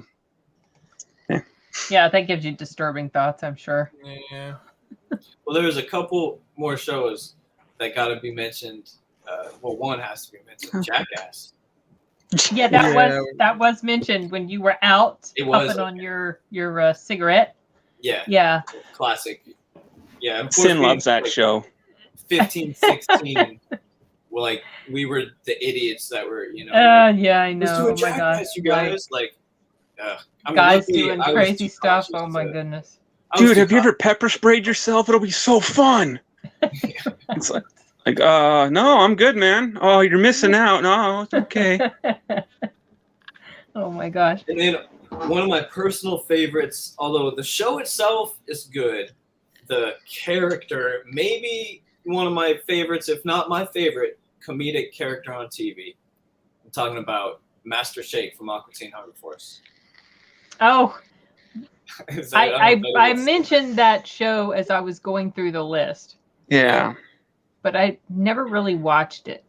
The show was kind of weird. It's kind of like dumb funny. I like it. It's fine. Not one of the best, but dude, Master Shake. I was watching some best of Master Shake the other day because I can't find the show. It's on HBO or something, I think. But Master Shake he's so funny to me. And I know it's personal taste, but just that he's got that unpredictability, kind of like Peter Griffin, and the sense of grandeur, and he makes me laugh more or as much as any other character on any show. He's one of my all-time favorite comedic characters. So I just got to say that Master Shake from Aqua Teen. I don't know if anyone else even knows, but I don't know. Do you, Arturo? Did you ever watch that? Wait, what was it? Aqua Teen Hunger Force. Oh, Aqua. I saw bits of that on Adult Swim. I never could get into it. Yeah. Just thought it was weird. Oh, geez. Oh, no. I remember that. When they went to Home Depot and one of them dropped a... Oh, Lord. That means he pooped in one of the toilets. Yeah. Lord. Yeah. Oh, that's gross. I'm not big in... I never thought poop was very funny. No. Gross. The grossness overwhelms the funny. Oh my God. Well, since it's almost Christmas time, did anyone, and I don't think anyone mentioned it, for 2000 films, The Family Man with Nicolas Cage? I don't think we brought that up at all. Yeah, I don't know if any of you were fans of that. I don't remember that one, but that just popped in. I'm looking at my DVD collection. I see it there. I'm like, oh, yeah, I remember that one. That's a movie? Yeah, it's... Oh, yeah, I see here. No, I don't think I've ever seen this. Wow. That's pretty popular when it came out. I mean... I think it made pretty good money. I want to say almost 100 million, 95 million. Oh, that's not bad. See, I don't have Wikipedia in front of me. I'm just rifling off my genre. my stupid. Oh, Brett Ratner Memory was brain. the director. Okay. Tia Leone was in it too. Mm-hmm. Don Cheadle. We're almost close to 4 hours. Yeah, we're about. Yeah. Oh wow, that flew by. It did go by quick, didn't it? Yeah. Jeez. But there was a lot to talk about for 2000. There was more than I expected. I say that almost every time, but I really didn't think there was going to be a lot of movies to talk about. I was doing some quick homework for Arturo. I mean, looking for For 2001. I gotta find 182 movies. Family Man's a good one. I mean, it's just feel good. It's Let's see. I have enjoyable. seen the second Rush Hour movie. What else did I see? Have you've seen the Lord of the 2001? Rings trilogy? Yeah, for the. Okay. Oh Jesus, no! And that dumb Harry Potter movie came out in 2001. Worst year of my life. Oh my god. Oh, I love. Yeah, Harry yeah. I Potter. did see Harry Potter. I did see that one. And you saw But I guess that means I'm a. Yeah, I guess I'm a bad person for watching that. You did see. I you walked. Saw I Lord- saw it in theaters. I left actually about halfway through. I couldn't take it. So Really? one of the few movies I think I've ever walked out. Like I just was Oh, wow. no interest in it. And I remember after seeing what's that stupid game where they're throwing like a ball around on their brooms and Quidditch. Quidditch. Quidditch is Oh awesome. no! Well, okay. Well, Derek- that made me Quidditch the movie, so I left. But I remember seeing this horrible CGI where Harry Potter, like I can still picture it, where he bounces off, like he falls off his broom or whatever, and hits it. Yeah. And it was utterly horrible. Like I was just like, oh no! And that was by 2001 standards, and I was just like, I can't do this, man. So I had to end up leaving. I couldn't do it. Oh dang! Wow. Okay. I think we should all Harry nominate Potter's a movie really for good. Arturo to watch. One All movie, should yeah. nominate what? One One movie movie for for Arturo. Arturo to watch. Oh yeah. Oh, here we go again. I do not know in answer to the question. I don't know. I think that was brought up before. Maybe you were the one who had brought it up before. It's a good idea, but I've got at least maybe two or three other live streams I'll be doing between now and the end of the year. So I'm not sure if I can fit it in. Maybe I'll try. The theme of, a live stream about our favorite holiday movies, like what we did with Halloween and horror movies. I don't have a lot of favorite holiday movies. If I was going to list any favorite holiday movies, I'd be doing Die Hard Yeah. or something like that, But I don't know. We'll have to see. Like I said, it's going to be kind of. You should try that. That sounds like a good suggestion. That'd be amusing. Yeah, it is. It is. Okay, We wait. can fit that in. I suggest Fellowship of the Ring, unless you've seen it. Fellowship of the Ring. Oh, Fellowship of the Ring is the first one, right? Lord of the Rings, yeah. Yeah. Arturo, have you I seen did. Lord of the Rings? I have thought seen you- all of the Lord of the Rings. Okay. Okay. I Seen all feel that. like you have to Let see me see. those. Dude, I blocked this guy. He keeps coming back. I don't know, and sometimes I can't block He him. has like other accounts or something. Arturo, have you seen Cowboy Bebop the movie? I have not. I do want to watch that one. That's my top recommendation. I will. Probably watch that. Cowboy Bebop the movie. If you like the show, it's just like a super I'll write these down long so he'll episode. remember. Okay, so Because then you sometimes need to watch the original Cowboy Bebop, then watch the Cowboy Bebop movie. Yeah. I'm still Although watching you gotta the watch the show. movie before the show ends because it takes place before the last 5 episodes. Yeah, it's in between. They had to put a rated R on that one because of the whole 9/11 attack thing. Really? Mm-hmm. True, you've Yeah. seen a few of the ones that are. I feel like I've seen a bunch from The top 2001. What other ones do you guys? Because I'm not remembering off the top of my head which. Have you seen Arnold's Collateral Damage? He has not. I don't think I Okay, have. well there you go. There's an Arnold one. Put that on your list. That was the one that they delayed after 9/11. Oh wait, but then technically, I think did that So come it out in didn't come out 2002 till after the delay? 2002. Yeah. Okay, then never mind. Because I think it was originally scheduled for I want to say October of It 2001. was sometime Okay. in there, yeah. See, I forgot about that moment in time where all the movies got shuffled around and kicked around and And okay, where so they never- removed a scene from Spider-Man because yeah, of the helicopter that he trapped between the Twin Towers. yeah. The same with Zoolander too. I know they removed the shot of Ah. the Twin Towers from. Okay, They so had to- scratch that one. Never mind. I'm thinking again. Yeah, I'm trying to. Let's see. I'm looking. Yeah, there are a lot. Well, I've got two suggestions. Training Day and Amelie. Training Day is excellent. Oh yeah. Amelie is one of my favorite movies. I've never seen Amelie. I love it. That's your homework then. Yep, there's your homework. Yeah. Can I do one more suggestion too? Yes, go ahead. I'm Go writing for it, down. Colin. Go Arthur, for it. it's war. It's a modern war. So and it's a Ridley Scott film. It's one of my favorite Ridley Scott movies. Black Hawk Down. Oh yeah. Oh yeah. Oh yeah. Action Did you movie. see and that, the action Arturo? just never stops. It's really good. The only thing I remember was I remember this one gory scene in that movie. It was whenever this guy found one of the soldiers, his torso was the bottom part of his torso was missing, and then then one of the soldiers picked up a hand. It was just a hand cut off, put it in his pocket. That's what I remember from that movie, and then I remember I think it was playing on some channel. I saw a glimpse of it. I thought, isn't that based on a true story or something? Yeah, it is true. Yeah. Yes. Yeah, that movie I remember really when that good. happened. That's Actually. one of the best war movies. That was like what, in the 90s? Yeah, it happened in I think it was 93. Yeah. Like that. Yeah.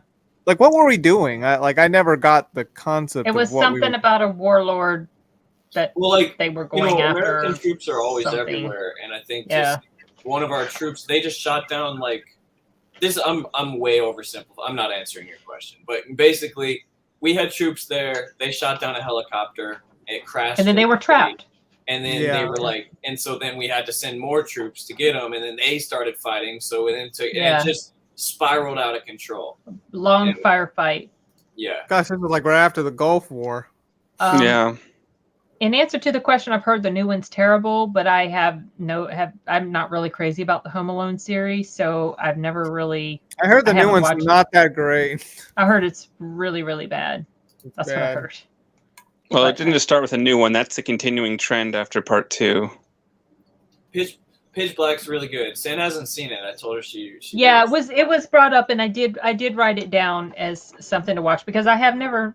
I mean, you would think because it seems like it'd be something that I would. But I think just Vin Diesel just But he's really a side. He's really almost like a strong supporting character. He's not the movie when it first came out. He wasn't even. They didn't even focus on him. Like you didn't know who Vin Diesel really was, and it's. But they kept showing him, with the goggles or whatever, he was very prominently displayed. So I thought he was like the MC. And it's cool. He's like a villain. He's like an anti-hero in this one. It's pretty cool. Anti-hero, villain, anti-hero.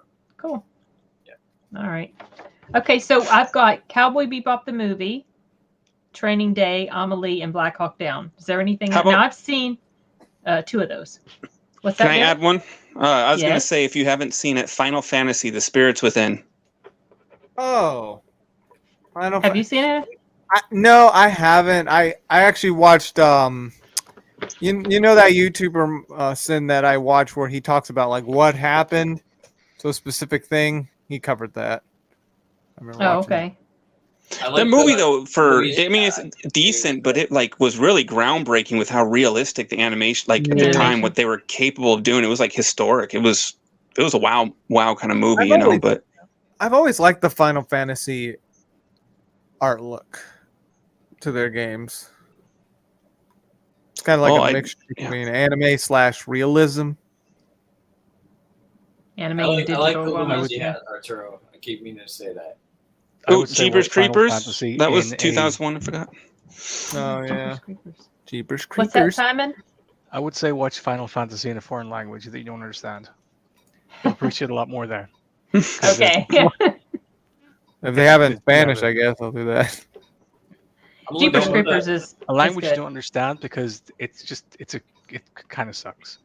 The dub? Really, you didn't like that? No, it's just the movie kind of sucks. Really? Oh yeah. But if you watch in a foreign language, you don't know what the hell they're talking about. Then you can just appreciate. Then the maybe. visuals. I was telling Sin that I watched this guy. He basically just breaks down stuff that happens behind the scenes, which, yeah, I heard it's not great. It was around the time the 10th Final Fantasy game was coming out. goodness. A lot Oh, of you've games. seen Enemy at the Gates, Arturo. I'm still Yeah, looking I've seen that. That You was know good. what? Memento is listed. What? Memento is listed as a 2001 film. I get so confused by this stuff sometimes. Well, I remember Snatch was listed as a 2000 film, which surprised me, and I forgot that it was a 2000 film, but it didn't get wide over here until like 01, and that's when I ended up seeing it was like in winter time. And so that's why kind of some of those movies around the end of the year, anyways, that happens. So yeah. All right, well. Okay, well, we've got a decent list here. I'm sure. Well, Vanilla Sky is also a 01, that's right. That's the one that's a remake of a Spanish language film called Abre los Ojos. And Penelope Cruz, she plays in both of them. Yeah. It's the same character, I think. It's Open your eyes. Yeah. Yeah. It's actually a cool movie. They get some cool visual. There's a really memorable, and Kurt Russell's in it too. He does good, and he's always good. But he's actually pretty cool in that movie. So I would recommend checking that one out. I thought it was interesting, and Cameron Diaz is in it. If you remember her. Yeah, I remember that movie, and then I remember what happened was my husband had watched Abre los Ojos, and he was telling me about it, and then I looked it up, and then I found out that Vanilla Sky was made from that, and I never saw, like I said, either of them. Or maybe I didn't say. I've never seen either of them, but I know what it's about. I know kind of the way the ending is. Just find that kind of interesting. So, Knight's Tale was 2001. That's right. And Joe Dirt, too. A classic. I saw that when I was scrolling down. I just scrolled right on past it. Yeah, we got a lot. Boy, if I had more people that were into video games, I would like to talk about all the video games in 2001. Oh, that's like a whole other I might have been playing some of them. Subject. A lot of good games of 2001. A lot of good games. Well, thank you, Steven. I'm impressed with it too. He's my brother, though. I gotta watch that video you did on your brother. I meant to do that. I'll do that. Oh yeah, I just in a mood, a miss Matt, and so I found those videos of him. It was so weird to see somebody else talking about him and saying and expressing the exact same sentiments we've always felt about his ability. I will mention his artistic ability. And I was just gonna say, every time in my reviews I mention she laughs, she cries, she does a little bit of both. She cries. Yes. Okay. I did cry. I don't know. I've just been in a kind of a sad down mood, and I miss my brother, and so I see my brother in the video, and he reaches for a cup of coffee, and that just, I don't know, waterworks. I had to pause the recording, or actually I edited most of that out because it took me a bit. But I was also showcasing his artwork because I don't know, it's kind of cool. So anyway, well, thank you, Steve. Hopefully, you know what? Why don't we get him on this podcast? Why Matt, he's been on with me at least twice. A lot of times he just wants to talk about Sasquatch. Tell him the Sasquatch can wait. Let's talk about movies and shows of a year. Oh my gosh, where he can tell me you are so dumb because I didn't figure out Malignant. That was so funny. Oh my gosh. Oh, he figured that out, and I'm like, oh, there you go. Spoiled the movie for me. Serendipity. Is that John Cusack? Serendipity is John Cusack and Kate Beckinsale. Oh, I'm mixing that up with like Sliding Doors. It's a cute movie. Serendipity. I've never watched it. Okay, we got a long ass list. Nice. Yeah. Got to try to figure out what to watch. So I don't know which ones I will end up watching. Probably Cowboy Bebop, the movie. No, because I haven't seen. All right. No, I will not. I don't know. Video games honestly. have gone weird. But it's either Training pay Day to play in the new Oh yeah, the Grand Theft Auto trilogy remastered. Yeah, not pretty. Not pretty. No. Try to watch Amelie. It's really good. Isn't that like a? It's a good movie. It's a feel-good movie. French movie. That's what I thought it was like a feel-good type of movie, and I usually want to watch like violence and mayhem. Well, it might lift your spirits. Well, no, What's that? But it might lift your spirits. It's a weird and quirky French movie. Okay. It's it's.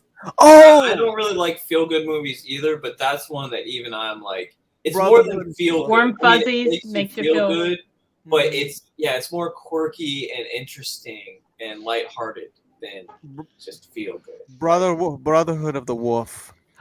Is that 2001? Yeah, I almost. Oh, Turl, you got to see that movie. That's my favorite foreign language film. And I gotta say, we probably got to stop this live stream because it's going to turn 4 hours. We've been doing this for 4 hours. I know. Woo-hoo. That's a world record right there. Woo-hoo. I know. No, it's not. We've gone this long before, but it's almost 4 hours. So I'll go ahead and hit end broadcast, and then we got to say goodbye. Say goodbye to everybody. Everybody. Thank you for joining us. This was a lot of fun. Hope to see you again next time. Adios. Nos vemos.